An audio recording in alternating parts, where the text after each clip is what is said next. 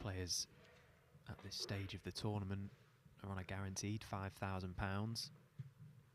The winner of this match will receive a further £2,500, and the 16 graduates to make the pilgrimage to York on Saturday will be on a guaranteed £10,000. So the stakes continue to rise.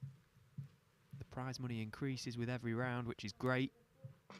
But as the prize money increases, so does the pressure.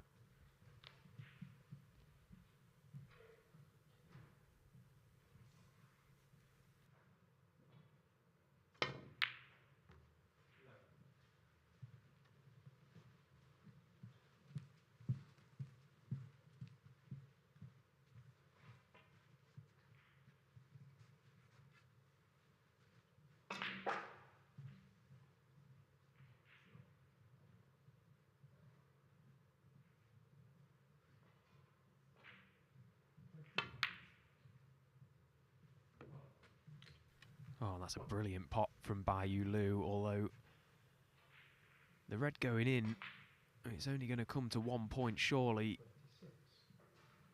Can't play up into the balk area with that red being there, and possibly only just able to tickle up to the black, which she can't really gain an advantage from.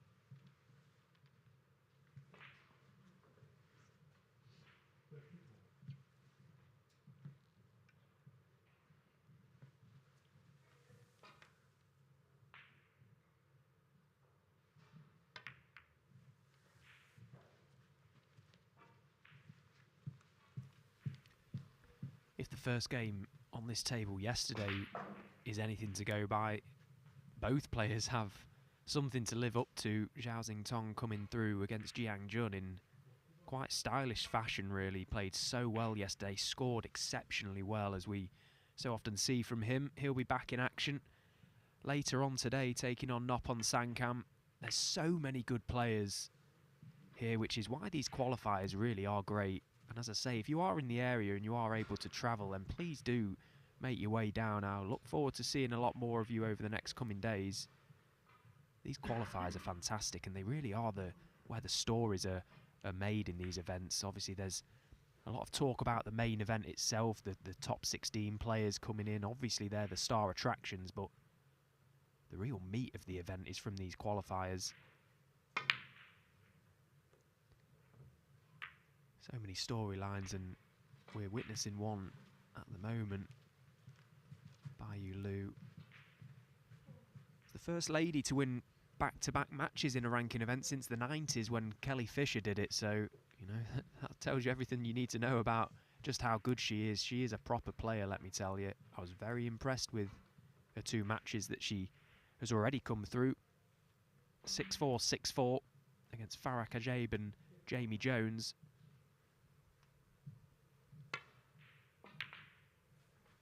Not just so much the result itself, which is impressive enough, but it was the way in which she came through those matches. She scored very heavily.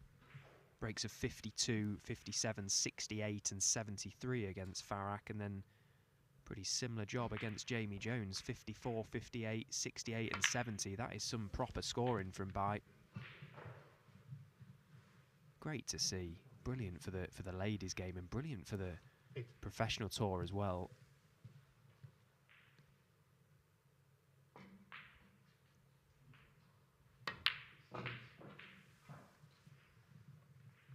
Yeah, and a little wry smile there from her. She knows she's just slipped up a fraction there. That was a pretty good chance to score a few. Some possible early nerves, which is understandable.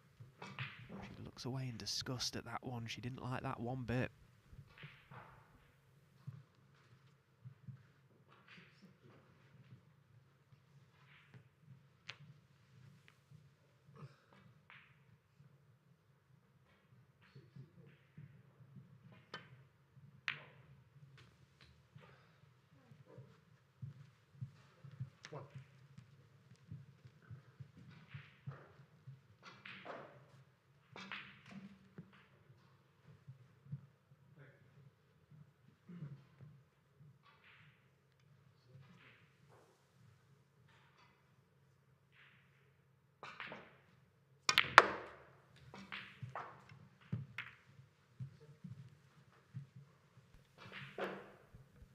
he got a good contact on the pack of reds, and I'm not sure if he's landed on one. They seem to open quite nicely, but just all kind of covering one another, so it's like it's possibly end of break, but for a speculative double, which is surely too risky at this stage, unless he can guarantee he doesn't leave anything, which is exactly what he's looking at now.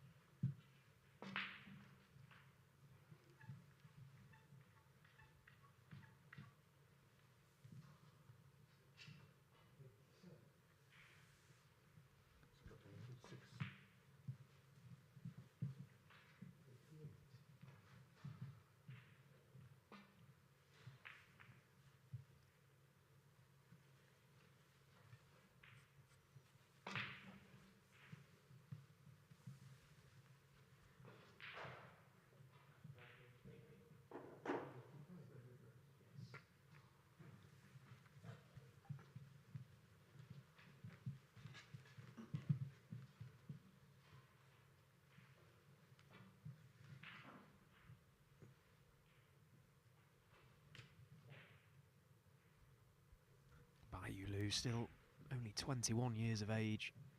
She's a record breaker already.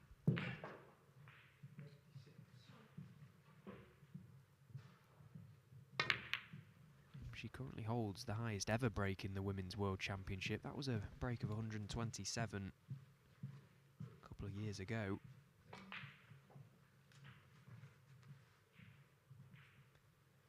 She lifted the title, the Women's World title, to turn professional,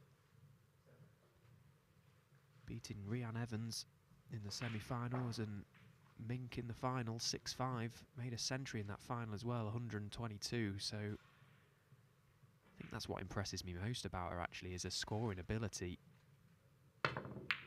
Because, you know, at the end of the day, to compete on the World Snooker Tour, regardless of where you are in the rankings, you have to score. You know, the modern game now is so aggressive, so attacking. The players, 9 times out of 10, when they get in, they make big breaks, and she's doing that. She's mixing it with them. Brilliant to see. Remember, there are 8 tables in action here at the Mattioli Arena. We've got 8 tables on the go at the moment. We've got another session coming up at 2:30, and the final session this evening coming up at 7:30. I'll do my very best to keep you up to date with all the live scores as they come in. Of course, our coverage tomorrow and Thursday will be our Judgment Day style coverage, which is brilliant. If you've never seen it, then please do tune in tomorrow and Thursday, because we'll have the legendary Rob Walker here, Ken Doherty will be here, David Hendon, myself, bringing you all the action, dipping in and out of the tables, trying to get interviews with the winners, you know, keeping you right bang up to date with everything as it happens.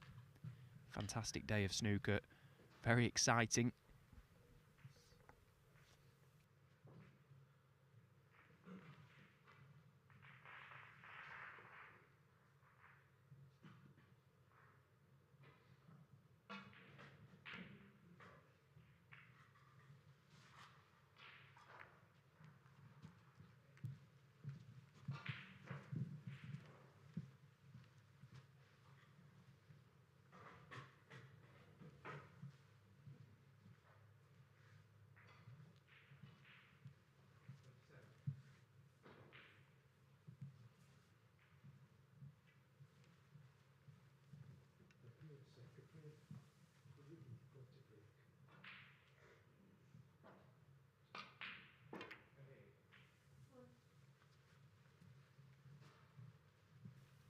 Leicester's very own Louis Heathcote in action over on table 3, taking on Ryan Dynamite Day. And what a start Louis had. He's straight in, 110 break in the first frame, so means business, does Louis. Playing some good stuff, actually. I watched his match against Mohamed Shiab the other night. Well, he won 6-0, and Mohamed Shiab's a very experienced, good player, and Louis just sort of brushed him aside with ease. And he's a very talented player, Louis. Great lad as well. I think once he gets on a run, he obviously had a good run in Northern Ireland recently. He can be very hard to stop, but he himself is a very good scorer when he gets in. So we're keeping one eye on that game on table 3. Barry Hawkins in action on table 2. We've got Tepchire and New here today. Sanderson Lam taking on Yuan Sijun, Ashley Carty, Wu Yiza, Michael Holt, Joe O'Connor, Robbie Williams and Wang Yu Chen.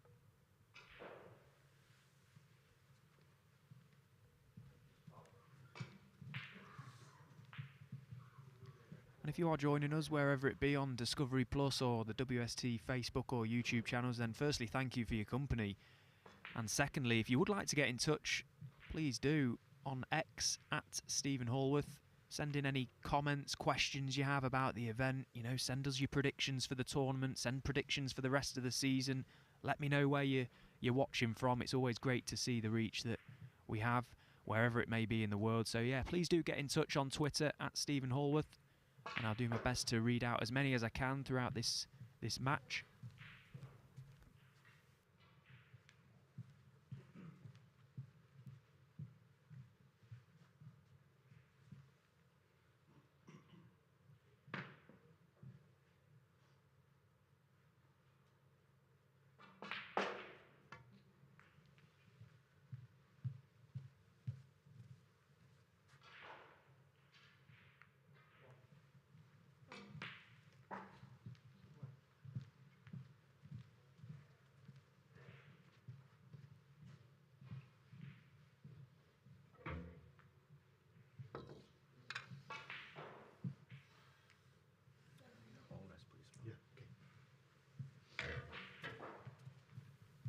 So what looked like was going to turn into a possible stalemate. The Reds are sort of fanned far and wide. Slight misjudgment from the safety shot from Bai. She was just trying to contain things there and just caught the wrong side of this red, and it's left a thin snick to corner pocket for Scott. Not so much the pot here, it's just controlling the cue ball. Back out for blue or bought colour, presumably.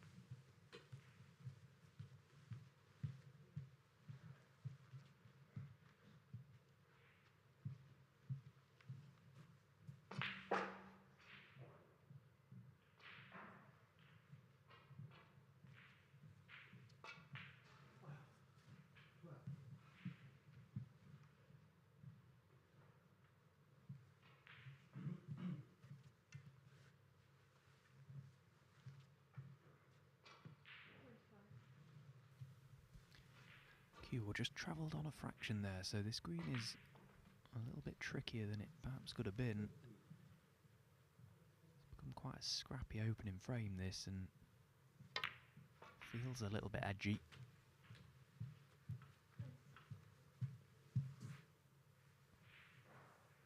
And again, cue ball just running awkward. The pot was his main concern there. Had that cue ball pulled up, would have been perfect on that red to the green pocket.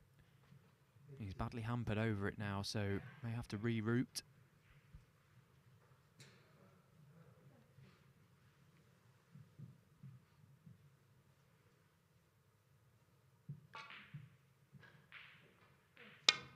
A lovely strike from Scott there.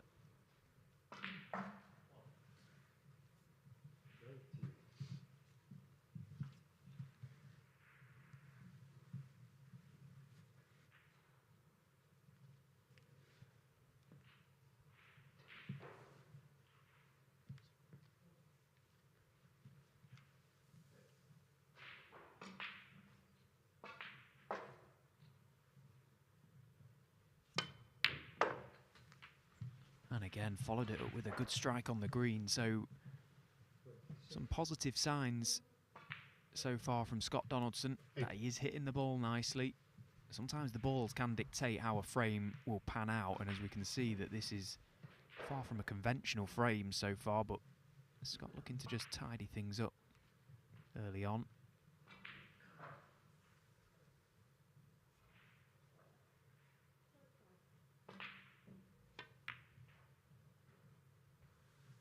And if there are two things you can guarantee from these qualifiers, one is that there's going to be lots of drama, and two is that Brian McGovern is going to tune in, and he's got in touch again on Twitter. Thank you, Brian, for tuning in first and foremost. It's great to have you with us once again. Absolutely loves his snooker, does Brian. He says, greetings from a cold and damp Dublin. Well, it's not much different here in Leicester. It's hideous outside, but it's a lot warmer and a lot nicer in this arena, and hopefully we can keep you company for the rest of the day as all the action unfolds. Thank you, Brian, once again.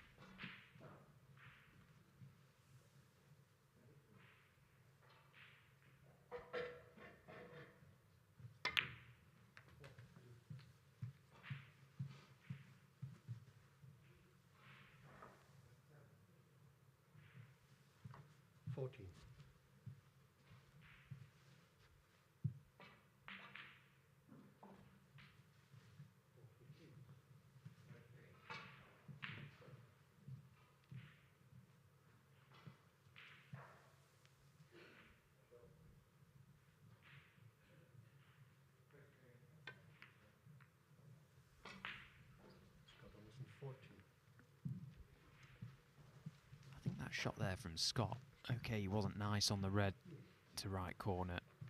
That is probably going to give us an indicator as to how he's going to play out this match. He's going to keep it very tight and try and put Bayou Liu under a lot of pressure this game. Use his experience. He's been a pro since 2012 as Scott Donaldson now, so he's sort of been around for quite a while. 12 years on the professional tour, and in those 12 years you develop a lot of battle scars, that's for sure. You have to learn how to be hardened as a snooker player, and you've also got to recognise the scenario in matches. Scott would have come into this game just knowing exactly how Bayou Liu is playing and how she's possibly feeling at the moment, full of confidence. Scott now trying to just put her under it a little bit, just test her. So as the match goes on, of course, Scott will probably ease into it and find his own stride. Very good player on his day. He's not had the best of seasons so far this year, though, Scott, so that's why I said at the start, this is a potential banana skin for him. As easy it is to win matches when you're high on confidence, at times it feels like you just can't lose. It works the opposite way when you're not winning matches. You know, if you're in a spell of tournaments where you're just not picking up results, the ranking points and the prize money just isn't coming, it seems a very daunting task to actually get out of that little rut. And yeah, Scott struggling for results, but I've got no doubt it will soon turn around for him. He's a great lad and a great player.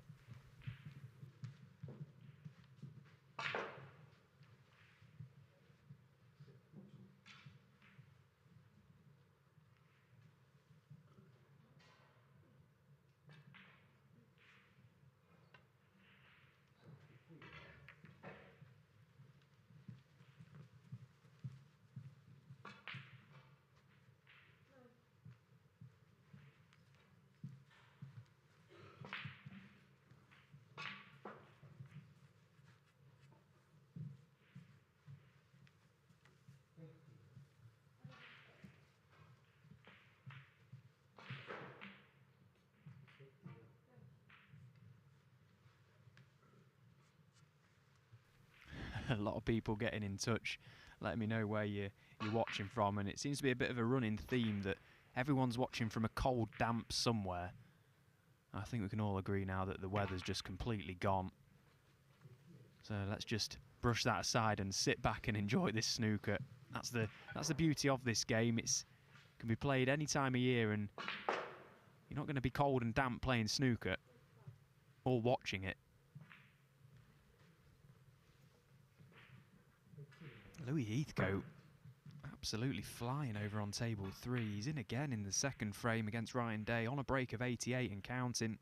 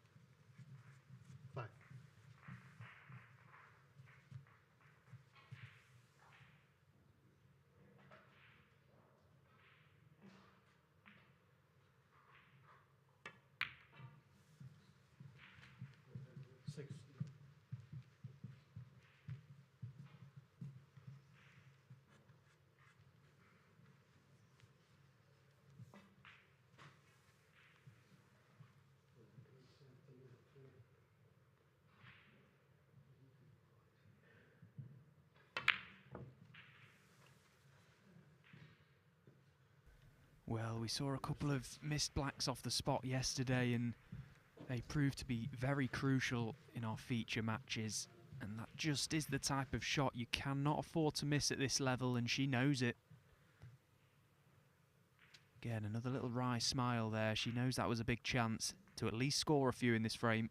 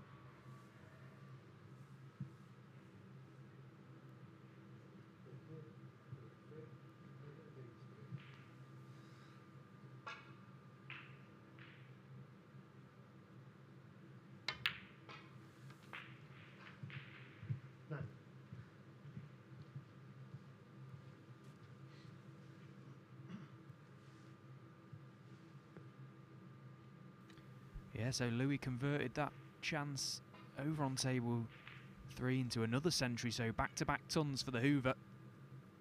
Brilliant start from Louis as he looks to book his place in Judgment Day.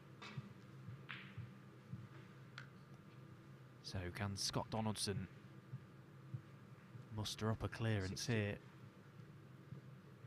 to take this opening frame? It's been a lengthy old job, this one. 27.5 minutes and counting. But they all count. Doesn't matter how you win them. We saw some absolute gruelers, particularly yesterday afternoon. That's the beauty of these qualifiers. Some matches can be very free-flowing and high-scoring. Others can be very cagey, intense, and you just don't know what you're going to get. I suppose that's snooker in general, really. That's what makes it exciting.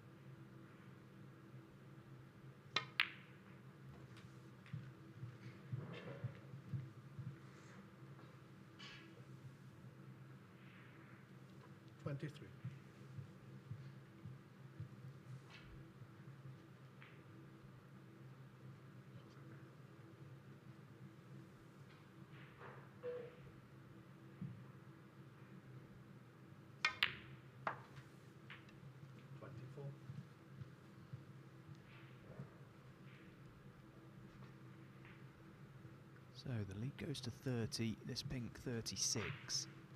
So Scott does need one more of the reds on the baulk cushion.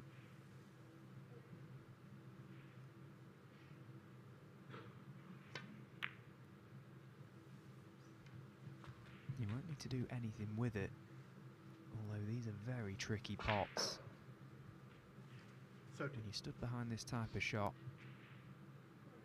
almost feels like there's no pocket there to aim at. It's a completely different shot, it feels, when it's on the top rail beneath the black. It's exactly the same shot, it just feels different. So just setting himself, just steadying himself is Scott, just knows this is the frame-winning shot coming up.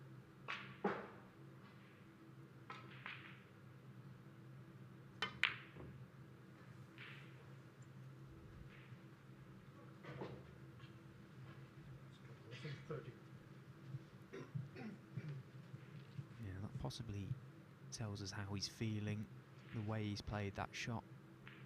Played it at such a pace that should he miss it, it will come away from the pocket, just didn't fully commit to it. Can't blame him for that. You know, the first frame of the day, I think had we been further into the match and both players had settled down, he may have just tried to drop that in. Ideally would have liked to have been closer to the red anyway, so this frame not over just yet.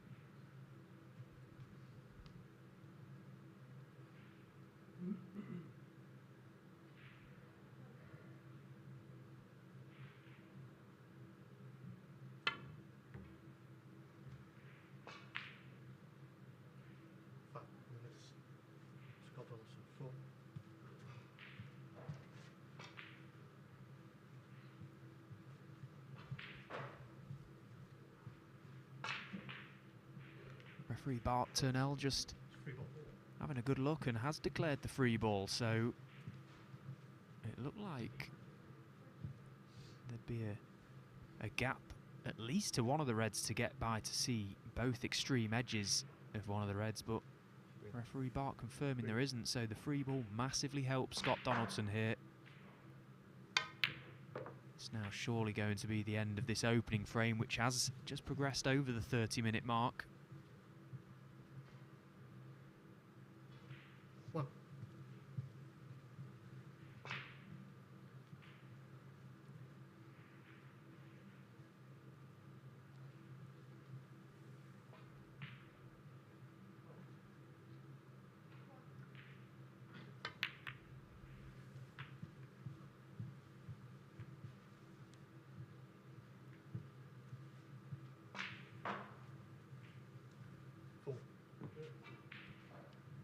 .44 the difference, just the 43 remaining, so it is one snooker required for Bayou Lu. Although if this red disappears, I can't see her getting out of a chair. Yeah, good pot from Scott. Never easy them across the table, playing them dead weight, cued it nicely. Fully committed to that one, stayed with it the whole way. Minimal movement on the shot, that's exactly what the doctor ordered for Scott Donaldson, so it is going to be 1-0. I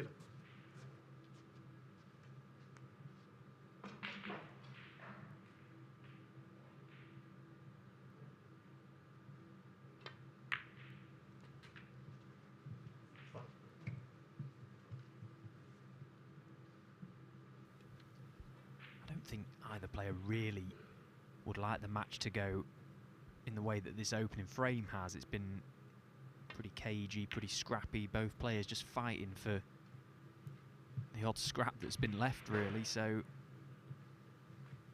they both prefer a more conventional frame where the colours and the reds are all as they should be really.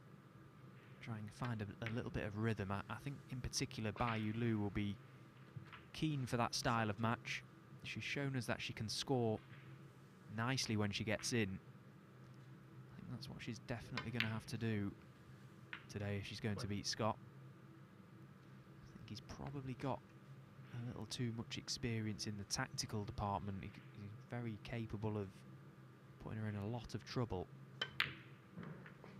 Of course, very early on in this match, and who knows what's going to happen. Best of 11 first to 6, so a long way to go.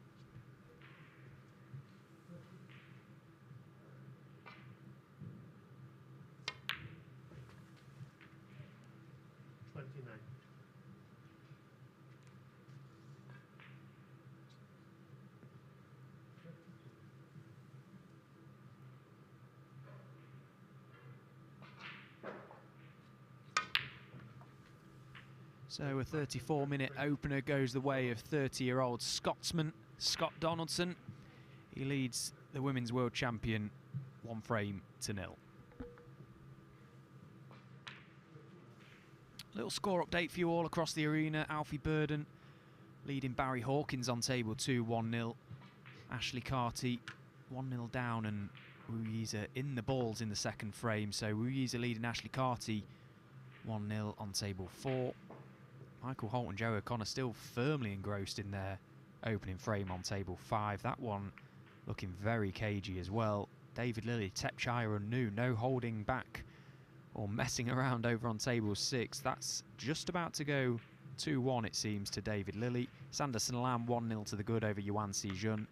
Wang Yu Chen and Robbie Williams. Wang leading 1-0 on table 8.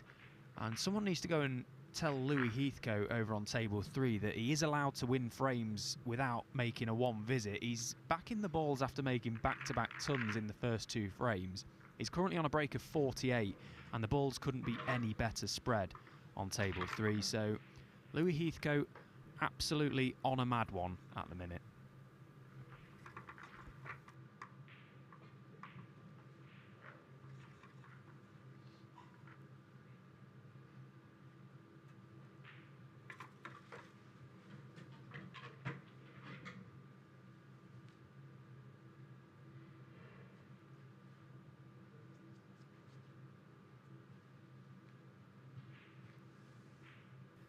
Messaging from Wilso on X, watching from a warm Australia.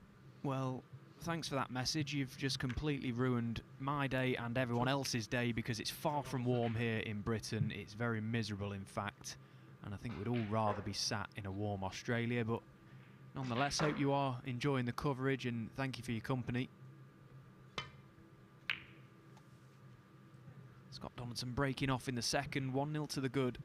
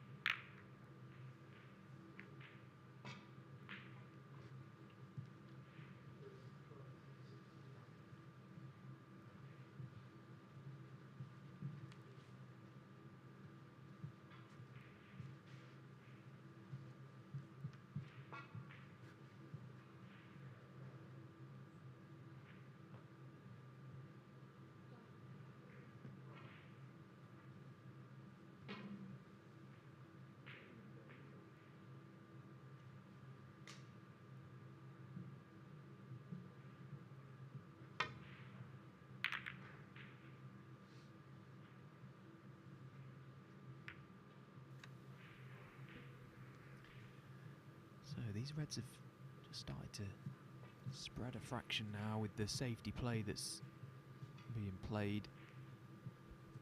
A lot of traffic down this right side of the table for Bayulu. Now, can she squeeze past this red and get through to the one nearest the right corner pocket?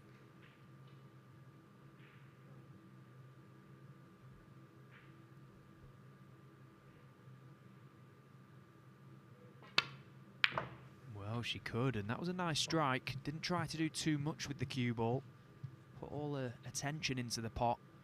Now, this black does pass to left corner, so one good shot here and she could be nicely in. That was a nice strike. Never easy, this type of shot. And she's dealt with it nicely. That was a good pot as well. A lot better than it looks, that. Particularly when you know you're playing onto reds and leaving balls should you miss it.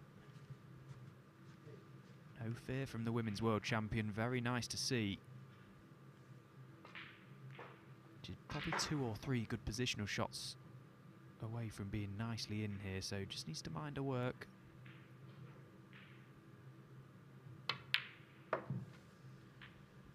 She does strike the ball lovely. You see that nice long action she's got there. Comes right back to the hand. Nice acceleration through the ball. Beautiful strike.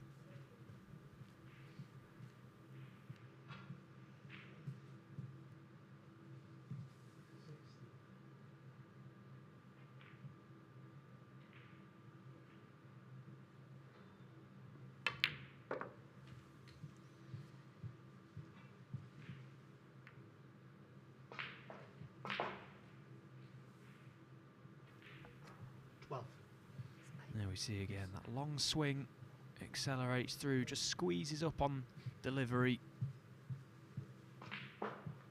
She's landed slightly awkward here. I mean, the spider may not even get her to where she needs to be. That looks a pretty big stretch over all them reds.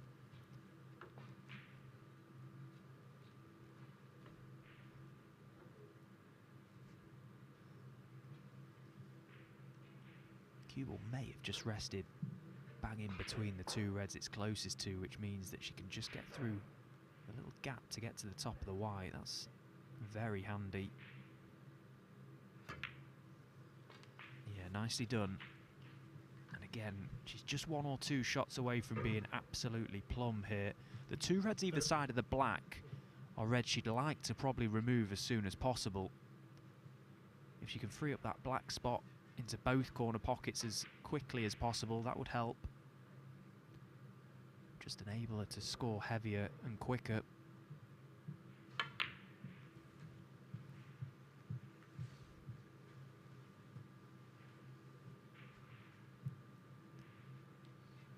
So again, like now, she's got a shot here where she's having to go up for top side of the blue. There's 0 prizes for finishing low here. Always worth just over hitting that fraction. You always have the green available. She's played it well.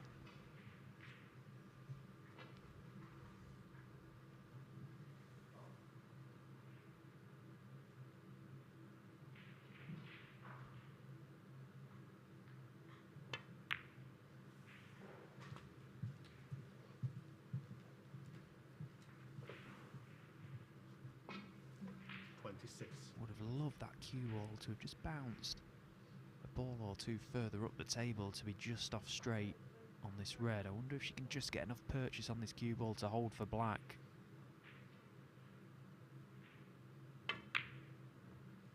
Well, she's missed the red thin, so thick, which suggests that she was trying to grab hold of that white a little more. As I say, if that cue ball travels on, she's absolutely A1 on that red, but possibly trying to just pot it into the right of the pocket, which meant she could get a little bit more out of a cue ball. And well, it's a cardinal sin trying to pinch any of these pockets because they are very nippy. One eye was definitely on holding for the black there. Talk about fractions in this game. That cue ball runs on just off straight on that red. She doesn't miss it.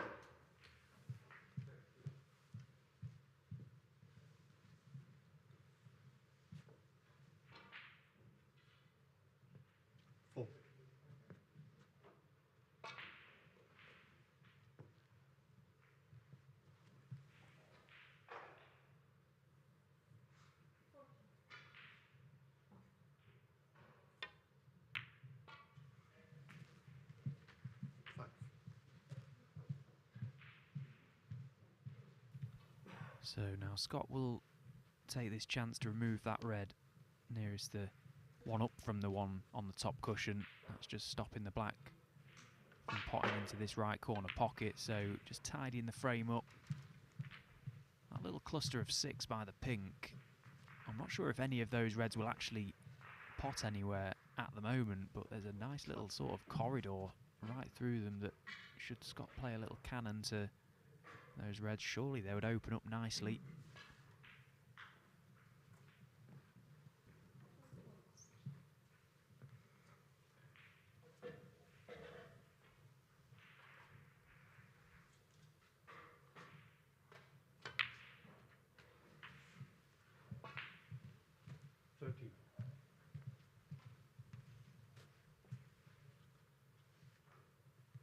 Well, from top side of the blue, he's got the option to play the cannon down to the pink now if he wishes. He does have one loose red available to play on, but it may be wise to play the cannon now. Yeah, that's okay. He didn't try to go into them with too much pace. It was more of a controlled split.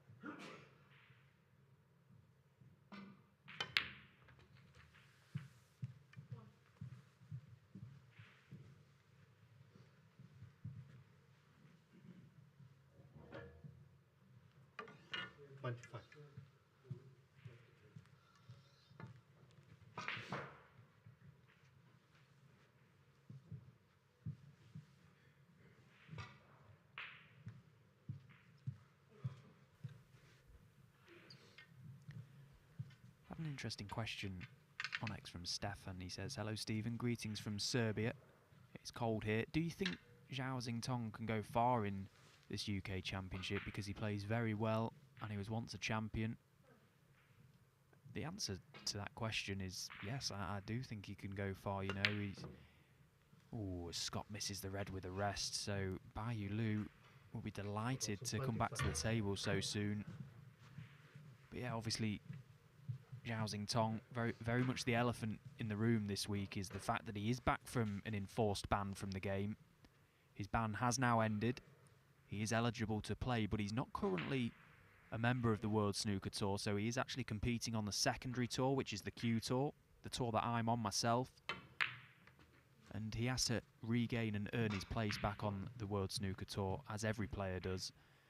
And, you know, coming into these qualifiers, look, let's not beat around the bush. He was a shocking draw for anyone, wasn't he? You know, 2021 he lifted this title, so he's got the pedigree to go far. Can he handle, you know, the comeback to the game? I think he will.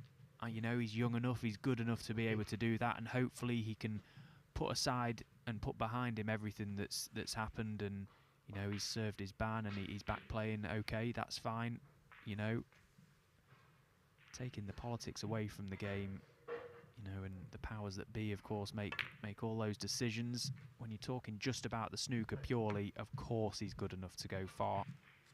He was a shocking draw for anyone in these qualifiers, and it wouldn't be a surprise for me to see him go through. He's got a very tough game this afternoon against Noppon Sankam.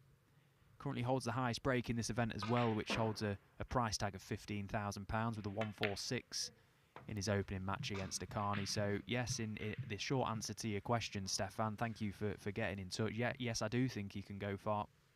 15.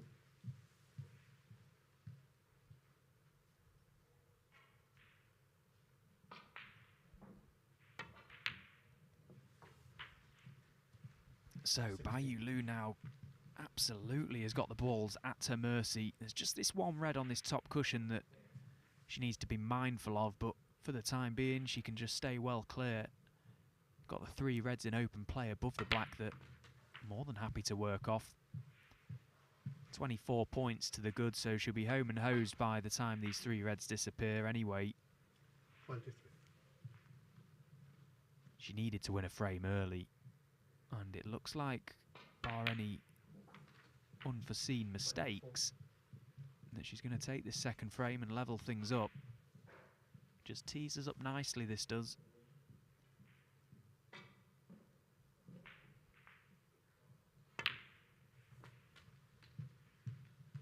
You can see she's a confident player when she gets in. She plays the right shots. She doesn't shy away from playing the aggressive shots as well, which is how you've got to be. You've got to be fearless, because the tour is a pretty cutthroat place to be at the best of times, and very easy to get consumed out there, to be swallowed up by 31. just how good some of the players are and how small they can make you feel at times. So she's standing up well to it, standing up well to the pressure, the situation, playing some good stuff.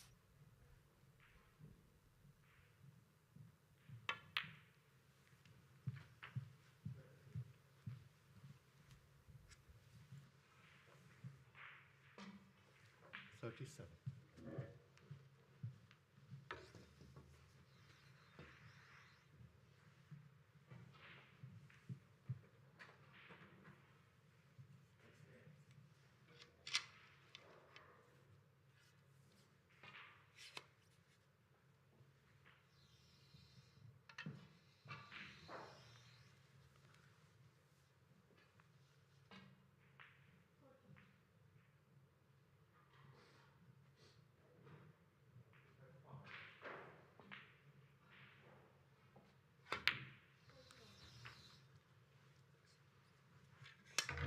$38.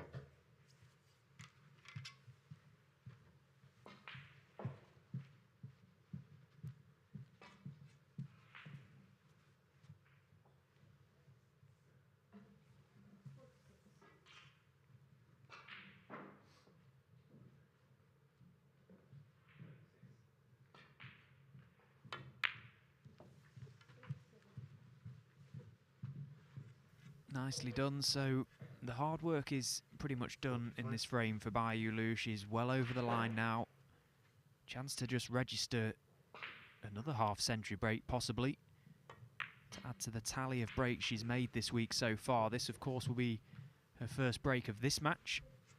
Very early on, second frame. She does score very nicely. I think that's certainly a strength of hers.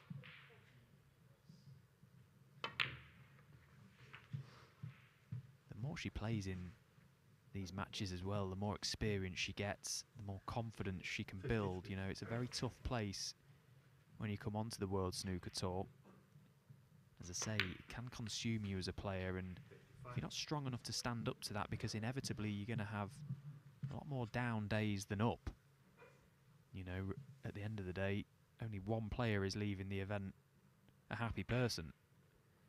So you have to be able to stand up to that, and so far she's done very nicely. I think the more she plays, as I say, the more confidence she builds, and she's starting to look good, so every credit to Baiyu Liu. She's levelled things up here on table 1 against Scotland's Scott Donaldson.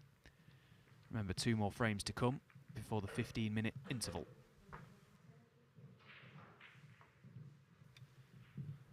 And again, if you are going to York this weekend, it will be a brilliant occasion, a brilliant event. The world's top 16 players in action. Defending champion Ronnie O'Sullivan will be there. So many of the world's best players, and 16 qualifiers from this event will be making the journey to York. There are still tickets available. You know, a lot of sessions are actually sold out now, but there are tickets available for some sessions. Head over to wst.tv to check out the tickets, not just for the UK Championship as well. We've got so many more events coming up. The shootout back here in Leicester, 4th to the 7th of December. If you don't know what the shootout is, then get to know, because that is a brilliant event. It's a bit of fun, but ultimately it is a ranking tournament, and it can change someone's life. 10-minute frames, 1 frame knockout, shot clock, crowd can be as loud as you want. All you rowdy bunch, get yourselves down here to Leicester and enjoy that one. That's an absolute cracker.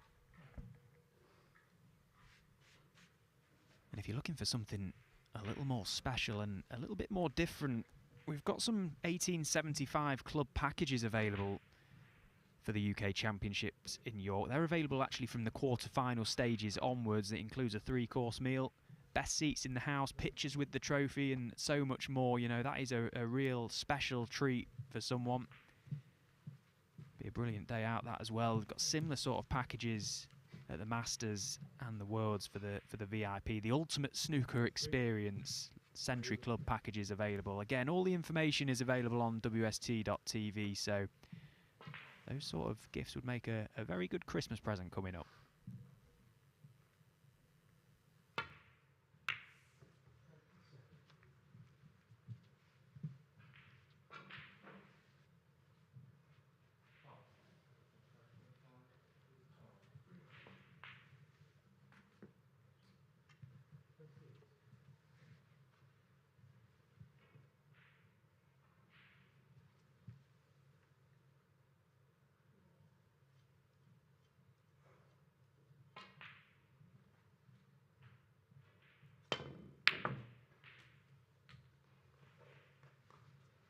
Now that's more like it from Scott.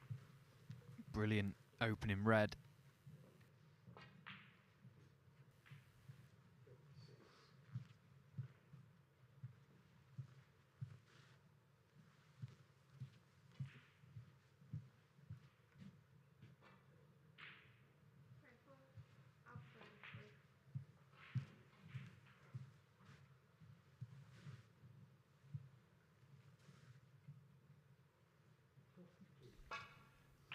You'd like to get on that red right above the black as soon as possible. I may not be able to do that from this position. He's having a look at it. You can see he's fixated on that red. If he gets rid of that, it opens the frame up. Has he got just enough angle to force the cue ball down? Yeah, it looked as if he tried it, but just not convinced he had all that much angle on that brown. The yellow took him a little wider, but again, possibly wasn't able to get enough on the cue ball to avoid the pack of reds, so possibly just missed a trick there, Scott. Did have the chance to pop the yellow and go into the reds. Decided against it.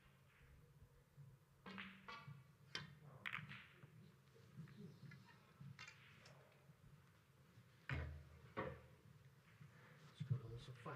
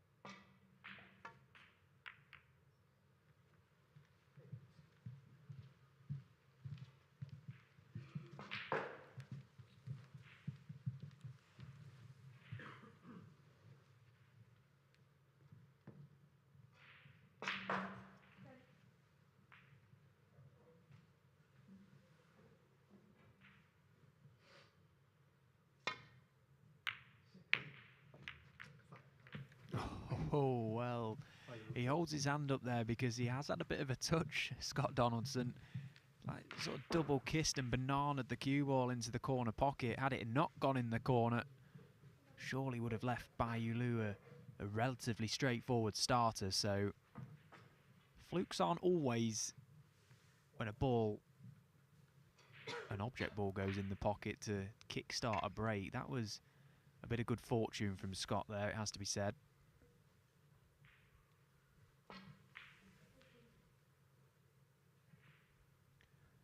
And if you're talking about flukes, then I think Scott Donaldson actually holds the record for the best fluke ever. And that's not an official statistic by any means, but if you have seen the fluke that Scott Donaldson had in the Championship League a few seasons ago, then, well, it's absolutely disgusting. One of the best flukes you'll ever see. If you haven't seen it, have a look online. You'll be able to find it somewhere because it went viral. One of the craziest shots ever. And I think it stands in a category on its own when you talk about good flukes. You have to see it to believe it.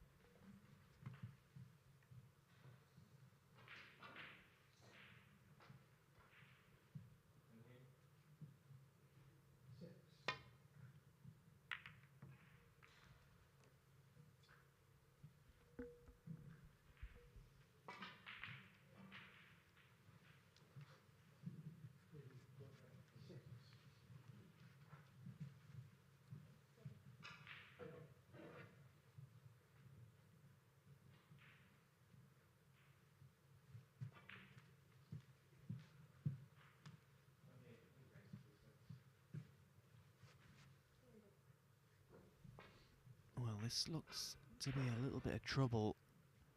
I think the green ball is pretty much obstructing getting to any edges of reds down this right side, so the blue is also obstructing the left side of the reds. So just a containing shot, trying to nestle up to this single red on the top cushion. That's wide though.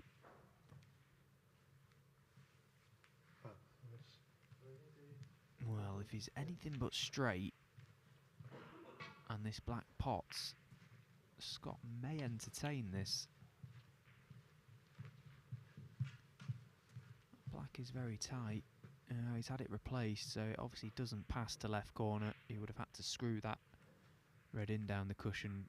Possibly not enough angle, so...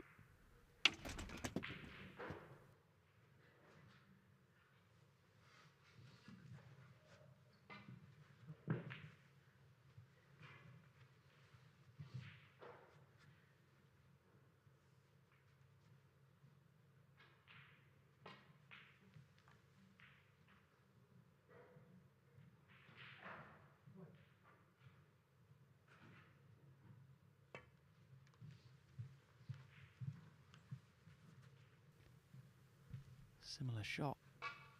Wide again.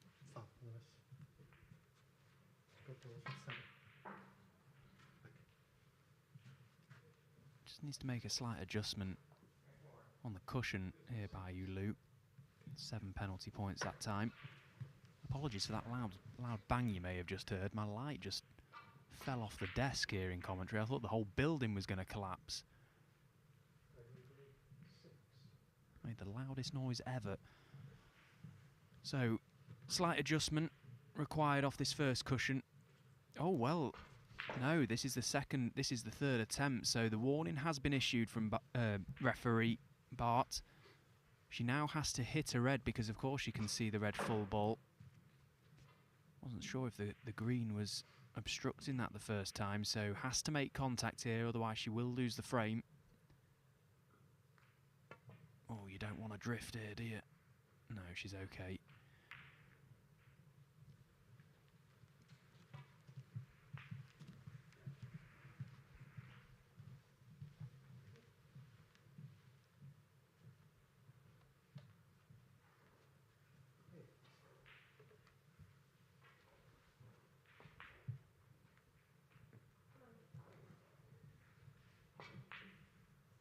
Always felt like she was going to be leaving at least something for Scott Donaldson. So can he pump this red into the green pocket? Yes, he can. Good shot.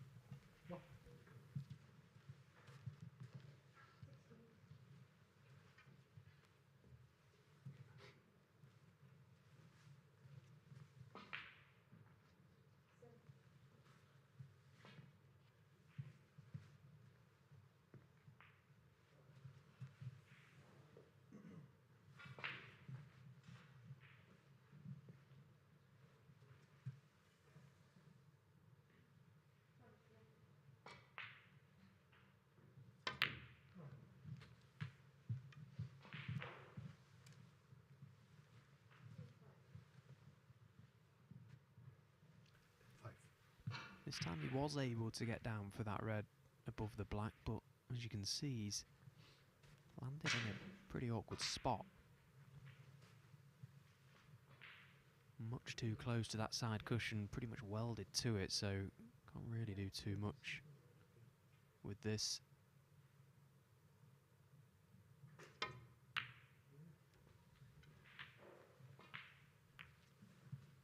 Six.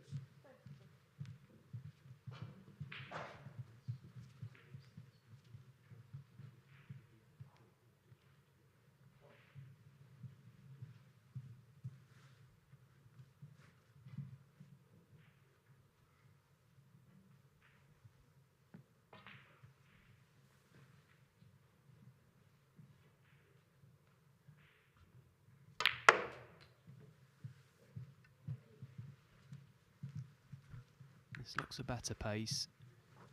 If he can get somewhere straight on this red, he's Yeah. absolutely perfect. May just be a little bit too high, so possibly can't avoid the cannon to the black, which is why he's rerouting once again. So he's slowly running out of reds here, Scott Donaldson, in open play. Every time he comes down for that red, he had a couple almost insurance balls to land on should he not land perfect, but now he doesn't have that available. And not only that, he's landed the wrong side of the blue.70.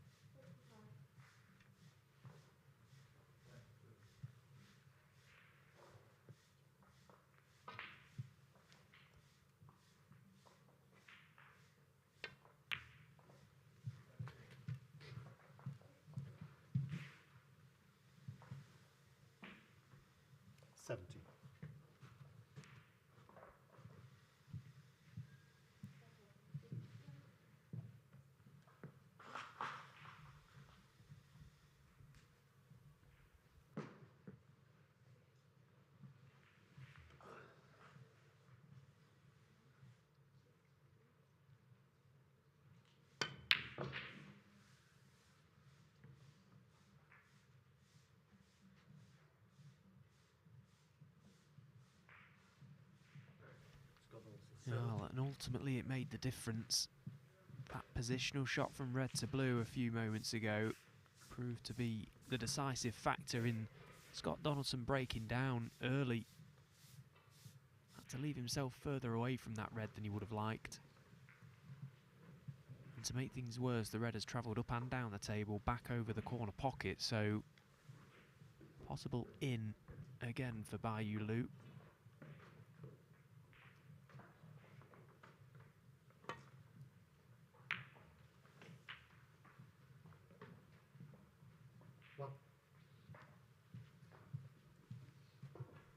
And now she'll be looking to float past these reds somehow and just get on this red above the black. If she can drop this blue in, she may go close to the single red detached just to the left of the pack. So she is actually looking at possibly going into the reds. Again, I don't think she needs to go into them with too much pace here, more of a controlled split.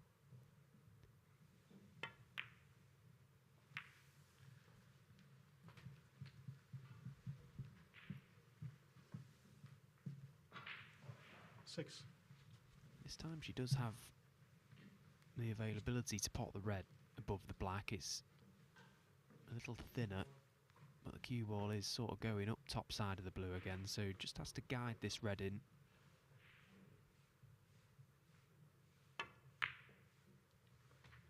Yeah, nicely done. And now she's looking for an angle on any bought colour.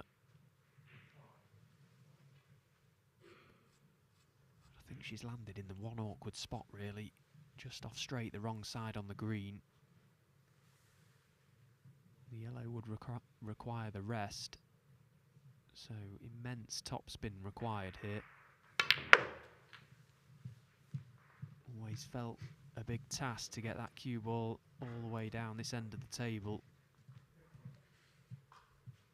10.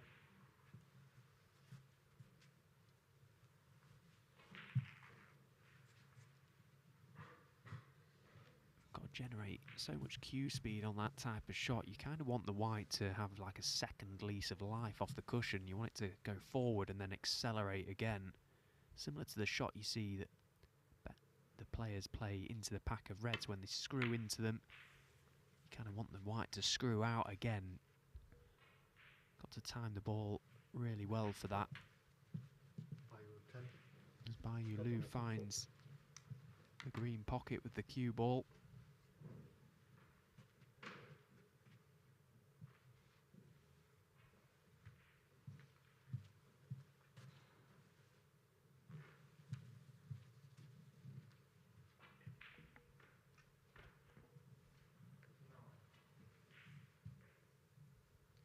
The safety shots that Scott Donaldson has played so far today just indicate how much respect he's showing to Bayou Lu. Not once has he played an aggressive safety shot to try and open the reds. He's been finding the thin edges. And I can't blame him, really. He's obviously seen the results so far this week that she is scoring once she gets in, and those aggressive safety shots, sometimes you're not all that in control of where the red balls are going to finish, and he wants to try and make Bayou Lu earn a chance to get in, not make any unforced errors himself to gift an opportunity.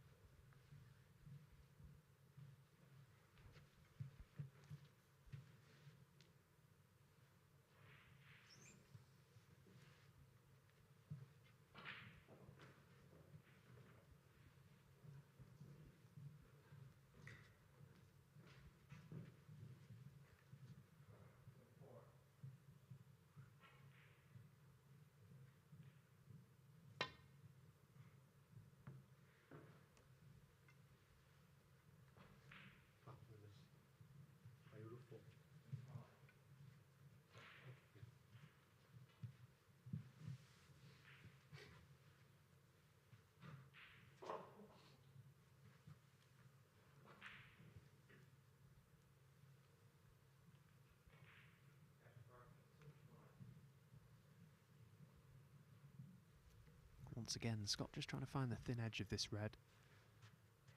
Sort of shot you practice as a player.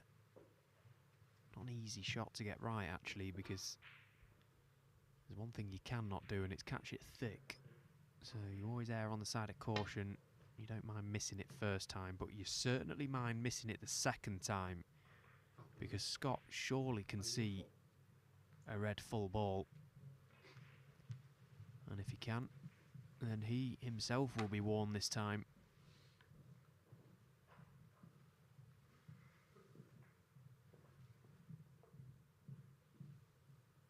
Got mighty close to that red, didn't he?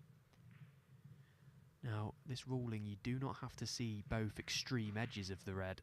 You just have to see it full ball.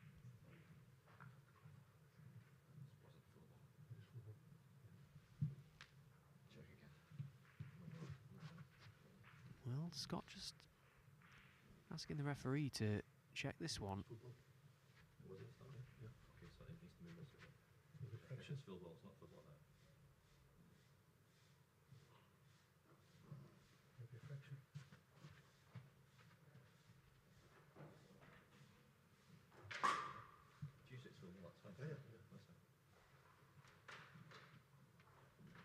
Yeah, fair play to Scott. He did just question it there. He didn't feel that it was a full ball to begin with.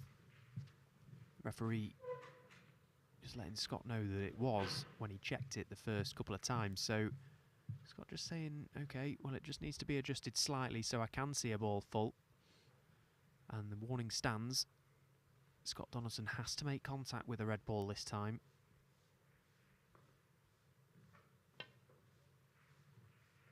Again, you don't want a drift.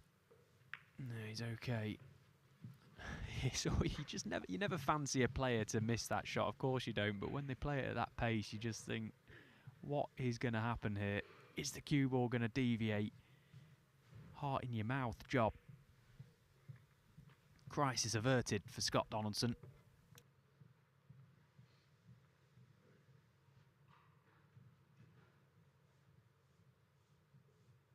Of course, famously, the one I remember was Dechuat Poomjang at the Crucible against Stephen Maguire, I'm sure it was, when he missed the Reds 3 times and lost a frame. And of course, the character that Dechuat is, you can just imagine what carnage unfolded after that 3 miss was initiated and he did lose the frame. What a character he is.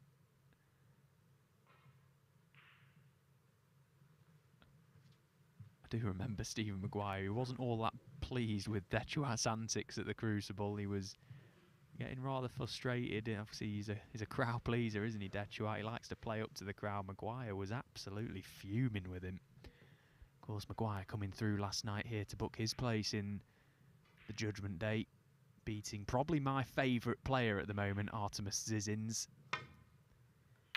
Great young player from Latvia. He's a character himself.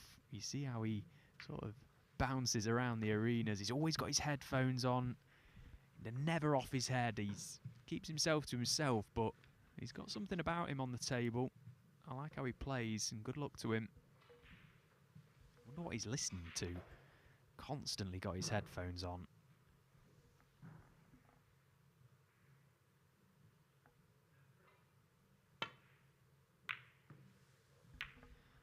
But this time the safety shot is caught too thin now. She needs a bit of luck here. At first glance, it doesn't look too bad. That cue ball making contact with the red was not as intended. She was playing up into the big area in behind the yellow. It could have been a lot worse, though. Not left an easy starter for Scott.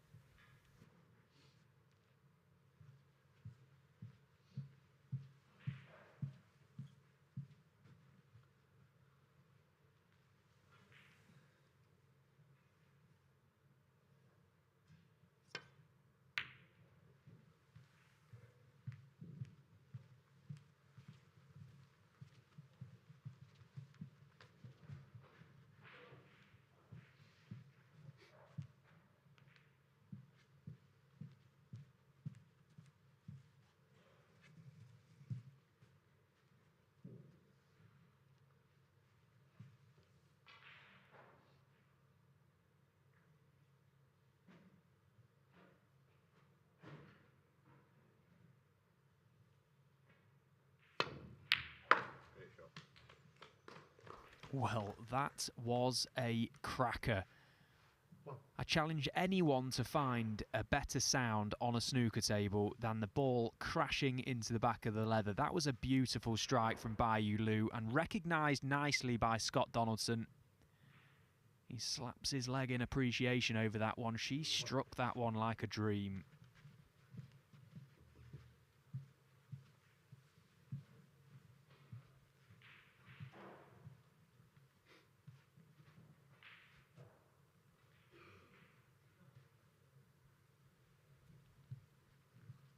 Probably gutted the fact that she didn't land nicely on a colour after such a good opening red. And he's got second prize though, was able to get Scott in a tough snooker, but it's a big target down this black end of the table for Scott to try and find some refuge. Just wants to try and land up to one of these reds, probably on the right side of the table. But how does he get there?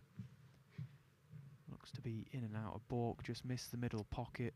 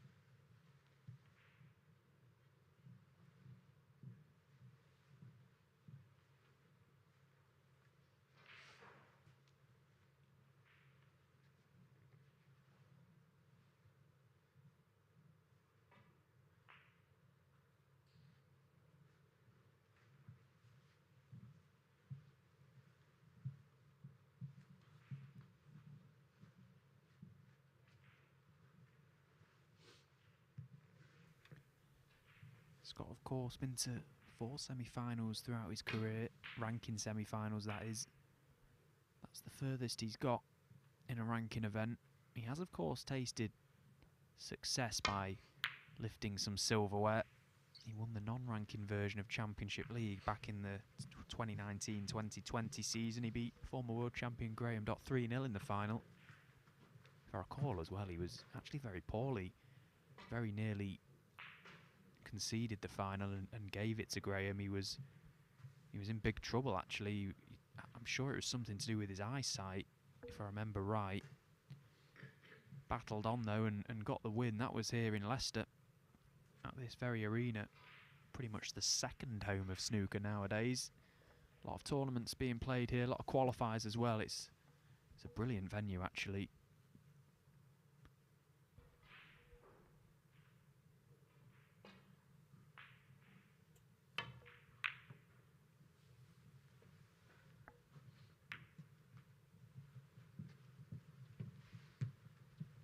He's currently sat 44th in the world rankings, Scott Donaldson. Has been ranked as high as 22nd, so he's looking to make a bit of a comeback almost.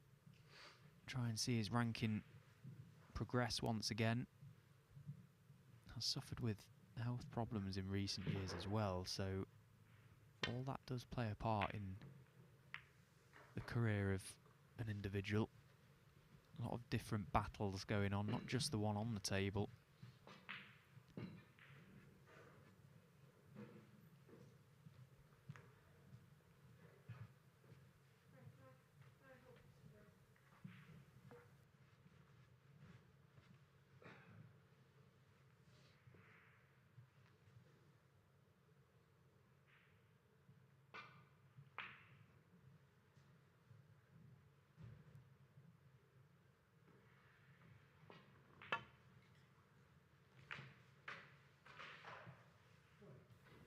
And again, a safety shot caught much too thin for Bayou Lu.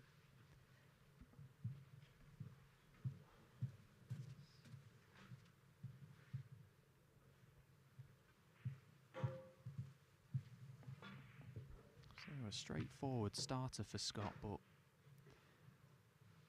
more about his cue ball here. Can he get his cue ball out nicely onto a colour? It's by no means an easy chance, this. The reds are pretty awkward down this end. Colours as well, not favourable. Been hard work this match actually so far. Both the 2 opening frames went quite similar. This one as well. We're just creeping close to the 30-minute mark for this frame again. It's been pretty pedestrian stuff, but as I say, sometimes the balls can dictate just how a frame of snooker unfolds. You know, prolonged safety exchanges can often encourage the balls to go awkward.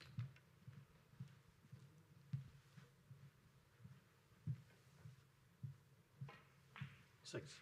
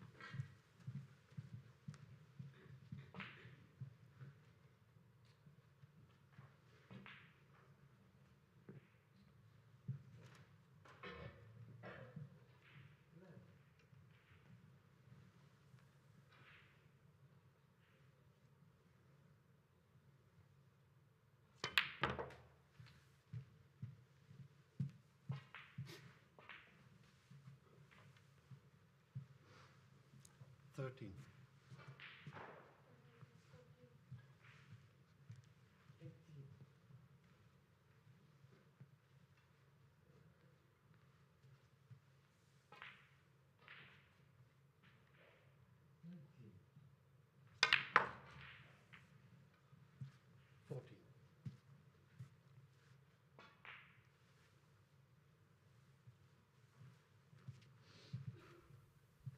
Looking for any sort of angle on this pink is Scott. He's desperate to find some. That's okay. He's the wrong angle, but at least he's able to still get back down this end of the table. Just top it through. I'd love to be on that red just beneath and to the right of the black, and he is. He's absolutely perfect. So 20. lead goes to 34 points. A couple more reds required for Scott Donaldson here.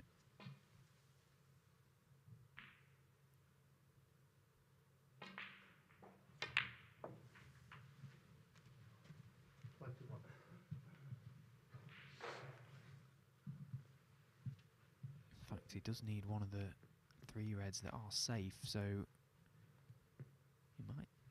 Well, he isn't, so this pink, try and screw back for the loose red, and then he'll be looking for an angle off his next colour. Just to try and push one of those 3 reds into a potable position, it's all he will need. 27.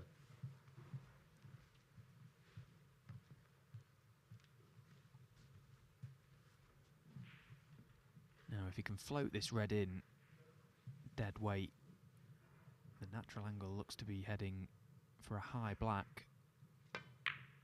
Well, he decided to play it with a little bit more pace up for the pink. 28.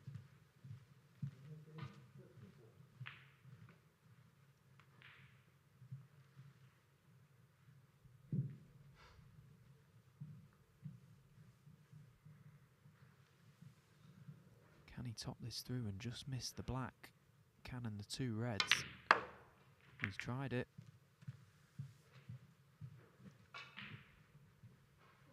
So he's got a healthy lead in this frame as Scott, but he's not over the line just yet. 34. The yellow and brown being on the cushions are helping him at the minute in terms of a little bit of insurance. But he won't be letting up just yet.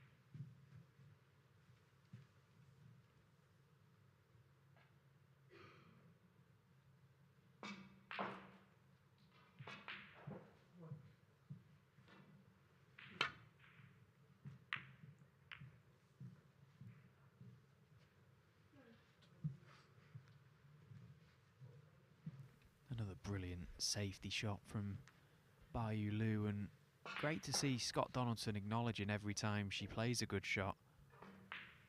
She's caught it just right.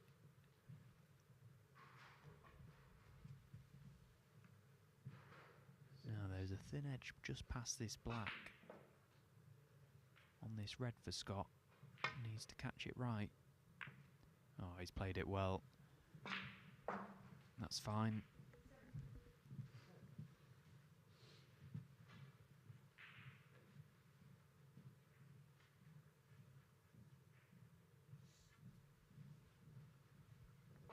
The goal there to keep the red ball safe enough down this end of the table. Get distance between cue ball and object ball. There's a chance that Bayou Lu, if she catches this safety wrong, could push a red over the right corner. And she has done. And it's all Scott needs.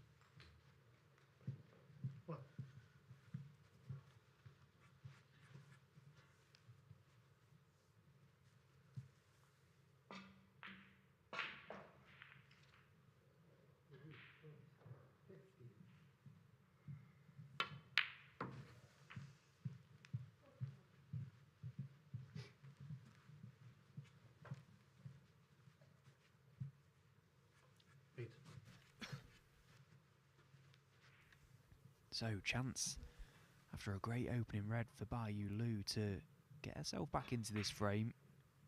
Be very unlikely to see a clearance from here, but that would be something, wouldn't it? She's got the nice angle on this black to just drop in behind this red. These reds are no gimmies down the rail. These pockets are playing very tight this week, I felt.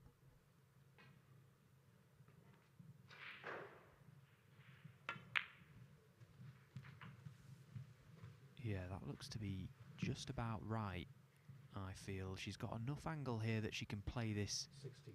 with not a lot of pace and still get out for the black. She doesn't seem all that happy with it. Looks okay to me. If she fully commits, she can just float the red in, she'll be on the black.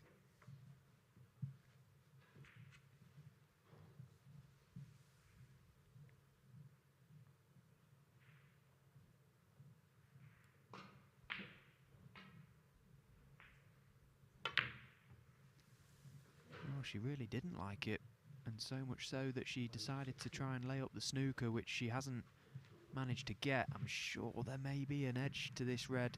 If there isn't, it's a straightforward escape for Scott. So, possible sign of weakness there from Bayou Lu. She obviously didn't fancy the red down the rail, so I can't dispute her decision because she committed to it. But I felt it was a chance to get back into this frame. But as I say, it was unlikely she was going to clear up from there, in particularly where the yellow and brown ball are. So it's very much game on.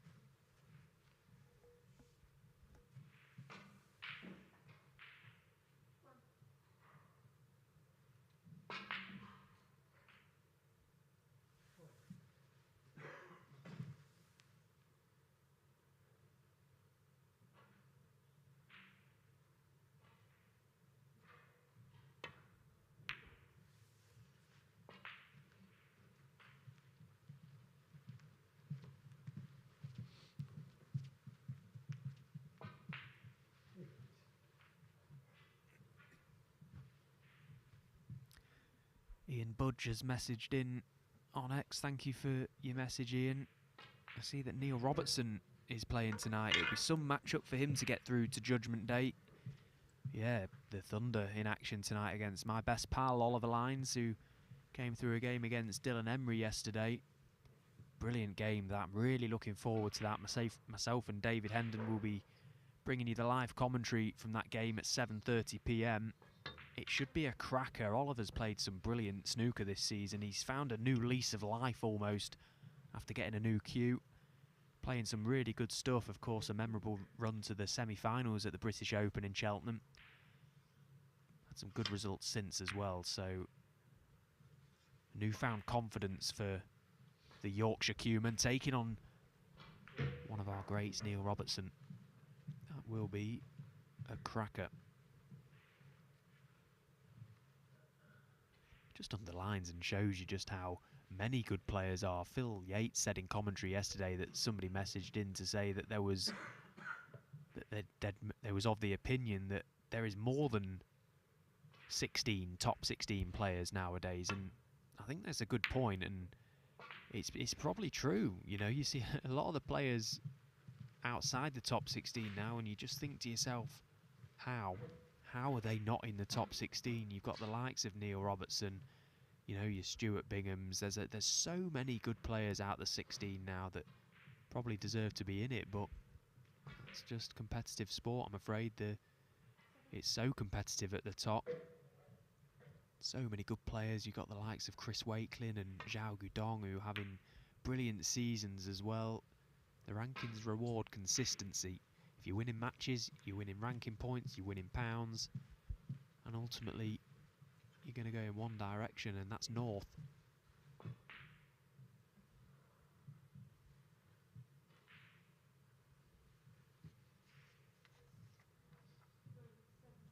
Just tonight alone, we've got the likes of Anthony McGill, Hossein Vafai, Robert Milkins, and Neil Robertson, of course.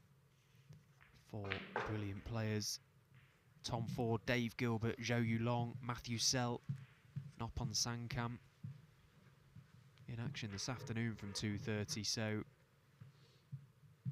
the good players, top players right in the top half of the rankings, all coming into the fold this evening.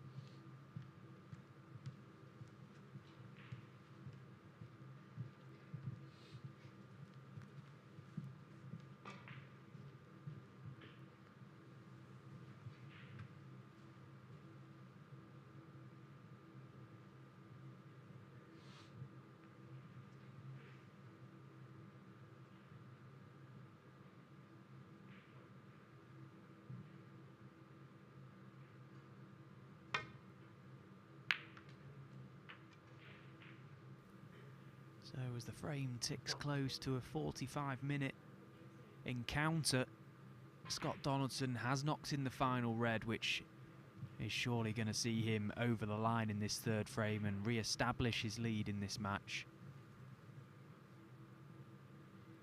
It's been pretty granite stuff this so far. Hard match play snooker from both players. It's not been free-flowing at all. But that is not an issue for us, because not all frames of snooker are won by one visit stuff. If you're lucky enough to see a match that unfolds in that way, then great, good for you, but this is proper snooker. Full. I think Scott Donaldson has certainly shown so much respect for Bayou Lu today, and I think that's why the match has sort of gone the way it has. 6. And as well, add that into the fact that Scott has to win this match to get his ranking points. £7,500 and ranking points with it. Where Scott is sat in the rankings as well, that sort of money and ranking points are very valuable. There's a lot of players that are very close to one another, like within a few thousand of one another. So 7.5 would go a long way for Scott Donaldson at the moment. And there's the nod from Bayou Lu as both players decide to just take a momentary breather out of the arena. It can get very intense in there, and that frame felt pretty intense in the end, but it's Scott Donaldson who comes through to take his lead once again and lead the Women's World Champion Bayou Lu by 2 frames to 1. So while both players are out of the arena, let's just dip in and have a look across the arena at the other matches that are in play. Alfie Burden taking on the Hawk, Barry Hawkins, on table 2. Barry with a commanding lead at the moment, 3 frames to 1, but they're involved in a pretty tense affair in the 5th frame over there on table 2. Louis Heathcote with a good lead over Ryan Days, played so well this morning. Louis Heathcote came out of the blocks like an absolute train this morning with back-to-back tons and then a 1 visit in the 3rd frame. Ryan just managing to salvage that frame and keep his hopes alive almost, it felt, to go to the interval at 3-1. They are back out and the 5th frame is underway on table 3. Ashley Carty trailing Wuiza 3-1 on table 4. Michael Holt 2-1 up over Leicester's Joe O'Connor on table 5. Joe O'Connor actually using a new cue for this event. I was practicing myself with Tom Ford a few days ago over at their unit in Leicester, and Joe was getting the new wand out for the first time. He's got a titanium ferrule on it, which a lot of the players are starting to use nowadays, just to try and increase their accuracy on these very slippy, silky conditions. He actually made a maximum break in practice, Joe O'Connor, that day he used that new cue, so it's obviously no issue for him.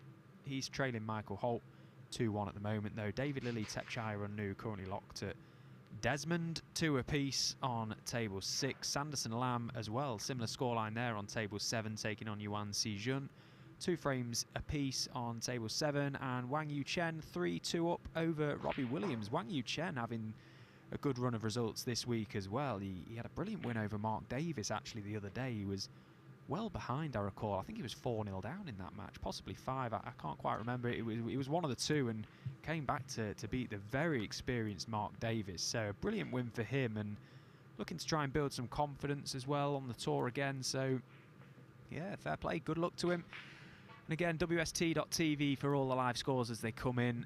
If you want to keep up to date, of course, we're focusing our attentions here on table 1 for today, all day for all the sessions, and then of course tomorrow our Judgment Day coverage starts, where we'll be dipping in and out of the 4 streaming tables that will be available from tomorrow, and of course bringing you all the live action as it happens.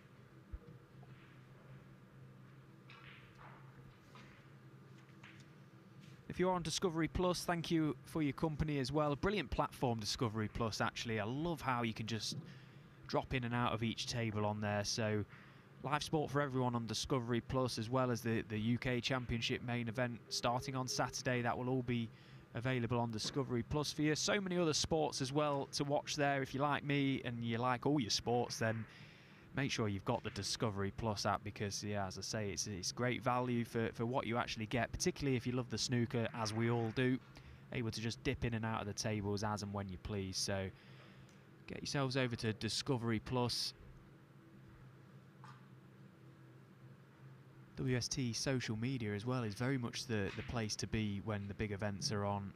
You know, we've got a busy spell of tournaments coming. Of course, the Triple Crown UK Championship starting on Saturday. These, of course, the Victorian Plumbing qualifies for the main stages. We've got the shootout coming up.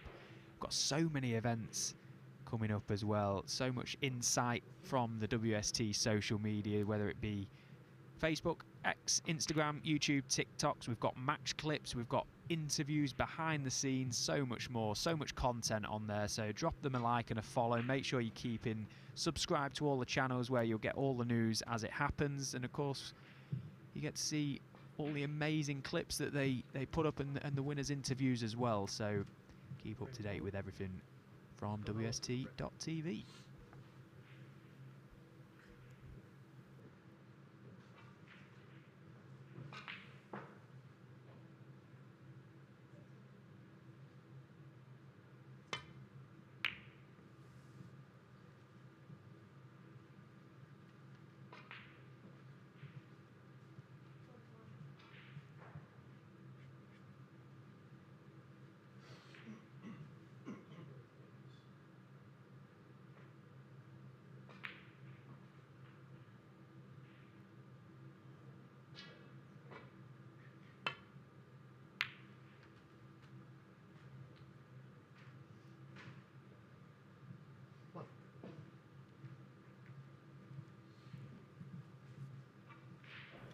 Another cracking opening red from Bayou Lu.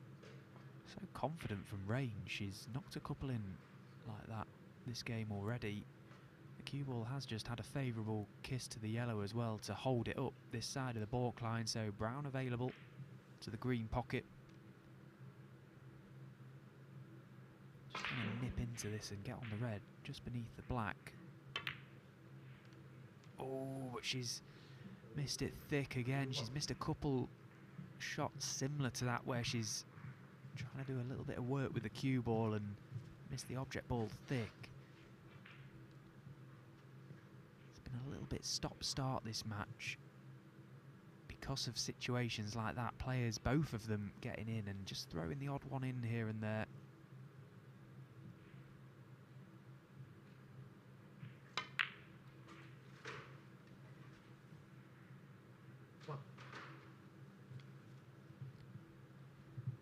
So chance now falls to Scott Donaldson. There's 2 reds available, one at the back left of the pack, one to the right of it, before he needs to really focus his attentions on how best to go into that pack of reds. The blue looks the obvious ball. 6. Unless he can leave himself an angle on this next black to leave himself low on that red that you can see just to the left of the screen there and bring more reds into play in potting it. 7.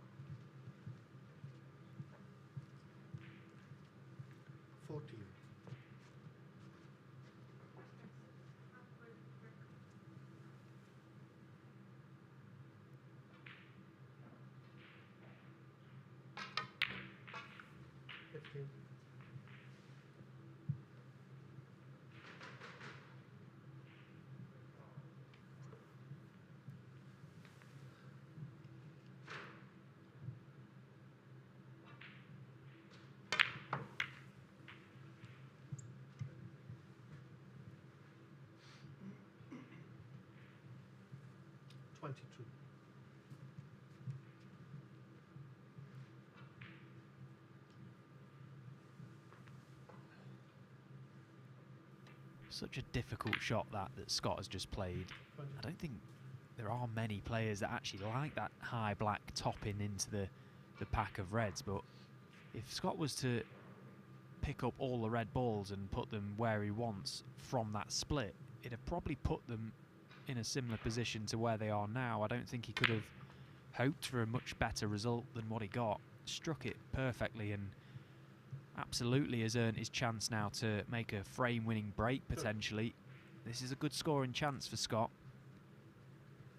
Just to send himself into the mid-session interval with a healthy 2-frame lead. This is what this game has lacked so far, scoring chances when they've been in. The balls have just been running awkward and it's felt unlikely that big breaks were going to be made, but this is a chance for Scott to do that here.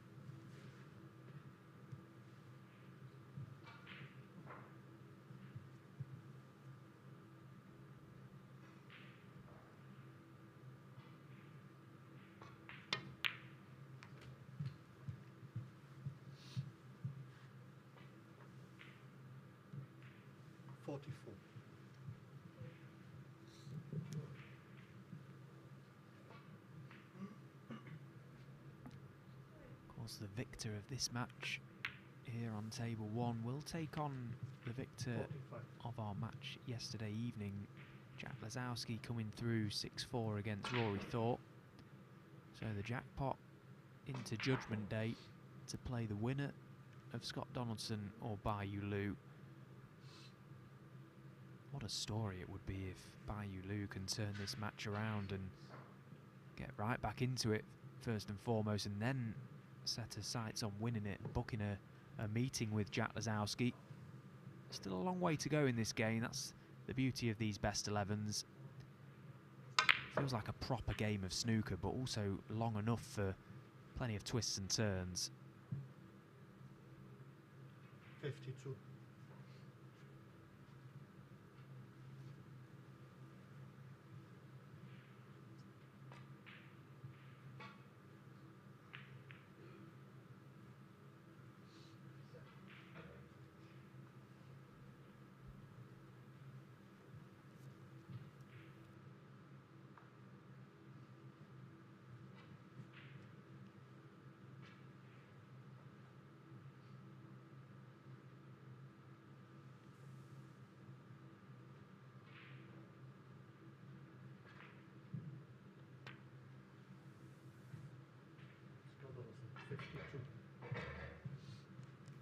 So the first half century of this match from the Scotsman, a break of 52 to establish a healthy lead in this frame, although he won't feel all that comfortable sat in his chair just yet.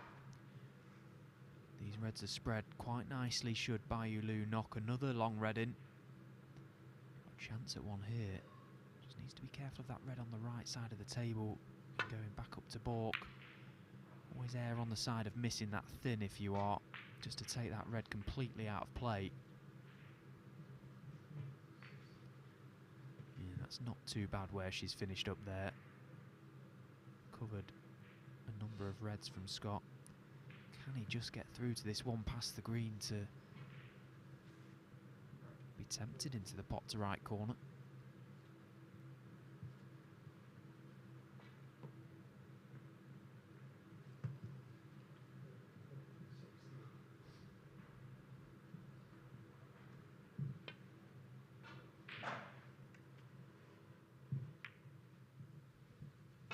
No, not tempted at all. Just happy to try and protect this lead for the time being. Just buy himself a couple of shots here, Scott. All the while just trying to mess up the table as best he can. Should Bayulu get in, he'll be looking to try and put some balls safe, Scott.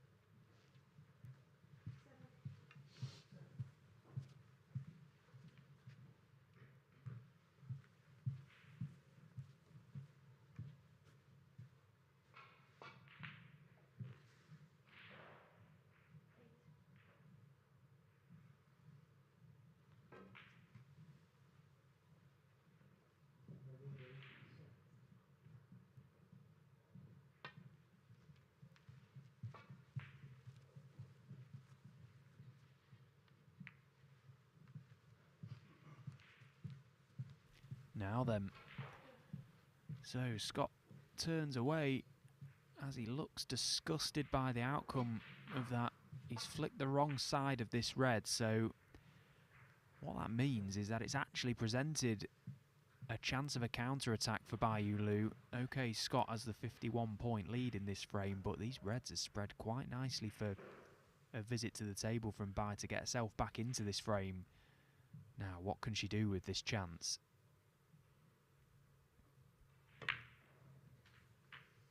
First few shots absolutely key to this break, just to try and play her way back in to a bit of a rhythm.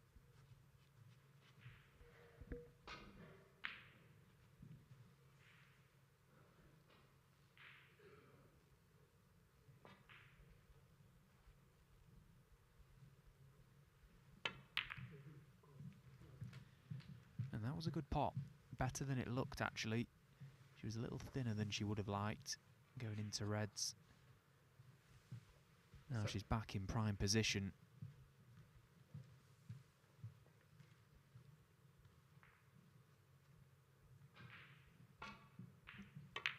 And this really would be a statement of intent if she could make the clearance here. That would lay down a big marker to that man, Scott Donaldson.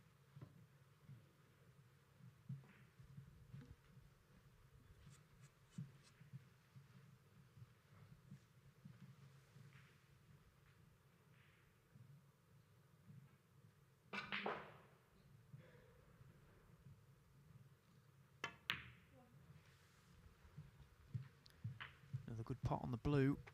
Didn't play for it for the corner pocket, but got over the disappointment quickly and knocked it in quite nicely. I'm sure she came here full of confidence, although she hasn't won matches this season on the World Snooker Tour. She did play in the Champion of Champions, just finished in Bolton. 14. She lost to the eventual winner, Mark Williams. But that in itself was a brilliant experience for her. Brilliant event, that. Actually, the Champion of Champions, that one table setup.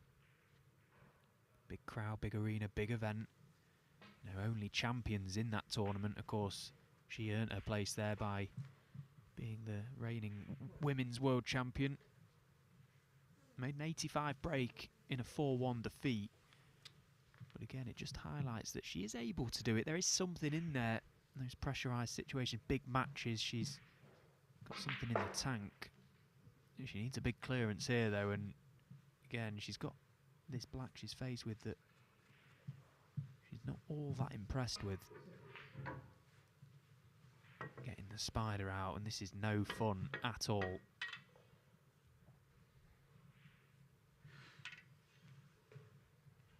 It's one of them where you've got to go for it because it's a chance to win the frame. Just laid the spider down on its side there.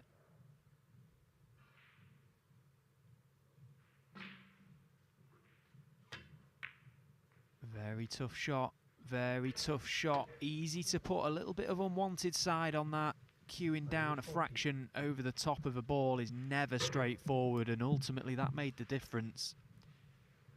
It felt like a good chance that to get at least back into the frame for Bai Lu, but just a careless positional shot from the previous red to leave herself hampered.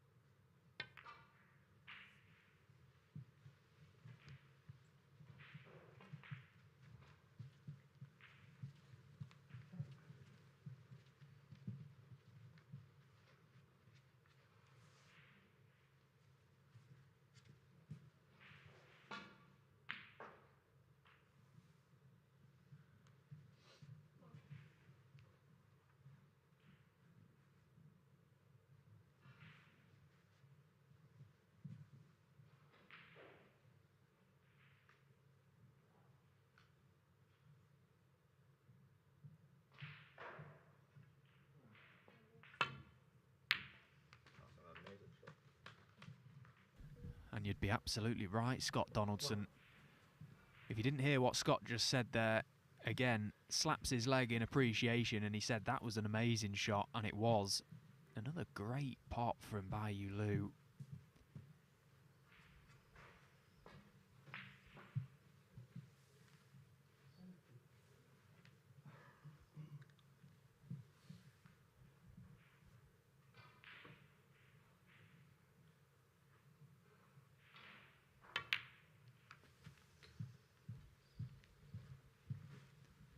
Has knocked some balls in so far in this match. Real positive signs, but just not quite been able to find that nice rhythm she's found in her two previous matches yet. Still a long way to go, of course, first to 6. But she'd love to pinch this frame from Scott. Take us to the interval, giving him something to think about. I think ultimately both players are going to have to up their level after the interval.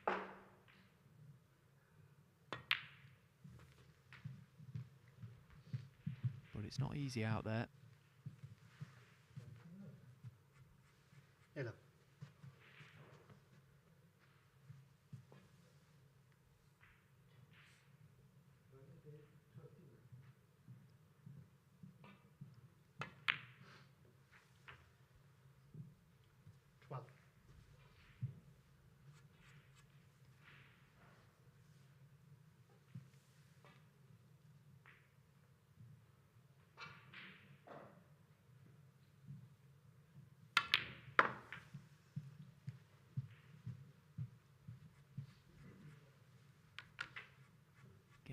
nice strike on the pink. Now, this red just needs 18. a little care and attention. Maybe wise to play up for the green here, just so she can cue it a little more positively. Well, she has played for the blue, 19. and she's struck it perfectly once again. The key ball now is obviously going to be the brown, but for any outrageous mistakes, if she can leave herself nice on that green to leave herself pretty straight on that brown to the corner pocket with the rest, 24. then surely it's going to be all about the pot on the brown, as Scott Donaldson watches on in very anxious fashion. She potted a brilliant opening red to earn this chance. Bayou Lu might have counted herself slightly fortunate when she missed the black with the spider, that she didn't leave anything for Scott Donaldson. But take nothing away from the red she knocked in to get this chance. This is a key shot.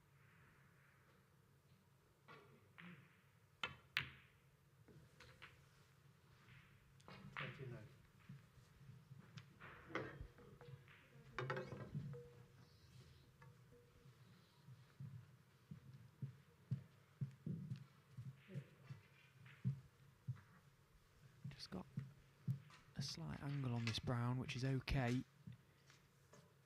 Has to give absolutely everything to the pot here. Just trying to screw down the cushion for the blue. One good shot here.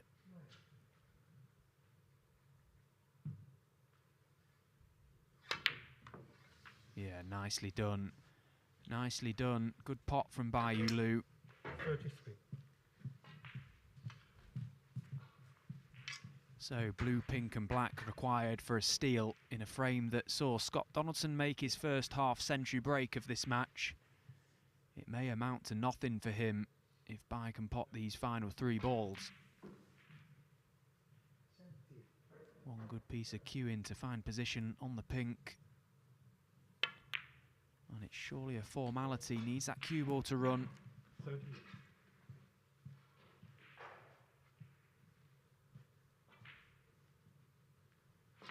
So this is frame ball pretty much.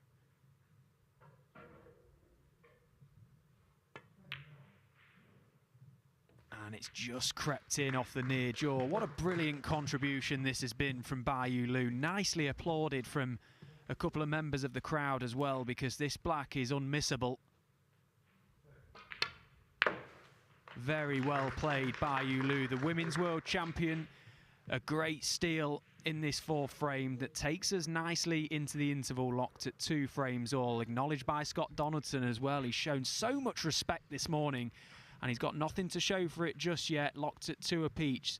A 15-minute interval to come before we play out this game to a conclusion. So, as we often do at the intervals here at the United Kingdom Championship qualifiers, we head back to the archives and a trip down memory lane.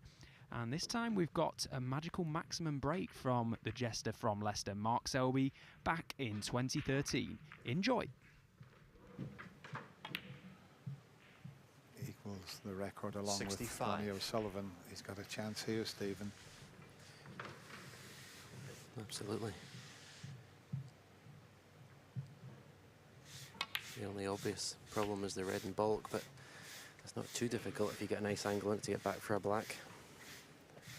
And this is possibly what Selby needed to really focus his mind, because he's been breaking down a lot on the sort of 50s and 60s in this match so far. 73. That's the frame safe.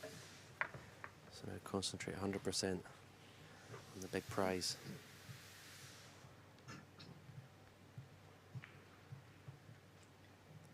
Four reds are in a nice position. You would think the cue ball anywhere around between the pink and the blue spot, you're going to be on a red to get back in the black. So just a matter 80. of playing for that area each time.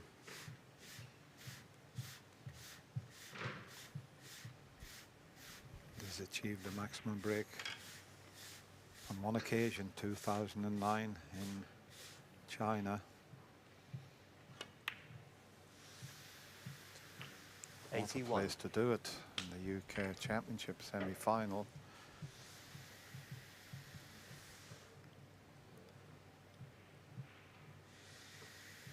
If I was Mark, I'd be looking to play for that red in bulk before you get rid of the other 3 reds. Because if you don't get on it properly, you've got the insurance of having another pot. 88. Perhaps leave it high on the black here and stun off 2 cushions to get on that red in bulk. Would be a good choice.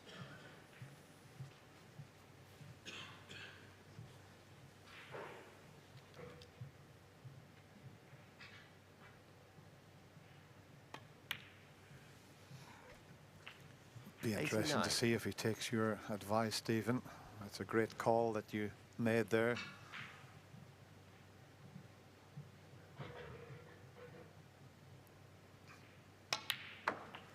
And he has done. He's done exactly as you predicted. Key shot coming up. 96.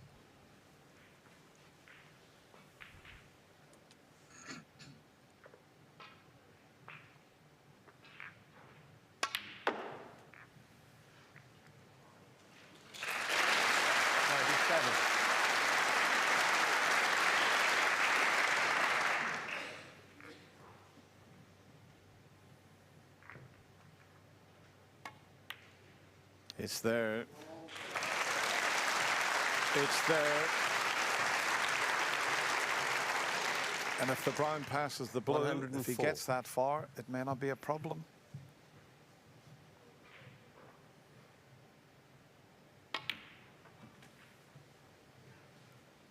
$105.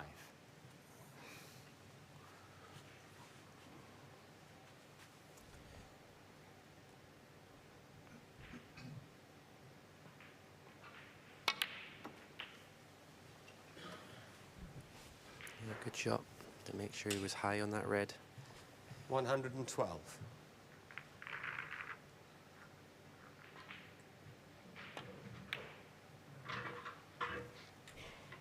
113. Absolutely perfect on the black, and even Ricky Walton would love to see all these balls disappear for that magical 147.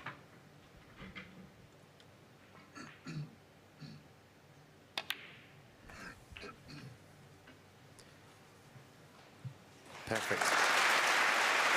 And this is as excited as you'll ever be with Super Crowd, Dennis. Clearing the colours for a 147. It still is very 122. magical. I know it happens more often, but to do it in the UK Championship, and when you've been struggling a little bit with your game, this is something very special we're watching here.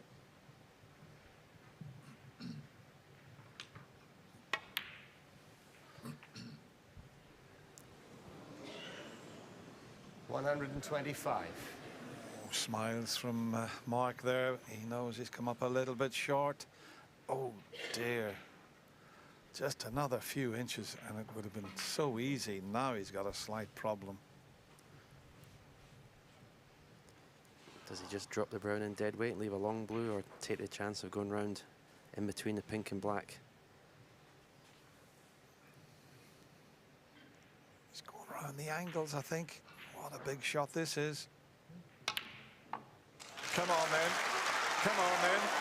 Drop on that blue. Fabulous shot. 129.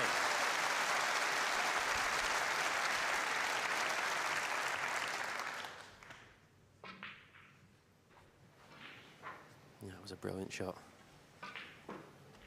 Around the angles and missed the in-off in the right middle pocket.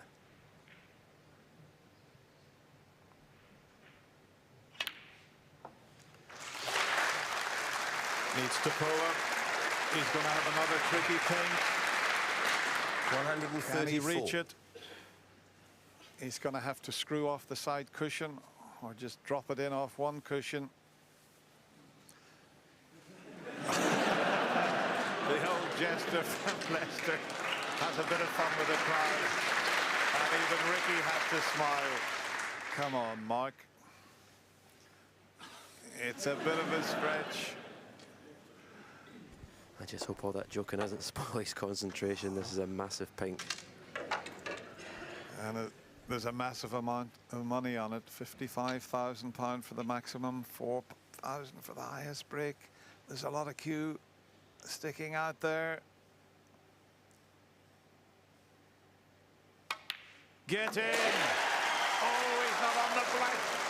He's going to have to roll it to the middle pocket. He's not on the black. What a shot he's going to have to take here. Come on, Mark. Everybody's urging him on. Roll this black into the middle pocket.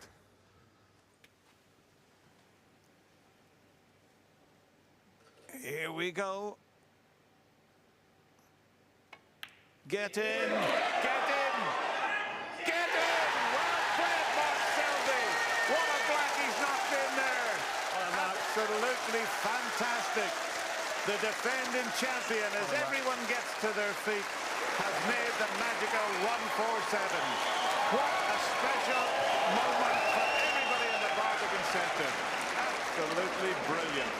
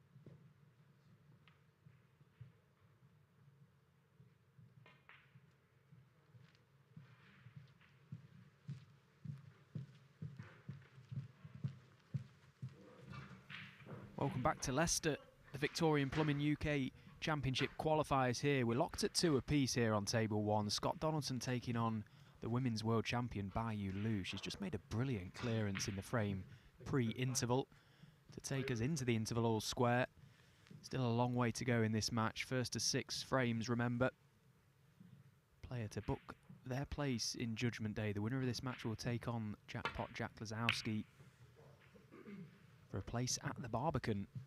Still 8 tables in action. Just a quick score update across the arena. Barry Hawkins looking like he's going to come out of that match pretty unscathed, leading 5-1 over on table 2 against Alfie Burden in the balls as well. Louis Heathcote came out the blocks like a train this morning, 3-0 up over Ryan Day, but seen his lead cut back to 3 apiece, and Ryan well in front in that frame as well. Wu Yi's a 5-1 up over Ashley Carty. David Lilly looking like he's going to come through his match against Tepchaya Unnu as well. 5 frames to 2 he leads. WST.tv to keep up to date with all the scores, and we'll do our best to keep you updated as the day progresses. And fresh off the back of the champion of champions from Bolton, he's had a well-deserved day off yesterday, but he's back for more. He just can't stay away. David Hendon joins me in commentary. Yeah, thanks, Stephen. Yeah, at one point yesterday, I did put the snooker on my day off, and I thought I really need to be doing something else. So I didn't watch too much of it, but it's a reminder, isn't it? These qualifiers, very tense. You know, let's be honest, people watching at the moment, big snooker fans, they like to follow all the action. Most people who watch the UK Championship will be tuning in Saturday without any knowledge of how the players have got through. And, of course, if you're not there, it's like you never played in it. So it's a big deal to qualify. And we've got some big names, of course, trying to get through.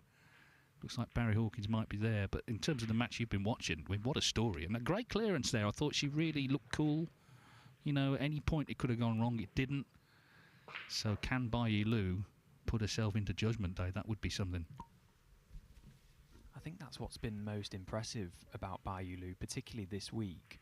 And I definitely think she's taken some confidence off the back of that defeat to Mark Williams in the Champion of Champions. You know, a big event, big occasion. You know, the more you put yourself in those situations, the better equipped you are to deal with them. And I think she's scored very nicely this week. She's sort of mixing it with the best now in terms of when she actually gets in and scoring. And that clearance was, well, it could prove to be very important come the end of this match. She's playing all the right shots, staying aggressive, which is what you have to do nowadays. Yeah, it's going to be very interesting if this stays close. And, of course, the question then is, do they actually get it finished in this session? We'll see. Let's hope so. But, yeah, and, of course, she lost to the winner of the Champion of Champions. You know, she didn't disgrace herself there. She made a very nice break to win one of the frames. And Mark Williams, we know, carried on that form all the way to the end.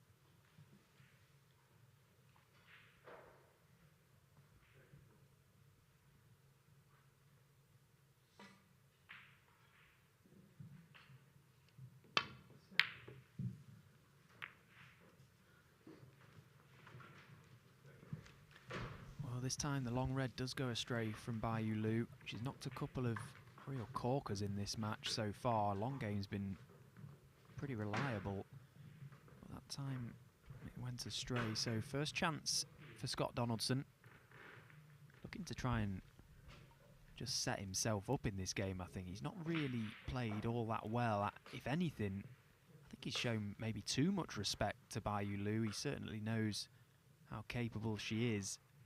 Sometimes it can be very easy to play the opponent rather than just play the game. He's had a couple of half chances himself. Scott didn't quite manage to get over the line in that previous frame when he was on 52. And it was a good chance to do so. How quickly these matches can turn around. I've had our first result of the day. Barry Hawkins has won 6-1 over Alfie Burden. So Hawkins, first man through from this session to book his place into Judgment Day, as Scott Donaldson again misses another ball that you wouldn't fancy him to miss. So possible nerves still out there for Scott Donaldson. He's had a season that has probably been one to forget so far. Not all that many results to report back on. He could do with a deep run in an event like this. Yeah, and of course the other thing is he is the seed coming in, isn't he? So, like, if he loses today, he gets no points, and that does create an extra edge of pressure. Baiyu Lu guaranteed ranking points regardless. It's the same format as the World Championship now, in terms of not the length of matches, but the actual round structure.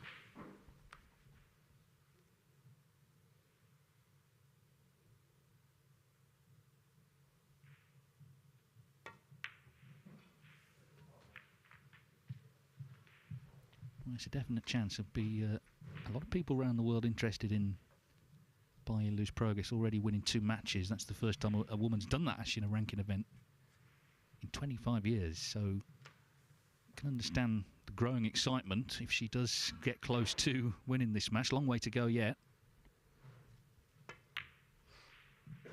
How was your match, Stephen, with Holty?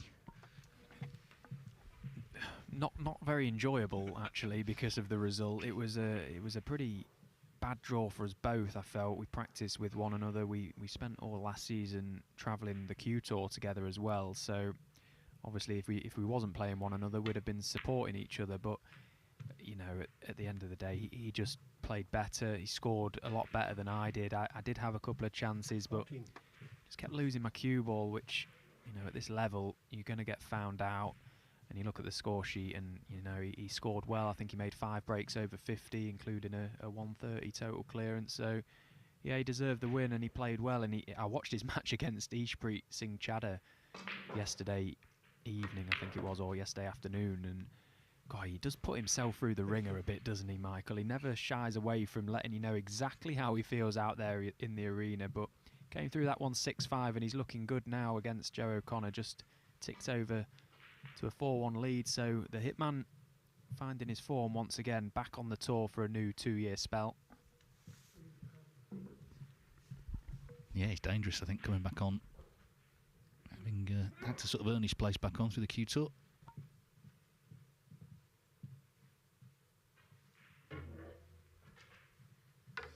Tonight, Neil Robertson, of course, against Ollie Lyons, your good pal. And this afternoon we've got Zhou Yulong and Marco Fu. Marco, former runner-up in the UK Championship. Yeah, I really can't wait for that game, actually, tonight, between Oliver and Neil. I think Neil's back to playing somewhere near his best, and Oliver's probably enjoying his best spell of form that I can remember. It's great to see Ollie playing some good stuff, because he's been, obviously I'm biased because we're good friends, but we practice together, and there's not many players that go to the Northern Snooker Centre in Leeds and actually beat Oliver on the centre table. He plays so well in practice and just hasn't been able to find that form, so hopefully he can relish tonight's opportunity off the back of that run to the semi-finals in the British Open. So it'll be a great game. Well, Baiyu Lu going along nicely here. That clearance in frame 4 would have really given her a nice feeling going to the interval.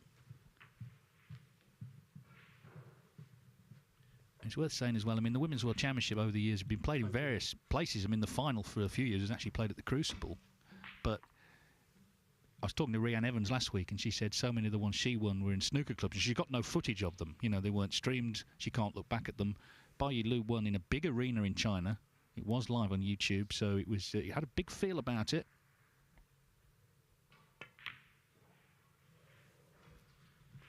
And of course, snooker in Asia, particularly China, is absolutely massive. We see the influx of Asian players on the World Snooker Tour now. The standard is so high. There's so many coming through and looking like they're going to be potential ranking event winners. And it almost feels like you win a big event out there, you almost become a superstar overnight. And I presume that's kind of what it's been for Baiyu Lu, having to deal with that added pressure now as well. But she looks like she's really relishing it. I think she's enjoying, you know, being a snooker player. She certainly looks like she belongs on the World Snooker Tour.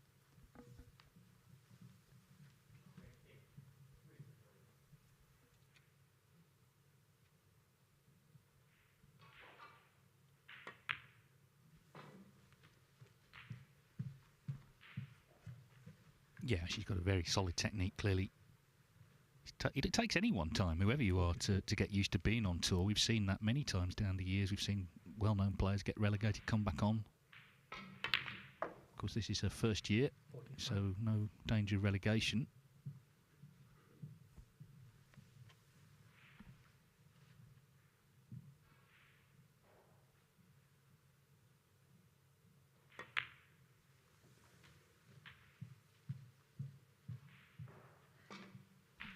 just the odd shot so far today. You can see the little smile from her. It's been pretty much the story of this match so far. Both players getting in with good scoring chances and then just losing their cue ball a fraction. And that pretty much has ended this break on 52.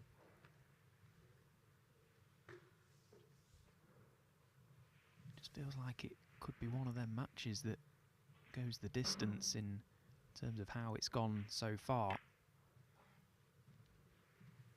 The balls can sometimes dictate how a frame is played out, and so far today things have been running slightly awkward when the players have been getting in.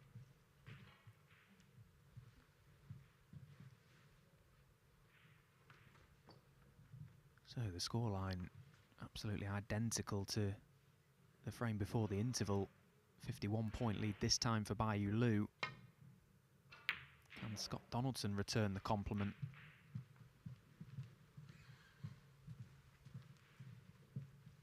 I'm going to ask you something that's impossible to answer now, but I'm going to ask it anyway because we're not at the draw yet. Who's going to win the tournament? Now, obviously, we only know 16 players, the top 16. We don't know who's going to qualify. So you can only really pick from the 16. We don't know who they're going to play yet. But I'm going to ask you anyway. I've thought about this long and hard. I actually am going to stick my neck on the line and say Ding.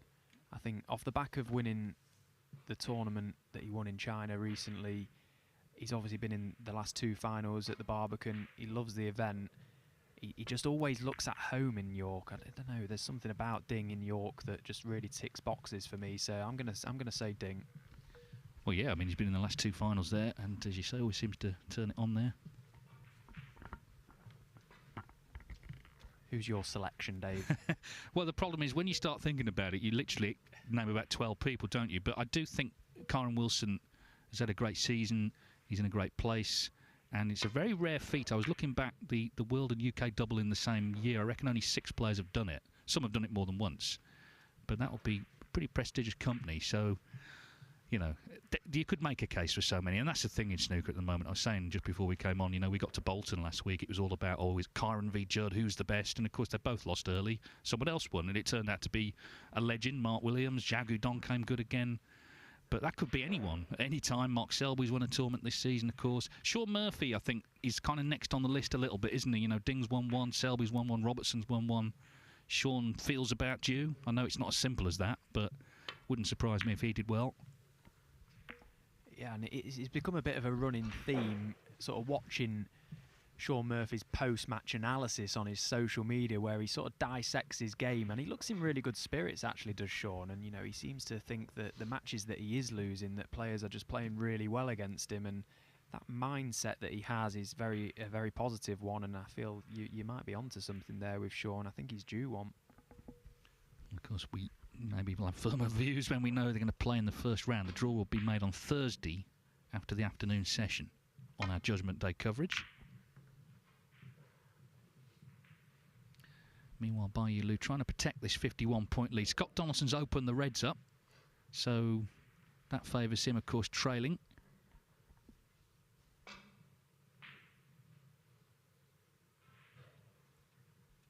I just heard Scott up in the Players' Lounge with presumably his coach, Chris Henry. They were sat together just sort of divulging what had happened in the first session, and Scott just seemed a little bit bemused with how the cue ball was reacting off the cushions of the table, and it rings true because there was a couple of shots he played where he was coming down from baulk colours to the Reds where he just lost the white. But again, as a player, you can almost look for any excuse out there as to why you're not quite performing at the level you expect, and I've got no doubt it has something to do with the fact that Scott is coming in as the seeded player. This is his first match in the arena on these tables, so it does take a little bit of adjusting. And of course, Bai Yu Lu, full of confidence. I think you'd have felt a lot of pressure actually coming into this match. You try and sort of play it off yourself in your own little way, kid yourself that you feel fine, and you know, but subconsciously in the back of his mind, he'll have seen the headlines have pretty much all been about Bai Yu Lu this week, and almost thinking the wrong way that you don't want to be another victim to her, so you kind of put yourself under it a little bit. His shot selection so far today would back that point up.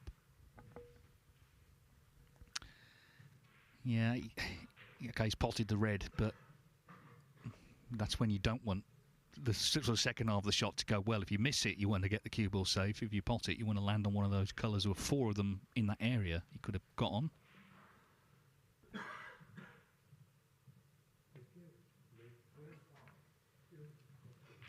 Yeah, it's a big tournament, this. It's a big money tournament, a lot of ranking points. And also, I think, particularly for the British players, it's the one, like the World and the Masters, they've grown up watching it. You know, you want to do well in it. It's not just any other tournament.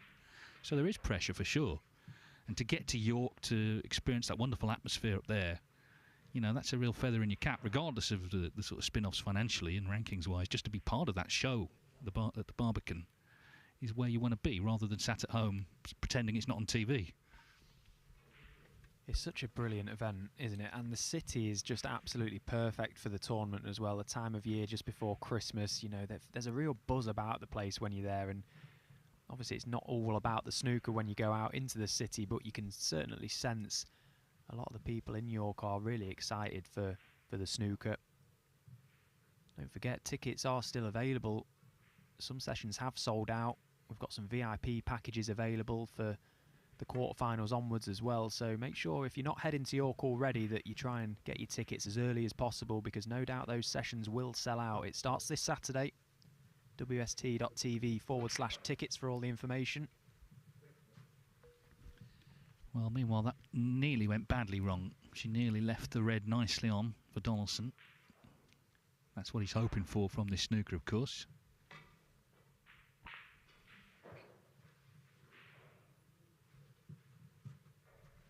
There is one red safe on the left-hand side cushion, which could come into play yet, but for now, just a slight adjustment for Bai Lu required.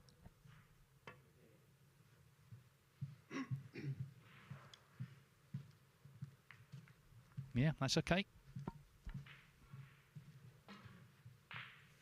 I've had quite an interesting message on X actually, and it's in relation to Bai Lu. How easy do you think it is for her to look like she belongs on the World Snooker Tour? If still a lot of people complain about the women playing on the tour, thank you for strongly backing her in commentary. Well, you know, I think she does look like she belongs. Obviously, I can't speak for her and how she feels, but hopefully we're long gone past the thinking that the women shouldn't be playing on the tour. It's just a barbaric thought, in my opinion. It should be based on performance alone, and in my opinion, from what she's shown us this week so far, and I do think there's always a place. It's a global tour at the end of the day, and yeah, she's certainly mixing it. You don't beat people like Jamie Jones in the previous round if you're not a proper player, and hopefully she can inspire another generation. You know, she's still very young herself, only 21 years of age. And I think the more that she puts herself in these positions... Oh, look at this fluke. Hello. Well, I tell you what, Stephen, if she's getting flukes like that, she'll go a long way, won't she? That was a perler. Ah, we've seen some brilliant flukes already. That was definitely up there as well. But yeah, I think, you know... What do you think, Dave? I definitely think that, you know, she's looking like she's really able to mix it with these players. She doesn't look phased by the occasion, does she? Well, no, I mean, the simple fact is she's won 2 matches against really good players. I mean, Jamie Jones beat Neil Robertson to qualify for the World Championship last year. You know, he's been around a long time. Scott Donaldson's been around a long time. She's competing really well. That's the way to do it, is to get results. In general, the female game is having to play catch-up, because historically participation levels for women have been far behind that for men, and there's historic reasons, certainly in Britain, for that. She attempts this green. So, yeah, you know, she's been given the chance. It's up to her what she does with it. So far this week, she's been doing really well and creating a lot of excitement. I mean, we're jumping miles in front here, but if she were to qualify, that would be a massive story. Remember Fallon Sherrock at the PDC World Darts Championship, the worldwide coverage that got. If Bai Lu were to make it to York, and a long way to go, but if she was to, that would be an incredible story.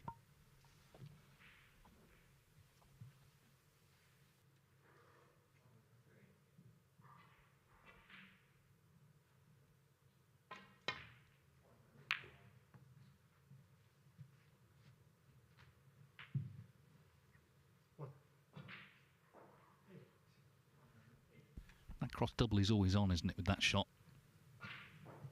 Can Scott Donaldson find some fluency? He does look a little under it to me, which is understandable. He's not necessarily playing by. It's just this whole setup coming in first match in a big tournament.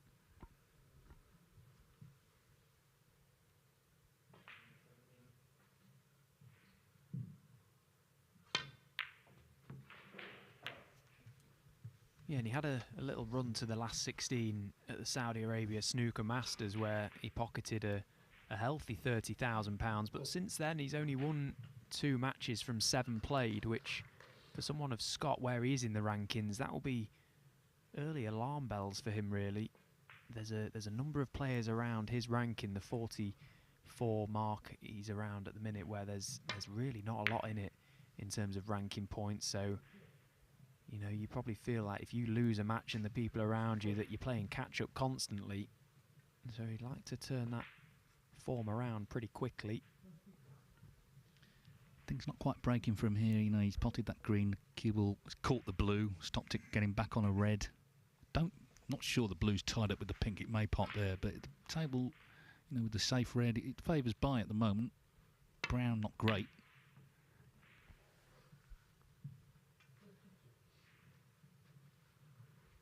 Boogies has just made 130 in the last frame to beat Ashley Carty 6-2. I mean, another terrific talent from China. We saw him in the English Open final, coming back against Robbo, throwing everything at him. And a complete turnaround on table 3 from Ryan Day. At 3-0 down, he looked completely dejected. He looked almost down and out, but there was a big frame, actually the 4th frame. Louis had a chance to steal it to take a 4-0 lead into the interval.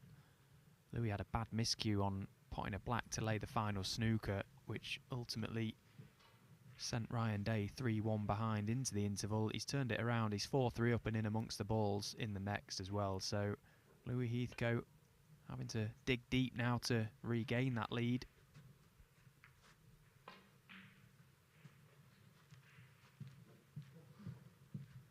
Just goes to show how quickly these matches can turn around. It really can just be one shot here and there.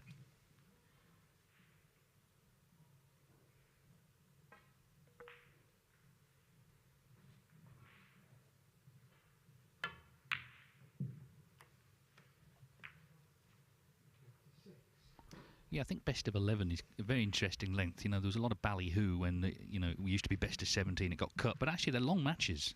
Best of 11 is a long session, and there is time, even if you're 3-0 down. You know, it's a long way to the end.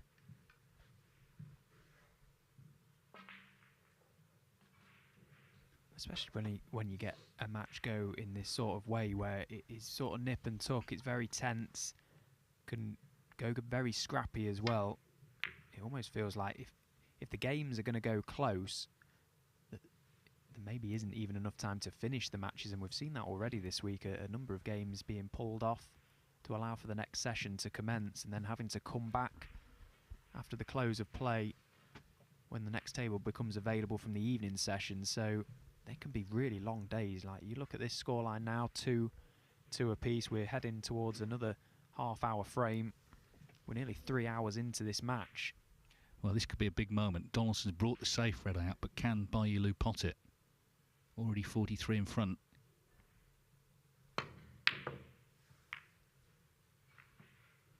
No, and she has left a chance here. So Scott Donaldson, he watched Bai make that terrific clearance in frame 4. How far will he get here?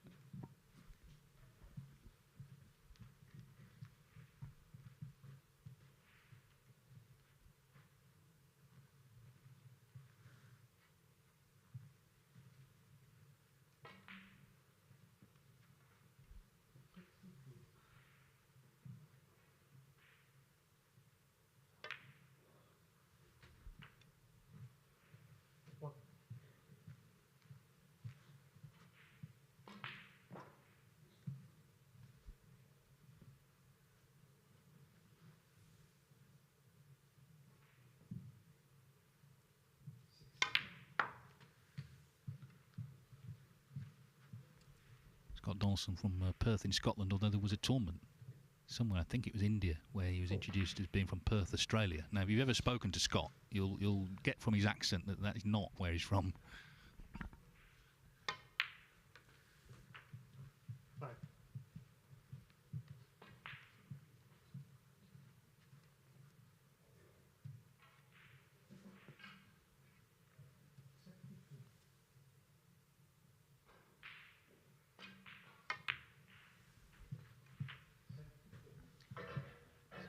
pretty much guaranteed 16 points on these last two reds.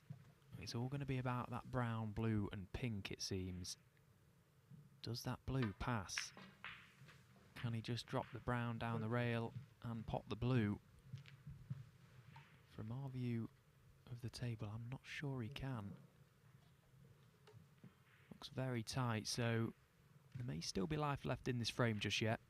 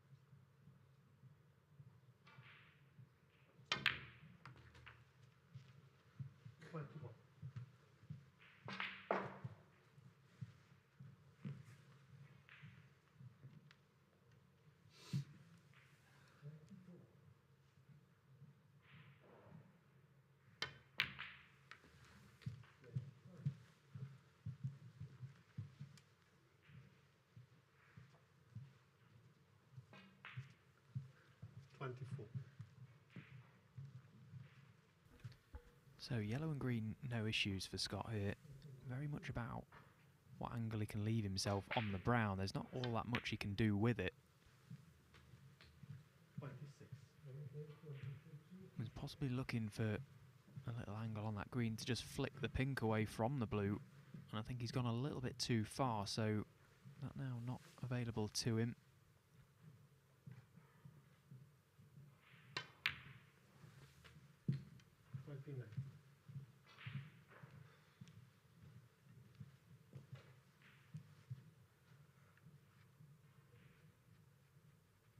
And he's got such a tough shot here if he is even tempted to try and screw this brown in and try and dislodge the pink or blue. Makes the brown so missable. The pace he'd be playing it at, though, the brown would surely come away from the pocket should he miss it. Let's see what he decides to play. He has done. This looks okay. Oh, what a shot that Scott Donaldson has played there. That is absolutely fantastic.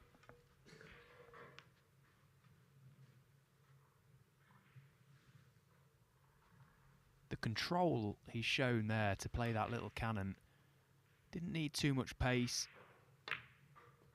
He got the ideal contact, but you can see he's not happy one bit with where he's left that. Wow, well, this is a big moment now. I mean, it's going to be 3-2 either way, obviously, but Bayulu made the running. Scott Donaldson just didn't get the angle on the pink to get on the black. So here we go, black ball finish. Can't beat it.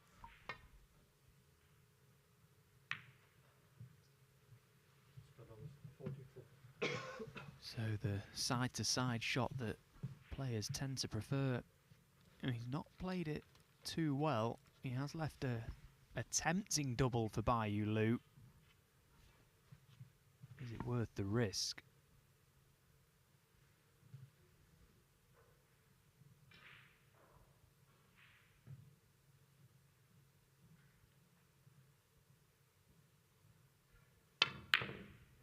Well, she went for it.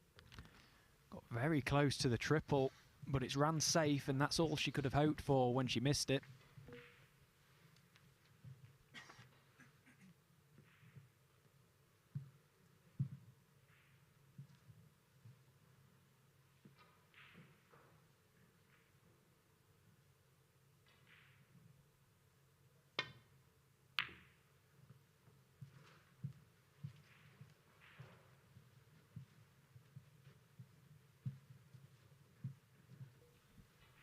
Very nicely played shot from Scott. Another good display of control. Sending the black twice across. Wanted it as tight as he could to that baulk cushion, and he's made a pretty good job of it. Never easy to return this type of shot, actually. Maybe trying to send it down the table, back up the cushion. No, she's mishit it. Now she needs to get lucky. She needs that black to pull up. It's okay. Maybe the outside chance of a cross double here for Scott. He'll err on the side of playing it at such a pace that he'll like to miss it top jaw to the left, to the right corner pocket. That way that the black will run safe to the black cushion should he miss it.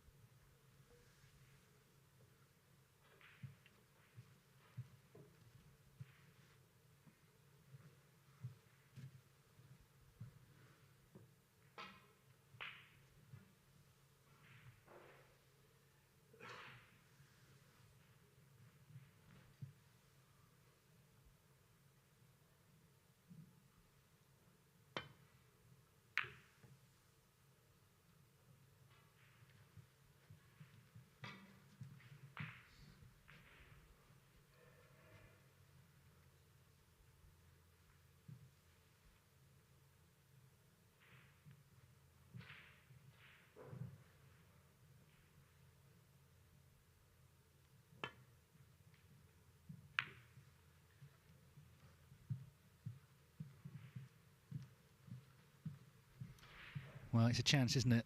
She needed that on the cushion.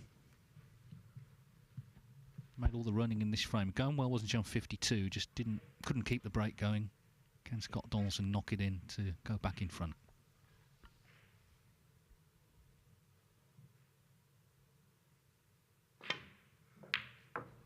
Yes, he can. A great strike from Scott Donaldson. That pretty much a carbon copy to the frame prior to the interval. This time it was Bayu Liu who was in front, and Scott Donaldson making the counter clearance to re-establish a lead in this match. Still a race to 6. The Scotsman leads the Women's World Champion 3 frames to 2.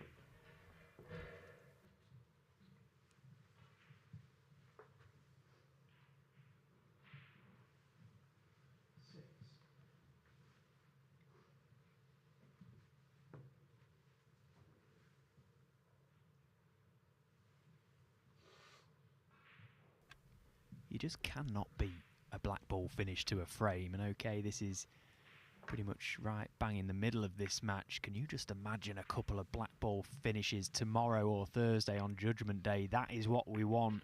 We want the drama. We love the drama. Quick score update across the arena. Barry Hawkins 6-1 winner over Alfie Burden. Wu Yiza 6-2 winner over Ashley Carty. David Lilly looking very nice indeed this week. Had a chance of a maximum break the other day against Liam Davis, who he himself missed the final pink for a maximum in his opening game. David Lilly looking like he's about to get over the line against Tepchaya Unnu on table 6. Sanderson Lam, Yuan Sijun locked at 3 apiece. What else have we got? Ryan Day, the dynamite over on table 3, Louis against Louis Heathcote. Ryan Day completely turned that match around, 5-3 up and in the balls once again. The hitman Michael Holt, 4-1 to the good over Joe O'Connor, although that match is just about to go 4-2. And finally, over on table 8, Wang Yu Chen currently leading Robbie Williams 5 frames to 3.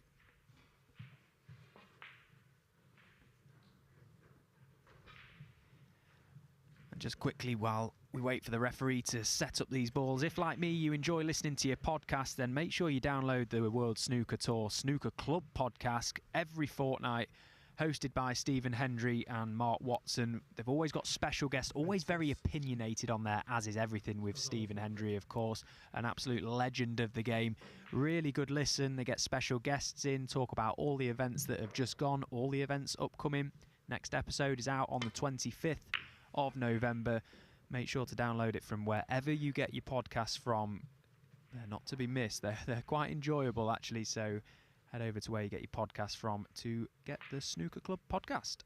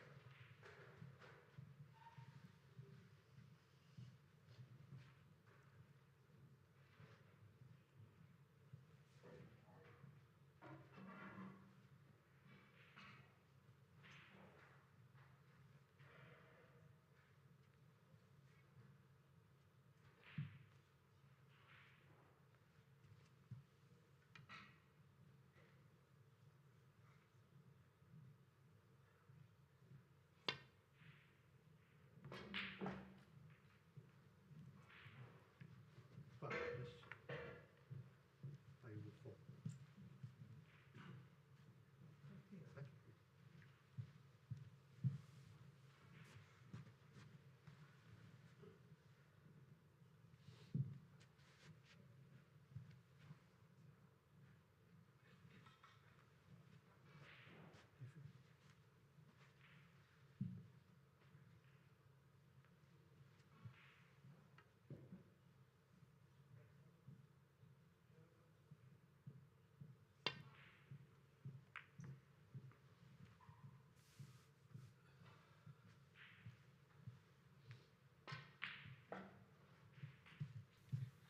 Well, he was up very quick off that one, was Scott. He wasn't happy with presumably the slate line near the balk area. Felt the cue ball perhaps had just ran over something. He sort of brushed his hand on the cloth to suggest that he wasn't happy, although he hasn't done any damage. Left nothing for Bayulu but the safety shot. Looking to use the green as the covering ball down this right side. This looks a good line. Oh, she's just left the edge. She's also left a tempter down the left side for Scott. Black available to right corner pocket. Now this is a big shot.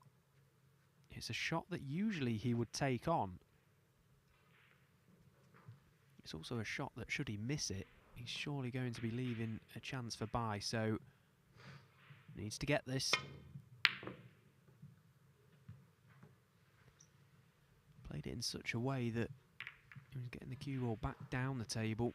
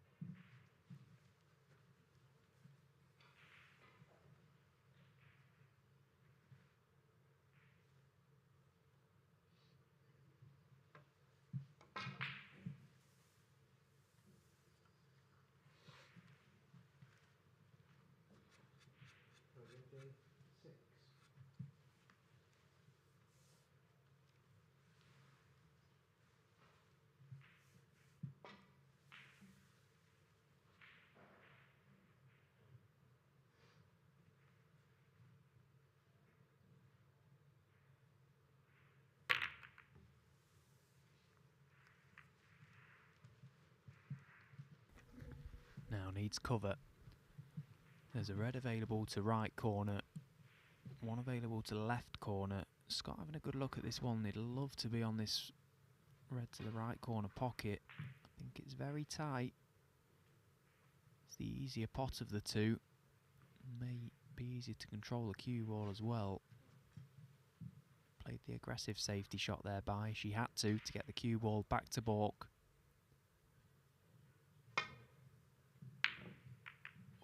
she did leave the red because he's missed it thin, Scott. So what's the damage done? He doesn't look all that pleased with things this morning, Scott Donaldson.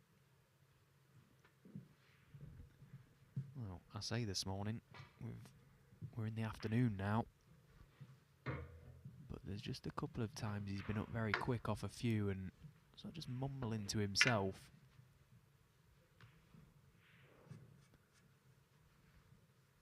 Possibly the pressure. Is it the pressure? It's what it can do to you at times as a player out there. Everything can look difficult. Baiyu Lu must feel like this is a free hit for her. This is far from a free hit for Scott.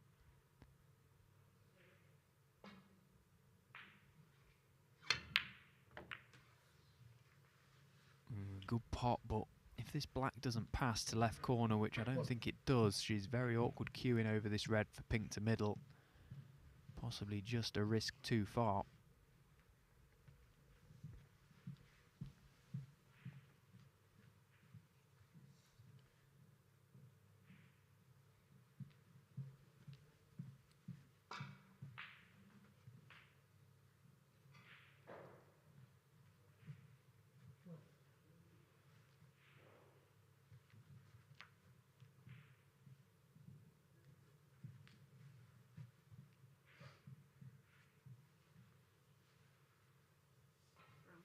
Bravo.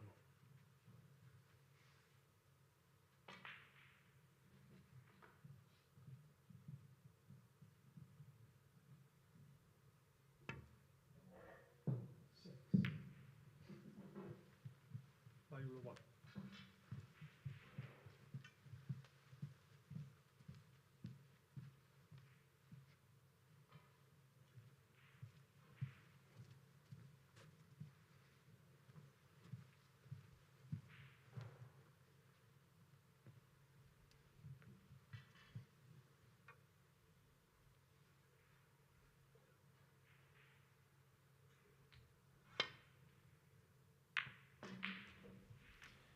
Nice pot from Scott. Baiyu Lu desperately trying to get the cover up in baulk with green or blue. Wasn't able to find it, but Scott's found a nice long red there. Now, key shot coming for this brown. Can he get his cue ball back down this end of the table nicely on his next red to start off this break?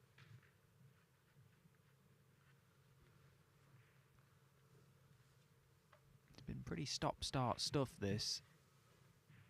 Been quite pedestrian.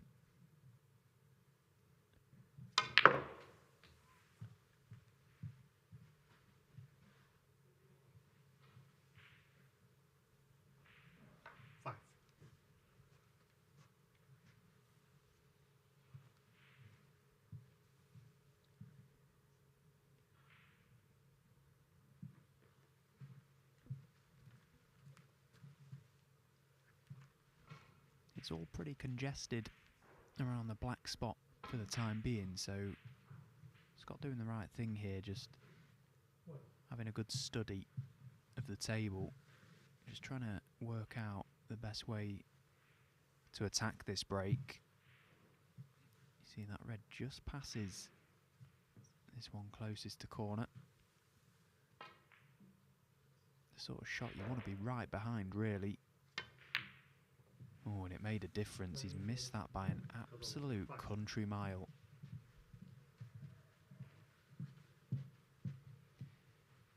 Never nice when you feel like you've only got half a pocket to play with.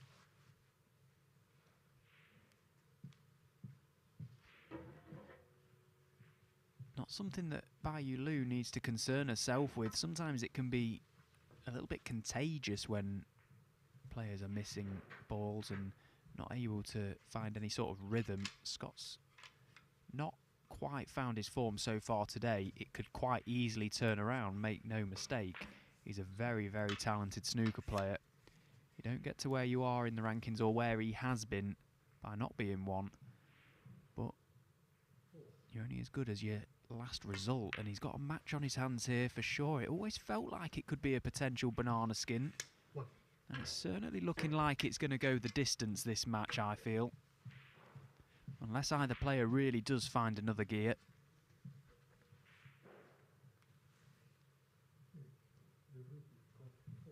It's imperative that Bayou Lu just tries to tidy up this end of the table with this black spot. The red's just beneath the black, in particular the one just to the right and beneath. It's just possibly obstructing that black to right corner.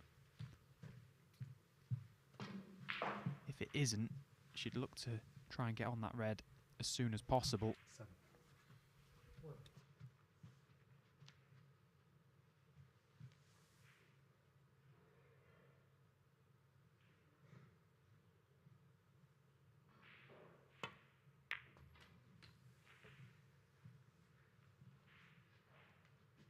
Eight.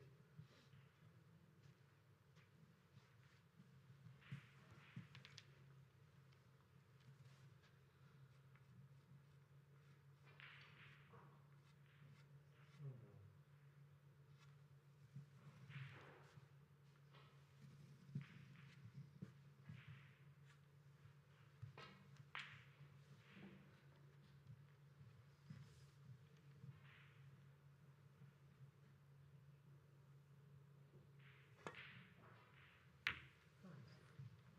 no. 5.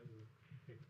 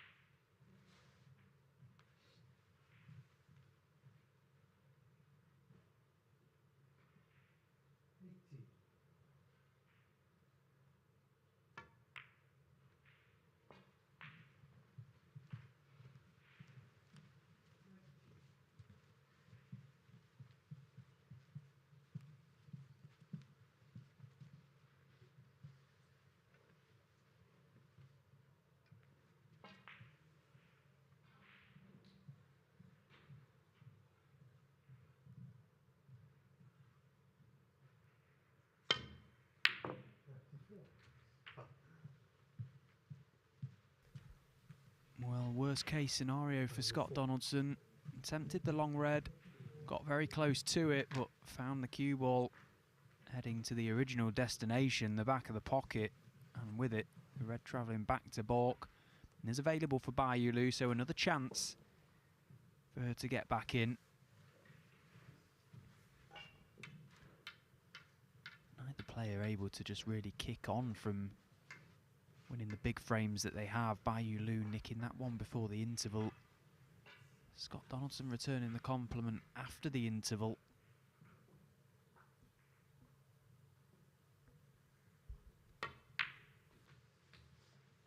One.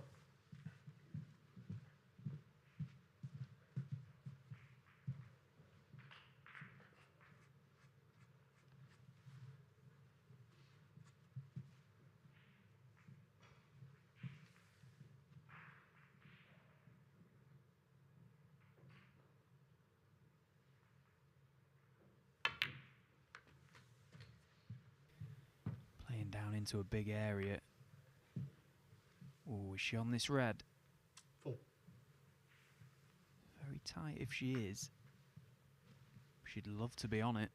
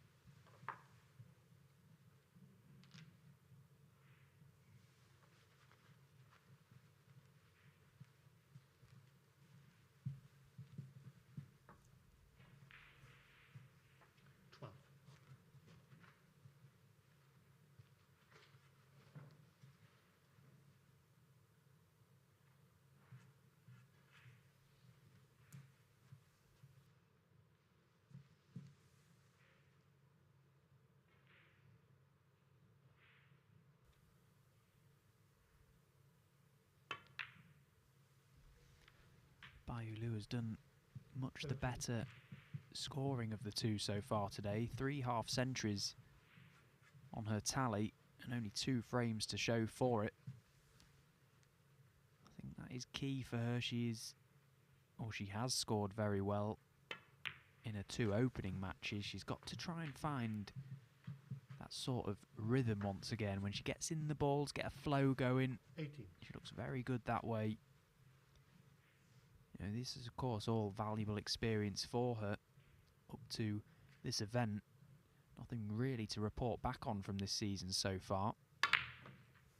This absolutely a highlight for off the back of her debut in the Champion of Champions last week in Bolton.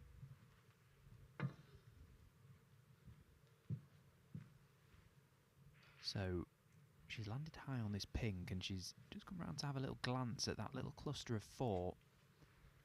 Got an angle nice enough to just dislodge a few of those reds. Surely would be on the loose red to right corner.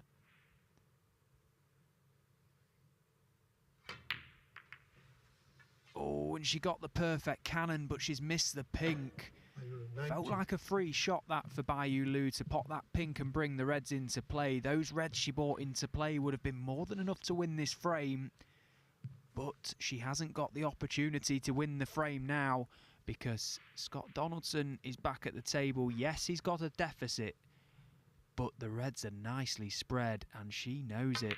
That one hurts.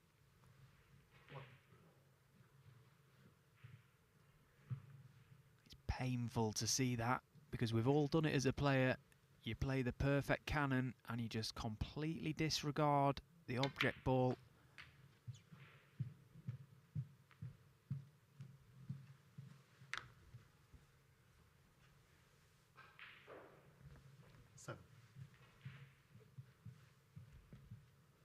So Scott Donaldson has to step up now and try and make a winning contribution here, similar to what he did in the previous frame. Okay, that one went down to the final black ultimately, but it was the chance that he took to get back into the frame which did the bulk of the damage.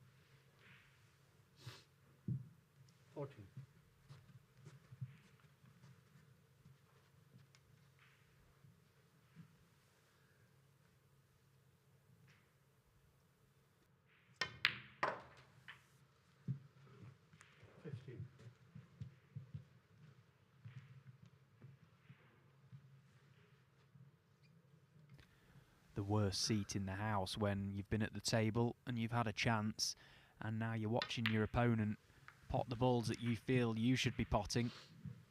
She will no doubt be feeling like these points should be going on her tally, not Scott's. 21. And that's the beauty of this game, or the pain of this game, I suppose, from Bayou Lu's point of view. That's where you have to be so mentally strong to be able to deal with those setbacks, try and brush those mistakes out of your mind, erase them as quickly as possible. Nothing you can do from sat in your chair.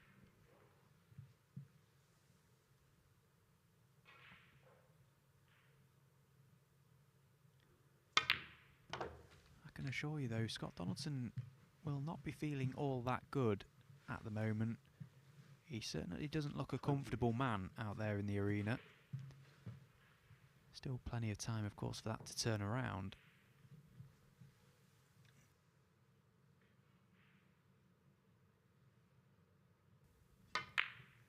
So he's dealt with the open reds nice enough. And now he's got the issue of the two reds over the right side of the table. He's landed the wrong side of the blue, which is now no value to him. Has a little angle on this pink. He's just slightly high of it. Can he top this through and get over that right side? Don't think he can get all that close to his next ball.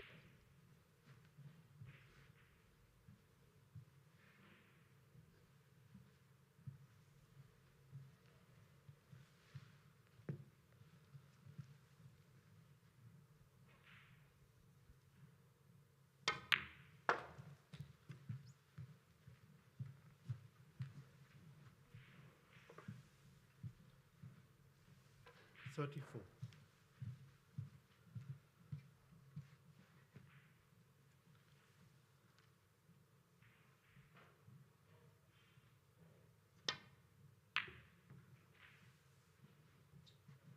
Scott Donaldson, 34.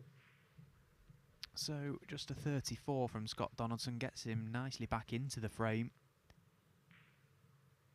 So many frames of snooker we see across the course of a season come down to the last 1 or 2 reds. Very important to be good with just the last red on the table. It's amazing how many frames are decided by the last red onwards. It's not always big breaks. These frames are so important.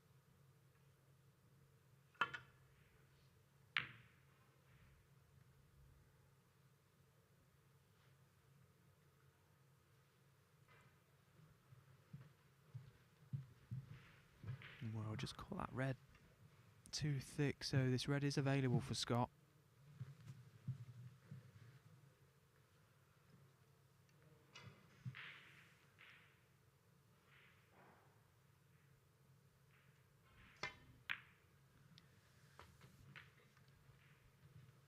Looking for just off straight on the blue.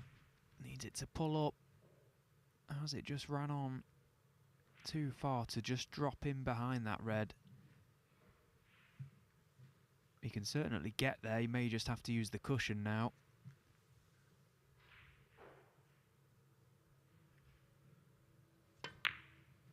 Yeah, this looks perfect.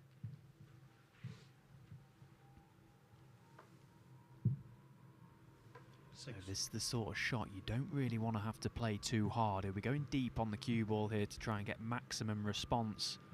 Get that cue ball whizzing back up the table with as little pace as possible to give the red every chance. Oh, and it's made the difference, or has it? Yes, he's just rattled the red, and that's what that shot can do. That little bit of added pace. And these pockets are so unforgiving. Didn't hit the cue ball as well as he would have liked either, so that all played a part in missing that shot. So this frame does come down to the final red. Nothing else is safe, so it feels very much like a red ball frame.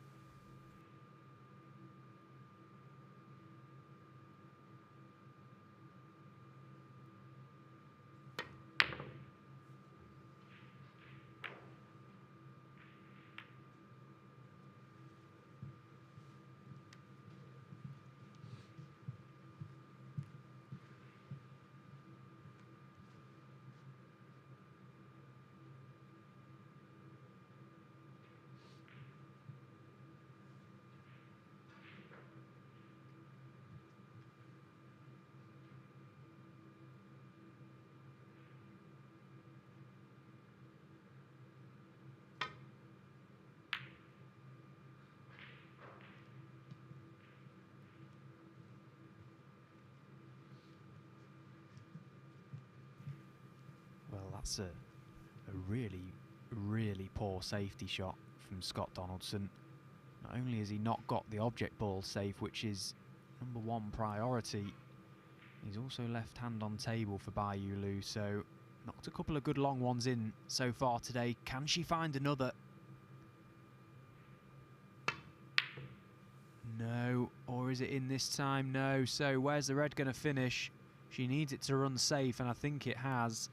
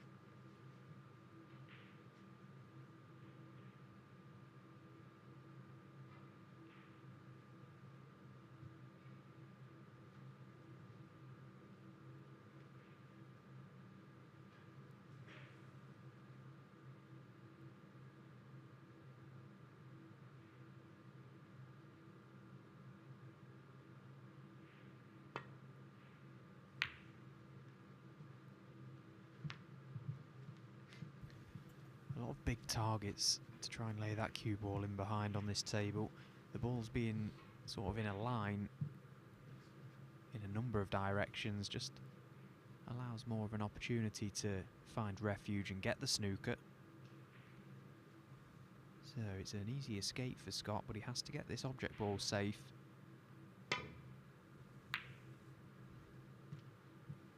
Now he needs help from the pink. Well, is that cue ball going to drop? Dear me, how has that stayed out? I thought there would have been just enough spin on that cue ball just to spin it off the jaw there. He's had a bit of a result.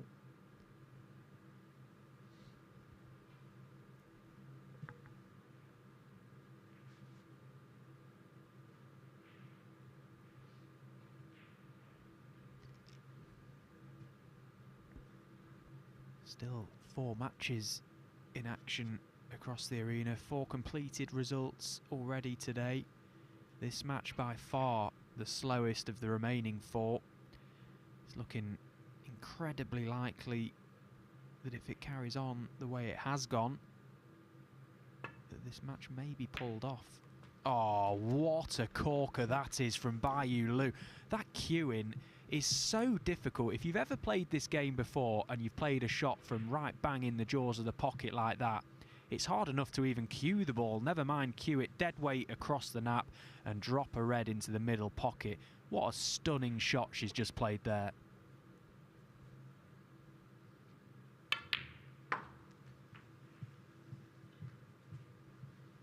A shot worthy to win any frame. Scott Donaldson can scarcely believe some of the balls that she's knocked in today. So 2 points in it. Yellow puts them level. That black is now out of play. If she can knock this in, she's got the 4 remaining colours on the spot to take us level again. Oh, and again, she's struck it like a dream. That is brilliant. Great shot from Bayou Lu.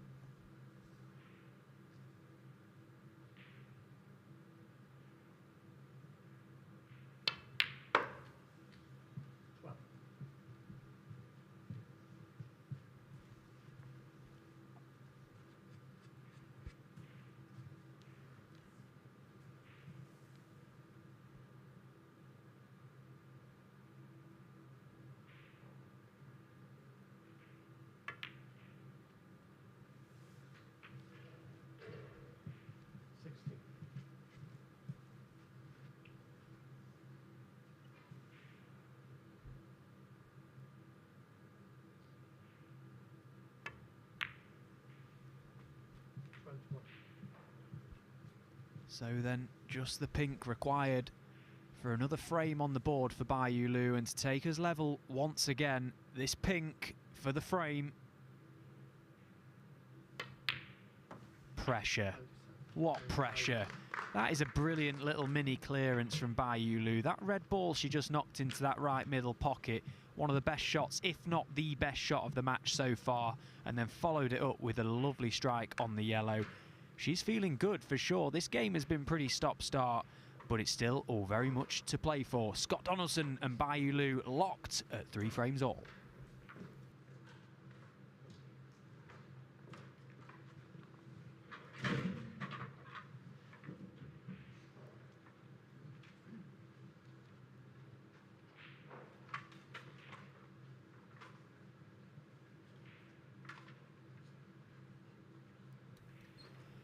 So let's have a little dive across the arena, shall we? We'll start over on table 8. Wang Yu Chen, Robbie Williams, 5-4 to Wang Yu Chen, although he is at the table on a little break for a possible dish to win that frame and with it the match.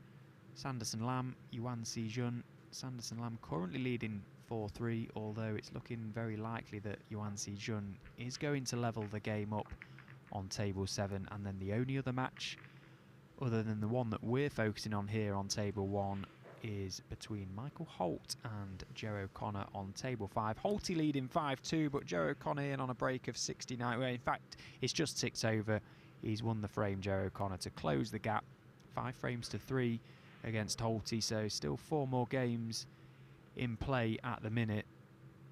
This one by far, as I say, the slowest of them all, and it's looking like it could potentially go the distance, this one. It seems really unlikely that either player is going to pull away. Of course, it could happen, but it's looking unlikely. So remember, these matches still best of 11. All the games today are round 3 matches to book their places into the final day, or the final days of qualification here at the Victorian Plumbing UK Championship. We've got the Judgment Days coming up tomorrow and Thursday. Myself, David Hendon, Ken Doherty, Rob Walker, the full team is going to be here. Rob Walker full of his usual energy and antics, as he always is, bouncing around the arena. He's going to be back, and we're going to love every second of it. The Judgment Day coverage is fantastic, so make sure you stay with us for today and for the duration of these qualifiers before the main event starts on Saturday at the Barbican in York. Thank you, Game 7. Final rules, please.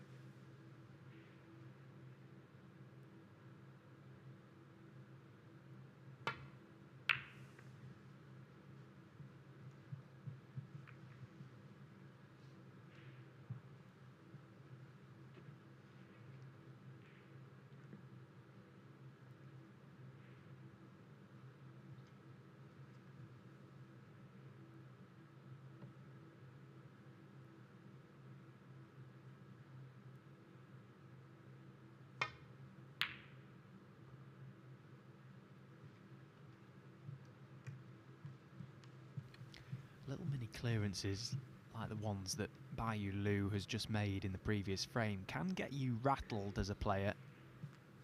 Your opponent, that is. Scott Donaldson no doubt is feeling it.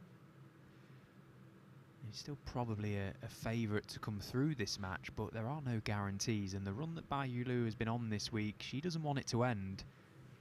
You know, I know there's a lot of people that will be tuned in all around the world watching this that will not want it to end either. It's been a brilliant story so far, one that continues.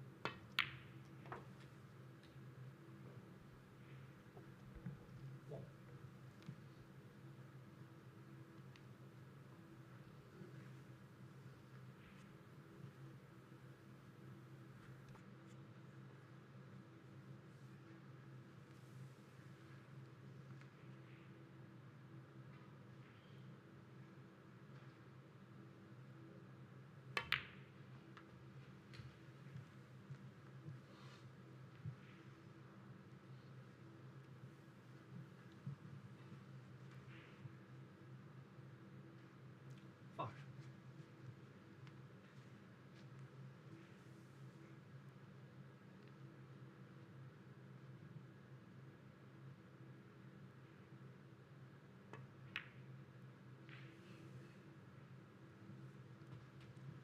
Six. Another very nice pot to that middle pocket from Bayou Lu, and she's found herself parallel on this black now, so there is one red available at the back of the pack.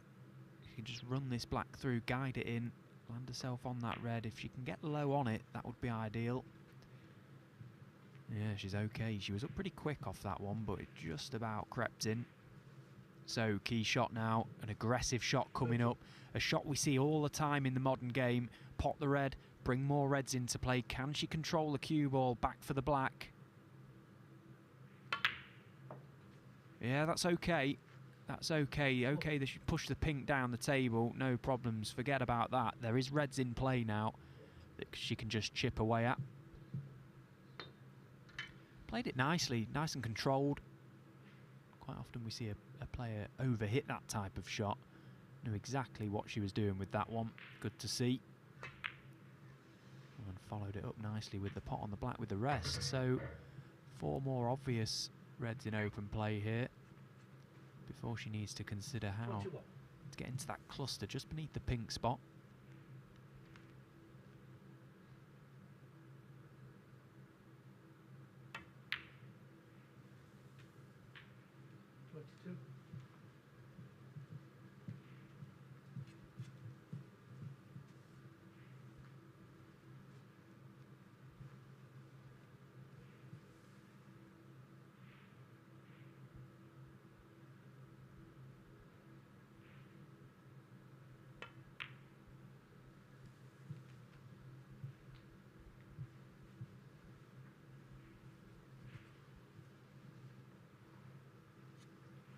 29.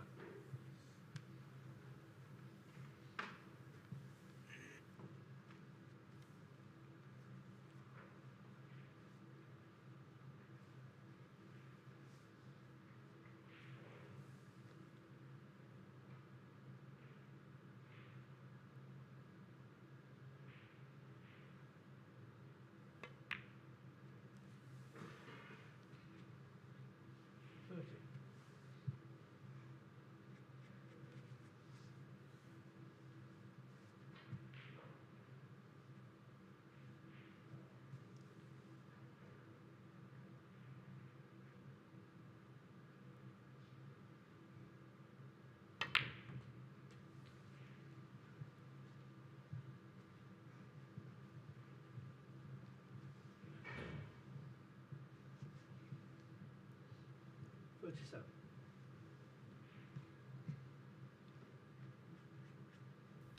It's such a good cluster to go into from the blue, really. She pots this red and the black.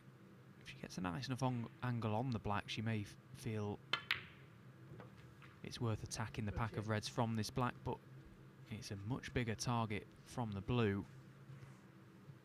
Probably look to pot this black, leave the red to left middle, find the angle on the blue and attack the pack from there.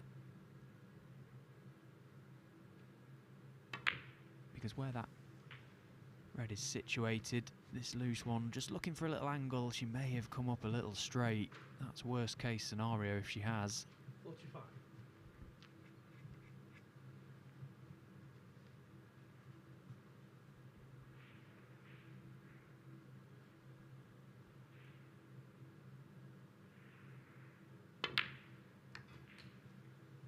Well, didn't have the angle. It was actually the wrong angle to get up for the blue. So this high black, a key shot coming up here.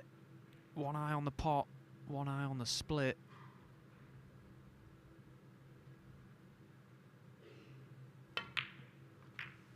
Oh, and she's got both parts of the shot right now, where she had some luck.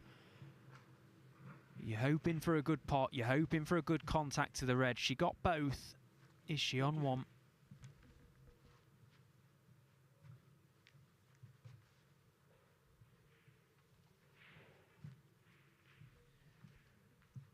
Another half-century break to add to the tally, and I don't think she can pot any red balls from here. She's having an eager look. Can't see any obvious shots available to her.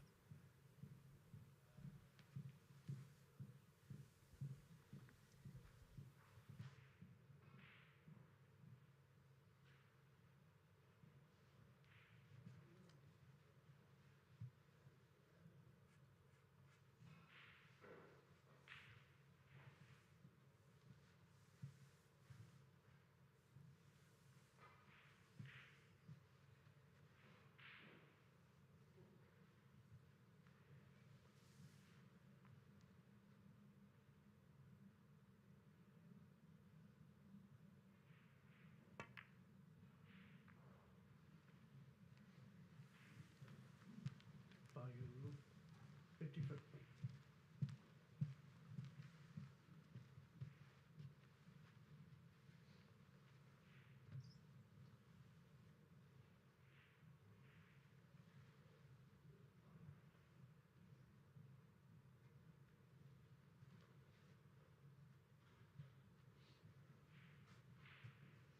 Matthew Scott has got in touch on X and says, very much looking like this Bye Donaldson match will be pulled off. Do you think with the pressure that players can bog themselves down a bit, so players end up playing slower?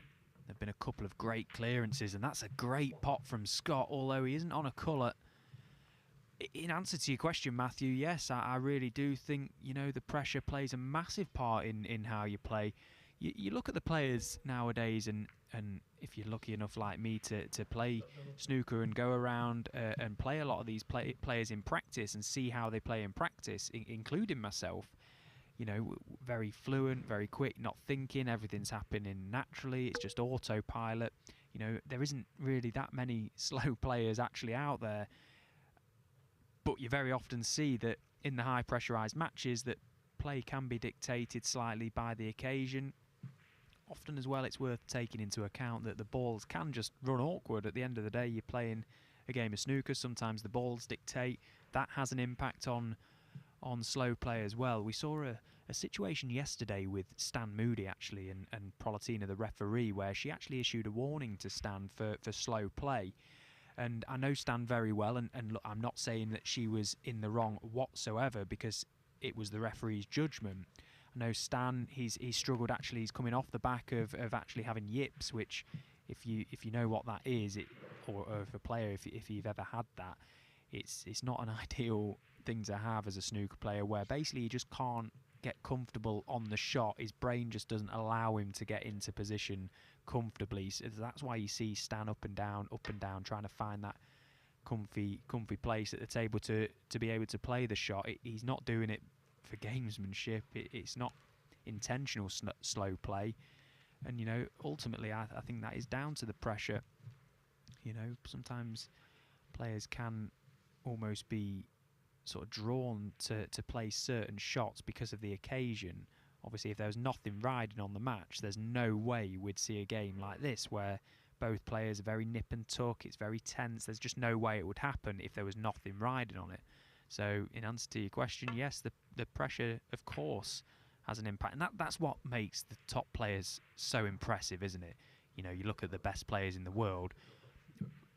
Let's just use Ronnie as an example, as Scott runs out the arena to go and have a toilet break, presumably. But let's use Ronnie as an example, because he is probably the best example. He looks like he's playing in his living room, doesn't he? If he had a table at home, that's exactly how he plays in tournament. And it's what makes those guys the best players. It's what makes them so impressive, because they are able to just pick up their cues and play snooker as if it means nothing when it means everything. I think Steve Davis, that was a famous quote from him many years ago, and it's very true. If you can play the game that way, you've got a great chance of doing well. But obviously these players, the likes of Bayou Liu, Scott Donaldson, where they are in terms of their career, these matches are massive. You know, they're not accustomed to earning the big bucks day in, day out. This match has got £7,500 riding on it to the winner, with a potential to earn more going forward, potential to qualify for the Barbican in York. You know, there is a lot riding on it, and that's why we see matches go like this. Nothing wrong with that. I can fully appreciate exactly what the players are going through. It's a tough sport.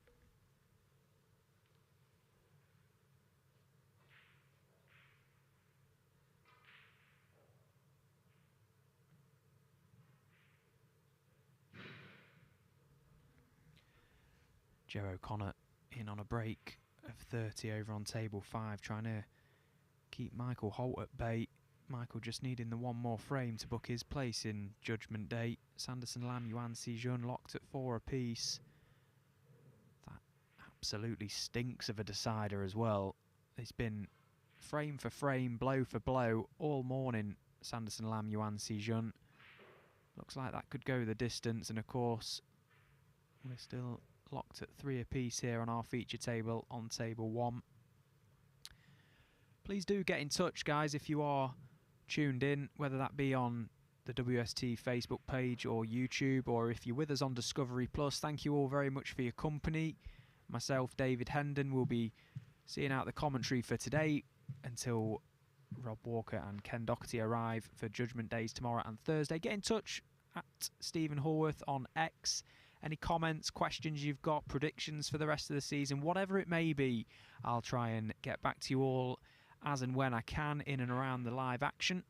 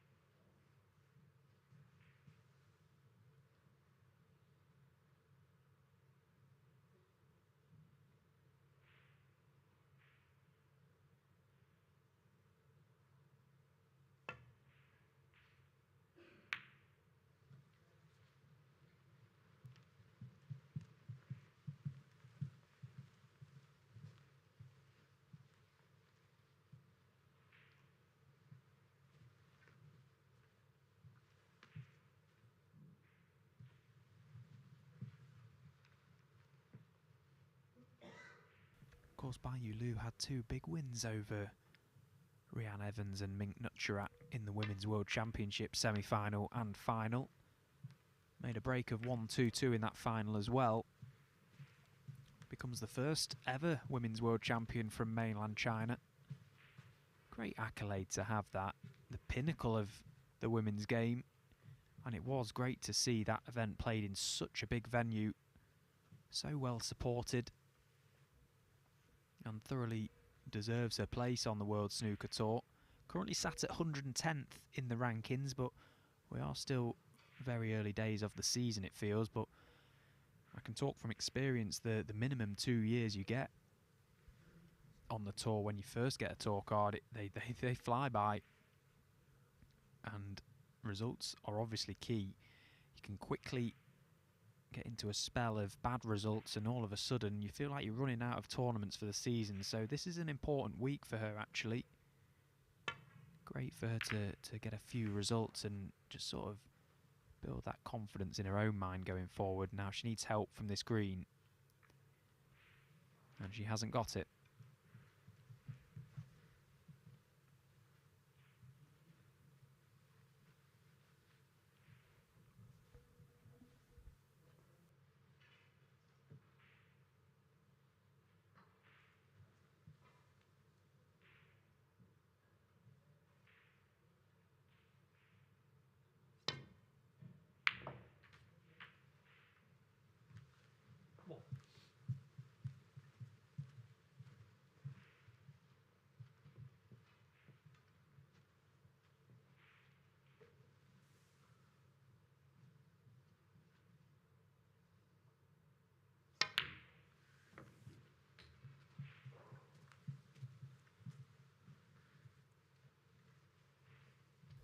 Of course, the next event we have coming up here at the Mattioli Arena in Leicester is the Shootout, a brilliant tournament. If you've never seen it, then you need to get to know exactly what it is. A 1-frame knockout, 10-minute frame, played in an atmosphere where the crowd, you're allowed to be as rowdy as you want. Shot clock, high pressure, it all happens. And we've had a message in from Charlie Smith, music on X, saying, am I playing in the Shootout this year? If so, looking forward to the competition. Unfortunately, the answer is no. I didn't make the cut. Absolutely gutted because I love the event. Always have done. Always had great support at the event as well, and always seemed to do okay. Obviously, a good run to the semi-finals last year, ended by the eventual champion Mark Allen. But one tournament's loss, I suppose, is again because I will be doing the commentary for it with David Hendon. So at least I can stay involved with the event in some way. 4th to the 7th of December. Tickets are still available as well here in Leicester for that, so be sure to get yours if you're not already coming to the event. Fantastic 4 days of action. A tournament like no other.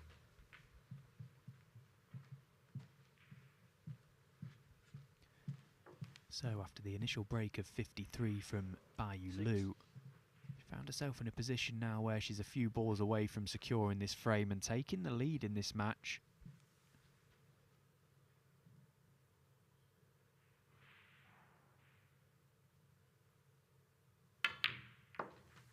Really are getting towards the business end of this game now. The pressure intensifies and Scott Donaldson watches on, wondering what he has to do now. The answer is he needs to find another gear. That's ultimately what he needs to do. He needs to be playing better. It's been a bit of a struggle for both players so far today. And look, this game is far from over. There's a long way to go. The possibility of being pulled off as well. What time are we on? Let's have a look. 20 past 1. The next session is due to start at 20 past 2. Sorry, half past 2. So we've got an hour and 10 minutes until that session starts.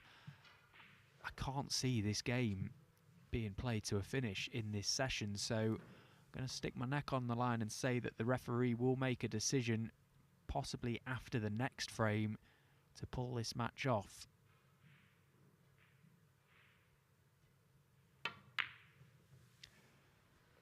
Well, the mist black. There's 59 available on this table. Scott Donaldson 53 points behind. She didn't look very comfortable on that one. It was a bit of a stretch, the wrong side of the table for her as a right-handed player.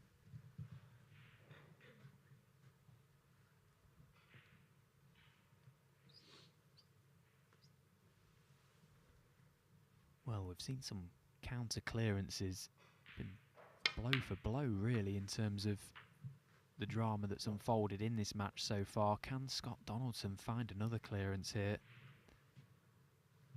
He'll be desperately hoping so.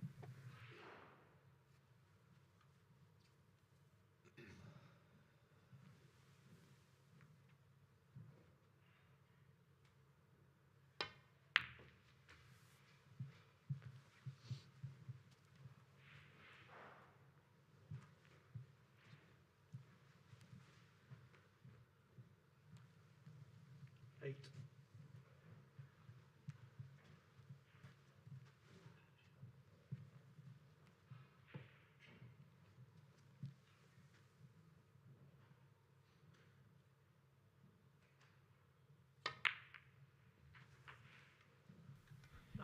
Nicely controlled shot from Scott, so these Reds are pretty much at his mercy now. The obvious stumbling block, or the obvious potential stumbling block, is going to be that brown ball. I think it will pass the pink to left corner pocket, the yellow pocket, but it'd have to be nicely on it. So that's the glimmer of hope that Bai has to cling on to now.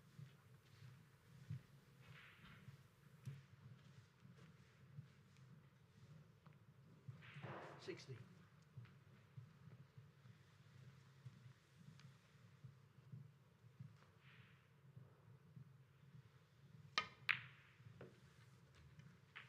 $70.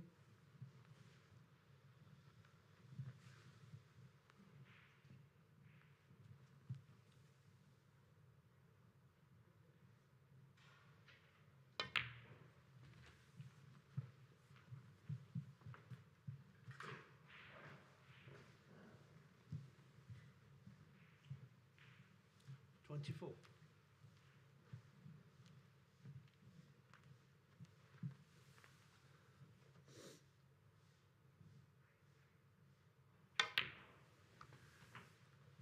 $25. So big target with the brown being off its spot. It can go in and out of balk. Looking to get nice on that yellow to find the angle on the green to make position on the brown simpler. And there's another poor shot from Scott. He's pretty much landed in no man's land once again. 30.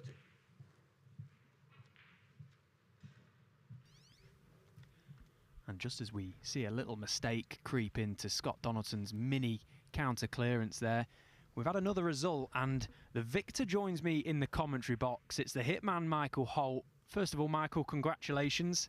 Well played. Good win over Joe O'Connor, and book your place into Judgment Day. Yeah, I was a bit lucky, really. I gave him a few chances and didn't take them, but yeah, obviously relieved to get through. You know, I just want to try and get a bit of confidence and start playing better, you know. And obviously, probably one of the biggest wins, if not the biggest win of your career, came in the opening round here in Leicester. We won't talk too much about that, but you certainly scored well against me, and it was a bit of a struggle yesterday, wasn't it? But I've been keeping a close eye on the scoring today, and it looked like you scored okay in the end. Yeah, I think I couldn't come down from the first round, do you know what I mean? I was still dizzy. But yeah, obviously yesterday was a bit more struggle. I think I've scored a little bit better today. So I'm obviously quite self-critical. All I can remember is the mistakes I made. But yeah, it was an improvement from yesterday today, and I've just got to sort of get ready for my next match. And I suppose in terms of the season so far as a whole, it's been pretty stop-start, hasn't it? I think you're just looking for a deep run in an event to get a few ranking points on the board, sort of trying to establish yourself in this first season, back on the main tour, of course, and who knows, it could be in this one a great event to have a run in. Absolutely. I felt, you know, I've had a few stinkers, I'm not going to lie. I've had bad performances and played all right in a few matches and just come out on the wrong end. But I always say the game's there. If I can just take the shackles off and let myself play, at some point you'd think I'd have a result. But yeah, it'd be a great tournament to start that momentum. And just quickly before we let you get off, we've had a lot of messages in this week about the secondary tour, the Q Tour. Obviously, you pretty much dominated the Q Tour last season. I don't want to make your head any bigger, but the 3 trophies that you've got in your cabinet, just how much does mindset play a part? Obviously, Zhao Xingtong back after an enforced ban, playing here this week, playing very good. He's won back-to-back events on that Q Tour. You know, it's very much about mindset, isn't it? Just assess the Q Tour for us and tell us a little bit more about that. Well, like you say, he's only won 2, not 3. But yeah, I look, in most, whatever level, wherever you're playing, whatever venues, you've got to pot balls, and it's really simple. But you've just got to get your mindset into just potting your next ball, and that'll take you, that'll win you matches if you keep doing that. You know. It's that simple, really. So you've just got to sort of I mean, obviously, I'm quite proud of myself, what I did last year, because it's very easy for me to, you know, back in clubs and start sort of thinking, oh, you know, I want a venue, I want a referee. But I sort of took my medicine and sort of, you know, played well, and obviously the stars aligned, and I did well. So yeah, just pot balls. There you go. Just pot balls. It's as easy as that. Michael, thank you very much for coming in and chatting to us. You've got the winner of Liu Haoshan or Liu Hongyu in Judgment Day. Any preferences or not bothered? They're both good. So, you know, I just got to concentrate on potting balls. Good luck, mate. All the best. Thank you, mate.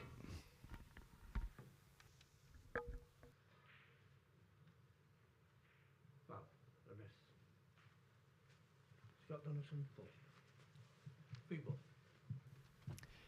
So this frame is pretty tense, it has to be said.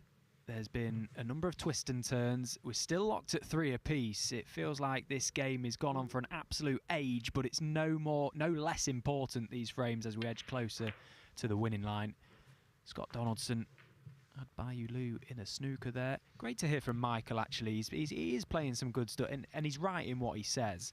He is ultra critical of his performances. I actually practice a lot with Michael, and he's exactly the same in practice. Wears his heart on his sleeve, and that's a good win over Joe O'Connor. Brilliant player is Joe. Michael into Judgment Day. It'd be great to see the hitman at the Barbican. There's Scott Donaldson just moaning about the table, saying it's just so fast. Well, we'd be moaning if it was too slow, Scott. It's just a bit of a struggle, I think. All round today it's been a struggle, but he's got a very good temperament, has Scott Donaldson, and it's something that's going to stand him in good stead for the rest of this match, I feel, because it's not going to be plain sailing. 11 points behind at the moment. The brown was always going to be the key ball to this frame, the ball to unlock it. 7.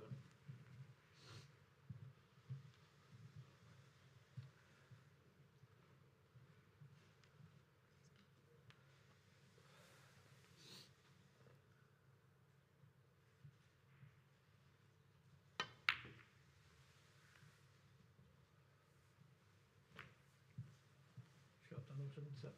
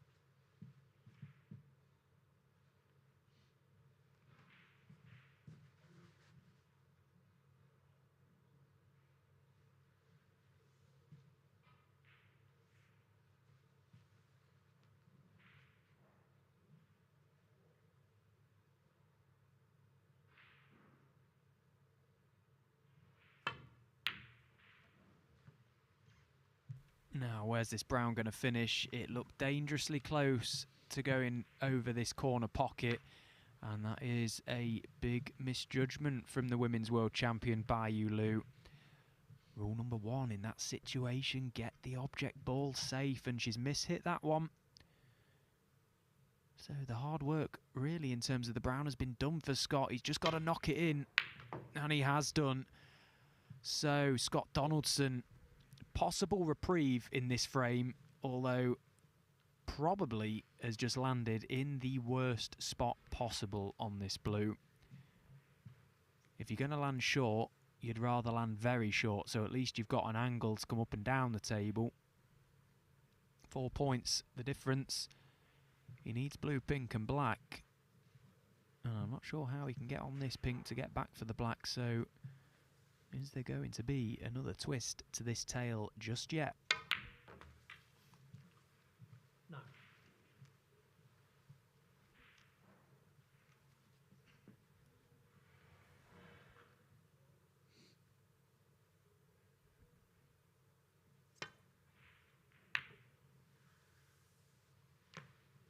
Scott Donaldson. No. So both players now need pink and black. Saw the previous frame go to the final black. This one is going to as well.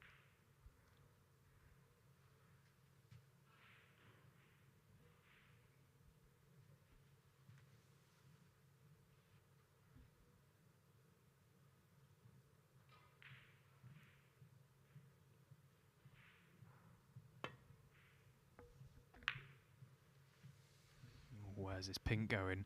Is it going in? Is it gonna drop?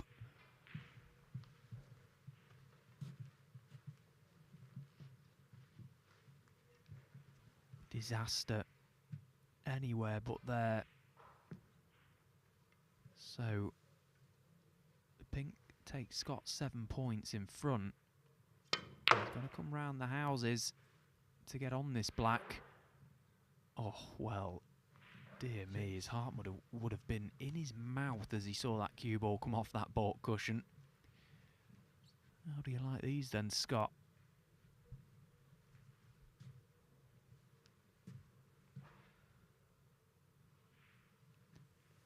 Can attempt this black, play it at such a pace that should he miss it, it may run safe. Well, as it happens, he's not even attempted it. Scott Donaldson. 6. And what he has done is he played another poor safety shot. This black is available for Bai Lu to attempt it to the green pocket. Can she knock it in and take us to a respot? This game has had pretty much everything in terms of twists and turns and tactical battles. It's not been the free-flowing snooker we maybe expected, but it's had the drama nonetheless. This black for a respot.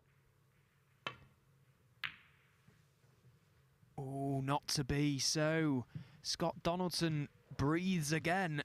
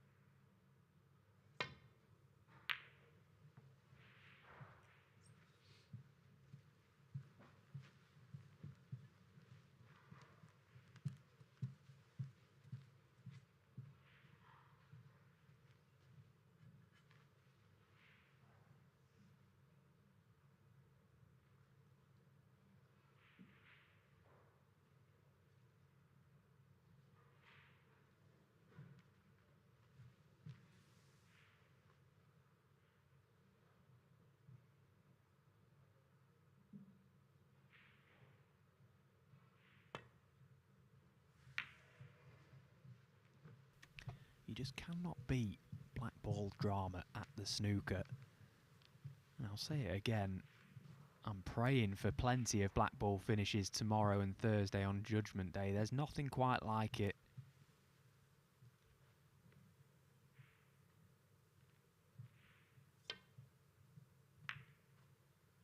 Oh, Scott needs that black to run. It just about has. For a moment I thought he may not have hit it hard enough. I don't think Bai Lu will be taking this black onto the yellow pocket. Can she get in behind it and just send the black down the table from the cushion? Well, she's come round to have a little look at it. It's definitely a tempter, although from the angle that she's coming at, if she doesn't pot this, then surely it's going to be hanging.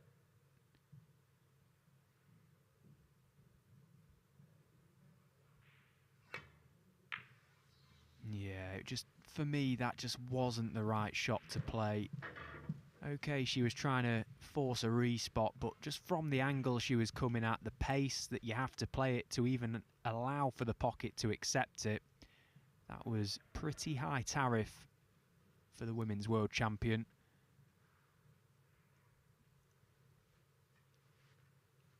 So can Scott Donaldson pot this black and avoid the in-off? And that's why he's having to raise the butt of the cue. Oh, he's done well. That cue ball just started to creep forward there. And he's asking the question for the referee, are we carrying on or are we getting pulled off? The referee confirms that we are carrying on. We're up to nearly 20-2 now. I presume this will be the last frame of this session, but it's Scott Donaldson who's got his nose in front once again. Leads Bayou Lu 4-3.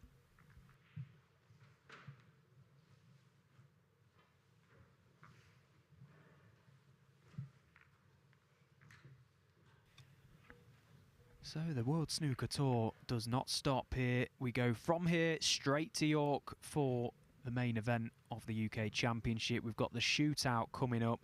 We've got all sorts of tournaments around the corner. German Masters in Berlin, the Welsh Open in Llandudno, the Players Championship, the Tour Championship returns to amazing venue in Manchester. We've got the Scottish Open in the historic city of Edinburgh. So many tournaments coming up. We've got obviously the 167 Golden Ball in Saudi Arabia coming up as well right before Christmas, so that'll be brilliant viewing once again. I'm actually heading out there to do the commentary for that as well. Really looking forward to getting back out to Riyadh.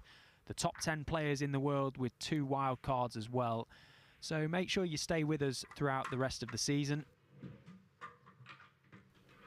And if, like me, you love coming to watch live sport, whether that be snooker or any other sport, we've got so many tickets available throughout the rest of the season as well.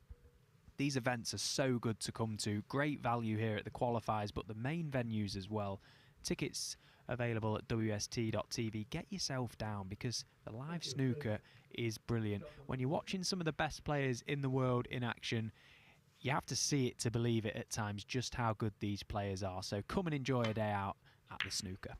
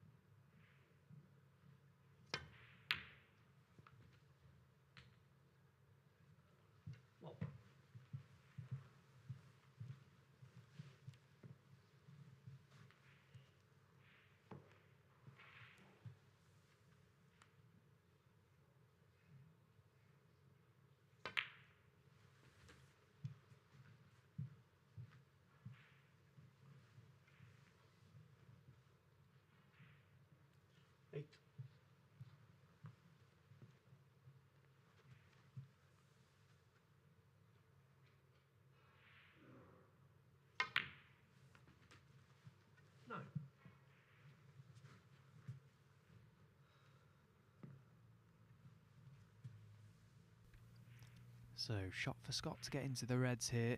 Needs a little bit of luck with the contact. He's hit them well. He's played that so nicely, and he's been very unlucky if he's not on this red to middle. If that rogue loose red has covered the pocket, that is so unfortunate for Scott. Can't really ask for much more of a better contact on the reds than that. Played it confidently. Oh, he is on this red. That's fine enough. Great shot from Scott. 17. There is only one more game on over on table 7 in this arena. Sanderson Lam, Yuan Sijun.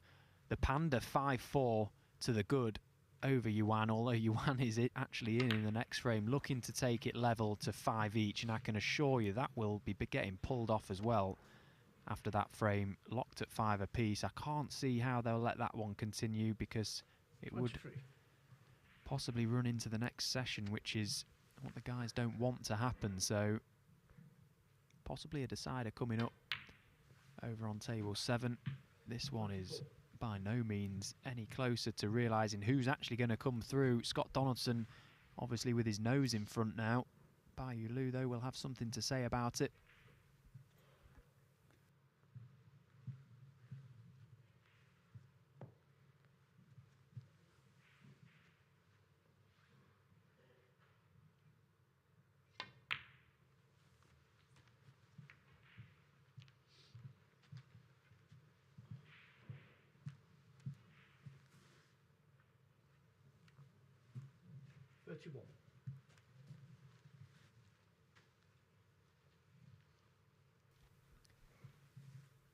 Done very well this week by Lu. Really starting to mix it, finding that bit of confidence. She's got a bit of swag around the table. I love to see it. It's great. She's been scoring nicely. She's scored the better of the two in this game. Breaks of 51, 52, 53, 55. 4 breaks over 50 with only 3 frames to show for it. 52. It's been a real battle, and it continues to be so.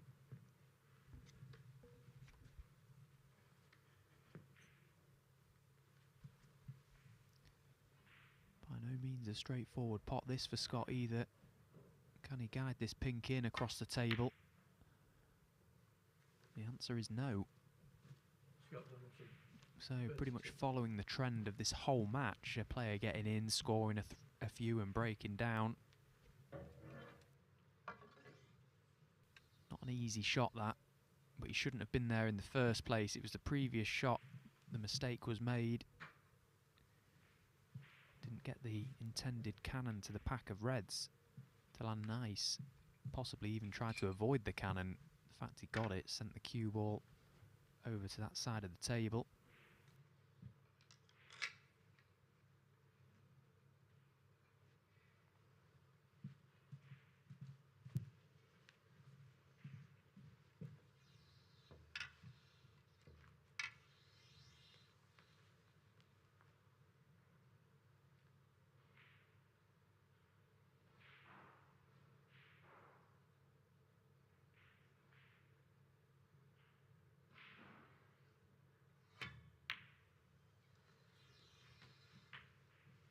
Thank you. Well,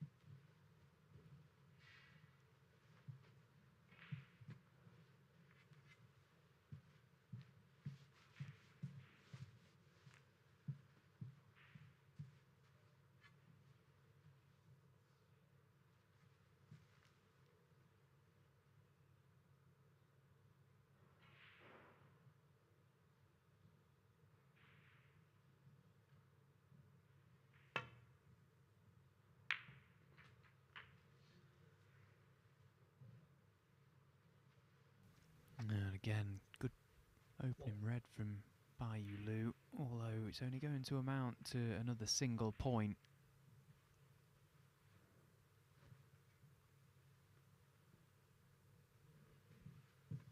The scoring on the whole this week so far at the qualifiers here has been pretty good standard, considering, you know, this event is a tiered structure. We start off with the lowest ranked players, gradually bring in the higher ranked players as the week progresses. There's been 51 centuries made so far, which tells you that the standard's been good, the scoring's been good. Of course, the high break currently a 146. There's been a number of chances for maximum breaks. We've had a missed blue from David Lilly, a final missed pink from Liam Davies from Wales. 15,000 big ones for the high break in this event. Certainly not to be sniffed at.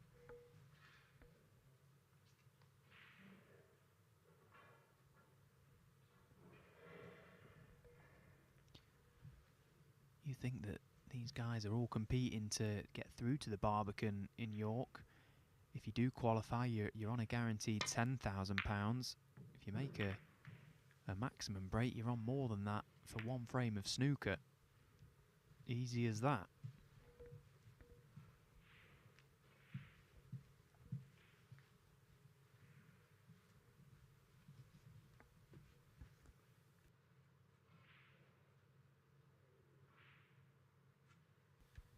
Really looking forward to seeing and potentially doing the draw on Thursday afternoon after the afternoon session for the main event.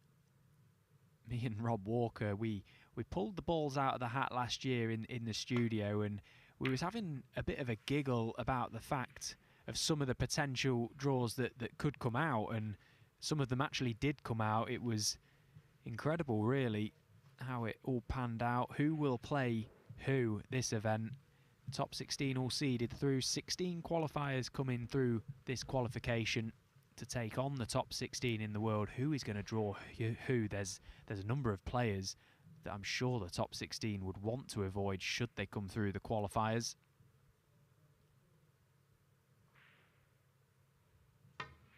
So many good players now. That's a really well cued shot from Scott Donaldson.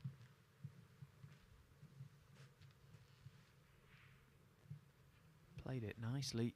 He's got a little angle on this pink that he can pot it and just get the cue ball away from that corner of the table.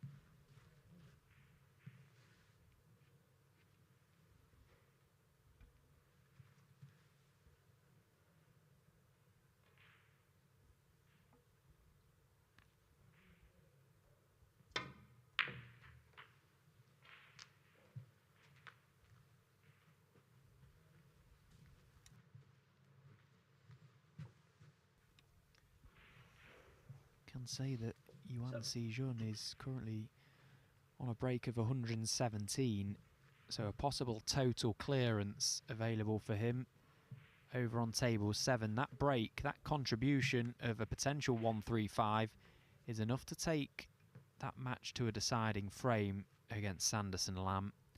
The big question is, will it be played, or are they going to get pulled off? We'll keep a close eye on it.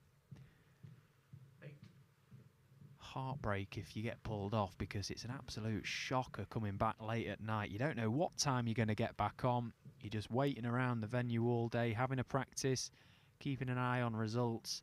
Not an ideal situation, but unfortunately that can't be avoided. These matches, if they do go close, it always feels like the 5-hour time slot you have to complete it may be pushed to its limit, and we have seen that already a few times this week.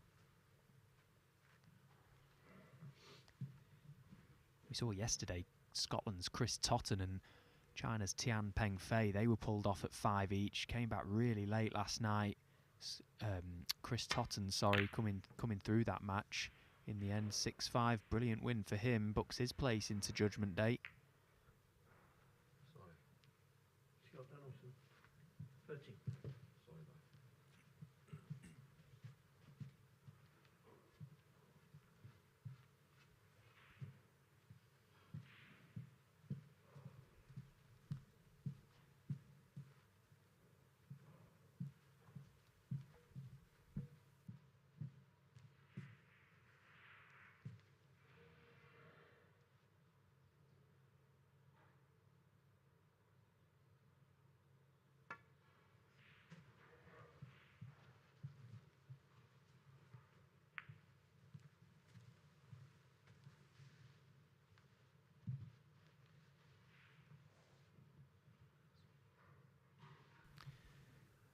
I've got a bit of inside info.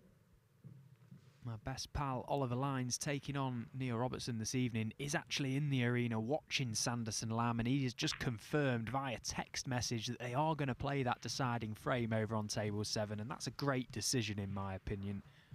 Very well done from the powers that be. 40 minutes to get that one done in time to still meet the time slot for the half-2 session to begin. Let them play it.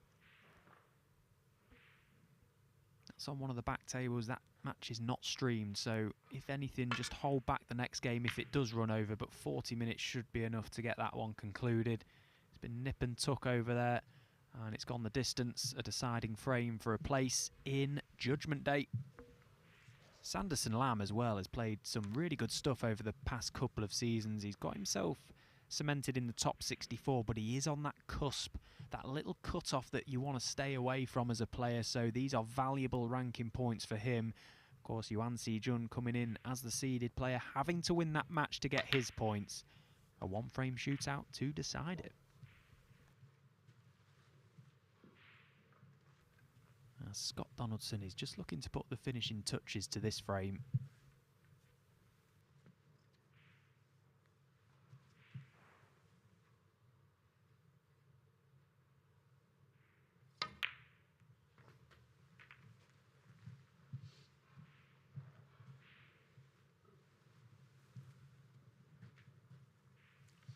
Six.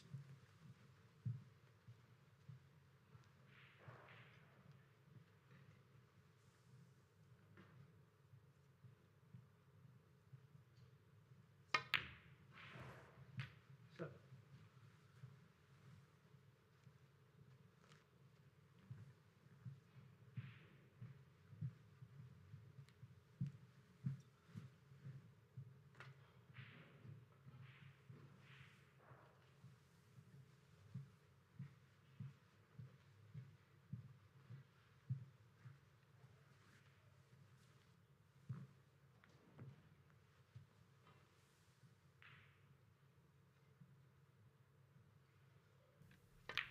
The difference is, with this match, if Scott Donaldson wins this frame, which is looking highly likely now, there may just be time for one more. 30. Although it will be very much up to the discretion of the referee, because this is a streaming table. That match at half-2 does have to start on time. Bai Lu can only watch on here as she watches this frame slowly disperse. It's looking like she's going to be 2 down 14. for the first time in the match.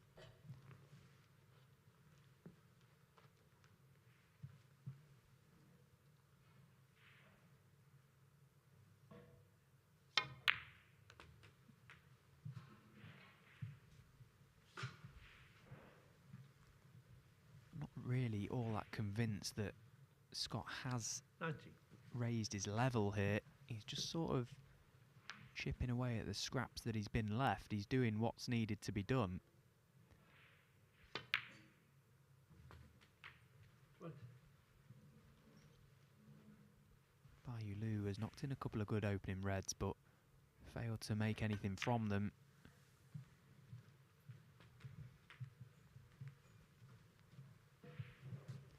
Been a brilliant week so far for her, and well, what a story it would be, or what a story it would continue to be if she can turn this one around. It's going to be a big uphill battle now for the Women's World Champion. She's going to have to dig very deep if she's going to turn this one around against a very experienced Scott Donaldson. 2 down with 3 to play.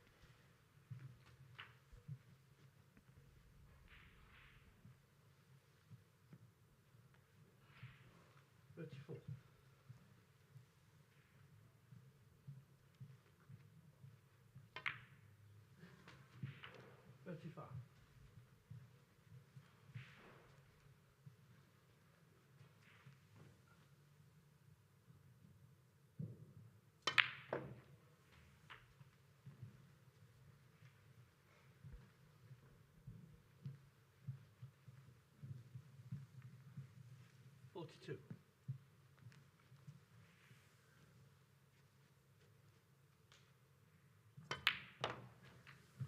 45.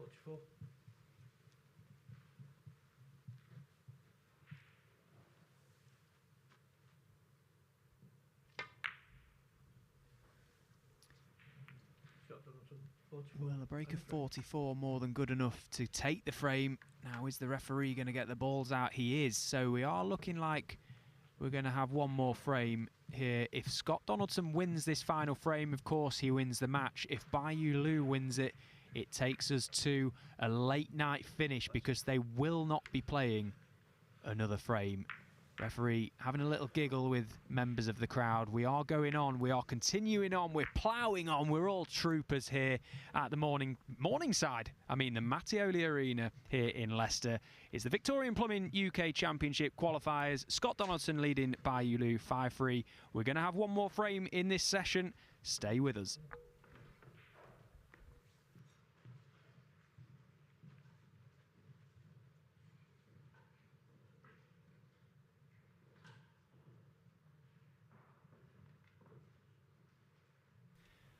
It's heating up nicely on table 7 as well. My reliable on-site reporter, Oliver Lines, is currently sat watching that match between Sanderson Lam and Yuan Si-jun. Yuan Si-jun has just missed a black off the spot from absolutely plumbing, hand on the table and everything. The drama just continues to roll out. Good chance for Sanderson over on table 7 to make a big break. He's in the balls now on 14, looking for a big win. £7,500 to the winner of that match, guaranteed with a place in Judgment Day coming up. If you're not coming, or if you're not here, sorry, already, and you want to come and watch the snooker, there are tickets available, of course. Get yourselves down here to the Mattioli Arena in Leicester, where you can pay 12 quid on the door and you get a full day's snooker to enjoy. Great value, in my opinion. These qualifiers are brilliant. And tomorrow on Thursday, we will have our Judgment Day coverage, which is amazing in itself. So much happening, so much fun, so much running around the arena and keeping up to date with everything that happens. And of course, Rob Walker will be here. For 12 quid, you get to see Rob Walker running around the venue like an absolute madman. And if that's not value, then I don't know what is. Well, the players are actually brushing... Sorry, the table fitters have actually just arrived in the arena and the brush has been dispatched, which tells me that the players are actually going to be pulled off here, even though Scott Donaldson's queue and Bayou Lu's queue is still very much in the arena. So there's conversations just taking place at the minute, but the fact that the brush has been deployed on the table suggests to me that we are being pulled off here. The players clearly have gone for a toilet break and are not aware that that decision has actually happened. It's all happening. Everyone's heads have completely gone, but it looks as if we are getting pulled off here on table 1. It's 2 o'clock. The next session is due to start at 2:30, which, as I say, because this is a streaming table, it has to start on time. Their queues, as you see, very much in the... Be interesting to see their reaction when they arrive back from a toilet break. There's Bayou Lu. I think she's just been told, so she'll be taking a cue, and these two players will be coming back later on this evening to conclude this match. But there is confirmation. 5-3 Scott Donaldson. He leads the Women's World Champion Bayou Lu. So after an absolute marathon morning, I think we all deserve a lie down in a dark room. That was a tough watch at times. There is so much pressure out there for these players. It means absolutely everything to them. This match is far from done. We'll be back later on to see the conclusion of this match. You've only got half an hour, guys, to go and get some light refreshments before the action rolls on. David Hendon will be taking over in commentary from me. We've got Zhou Yulong against the legend Marco Fu coming up here on table 1. So many more matches across the arena. Got Neil Robertson and Oliver Lines to finish later on this evening on our feature table. But for now, thank you so much for your company. That really was a marathon. We've all done so well. Give yourselves a pat on the back, get the kettle on, and we'll see you back here at 2:30.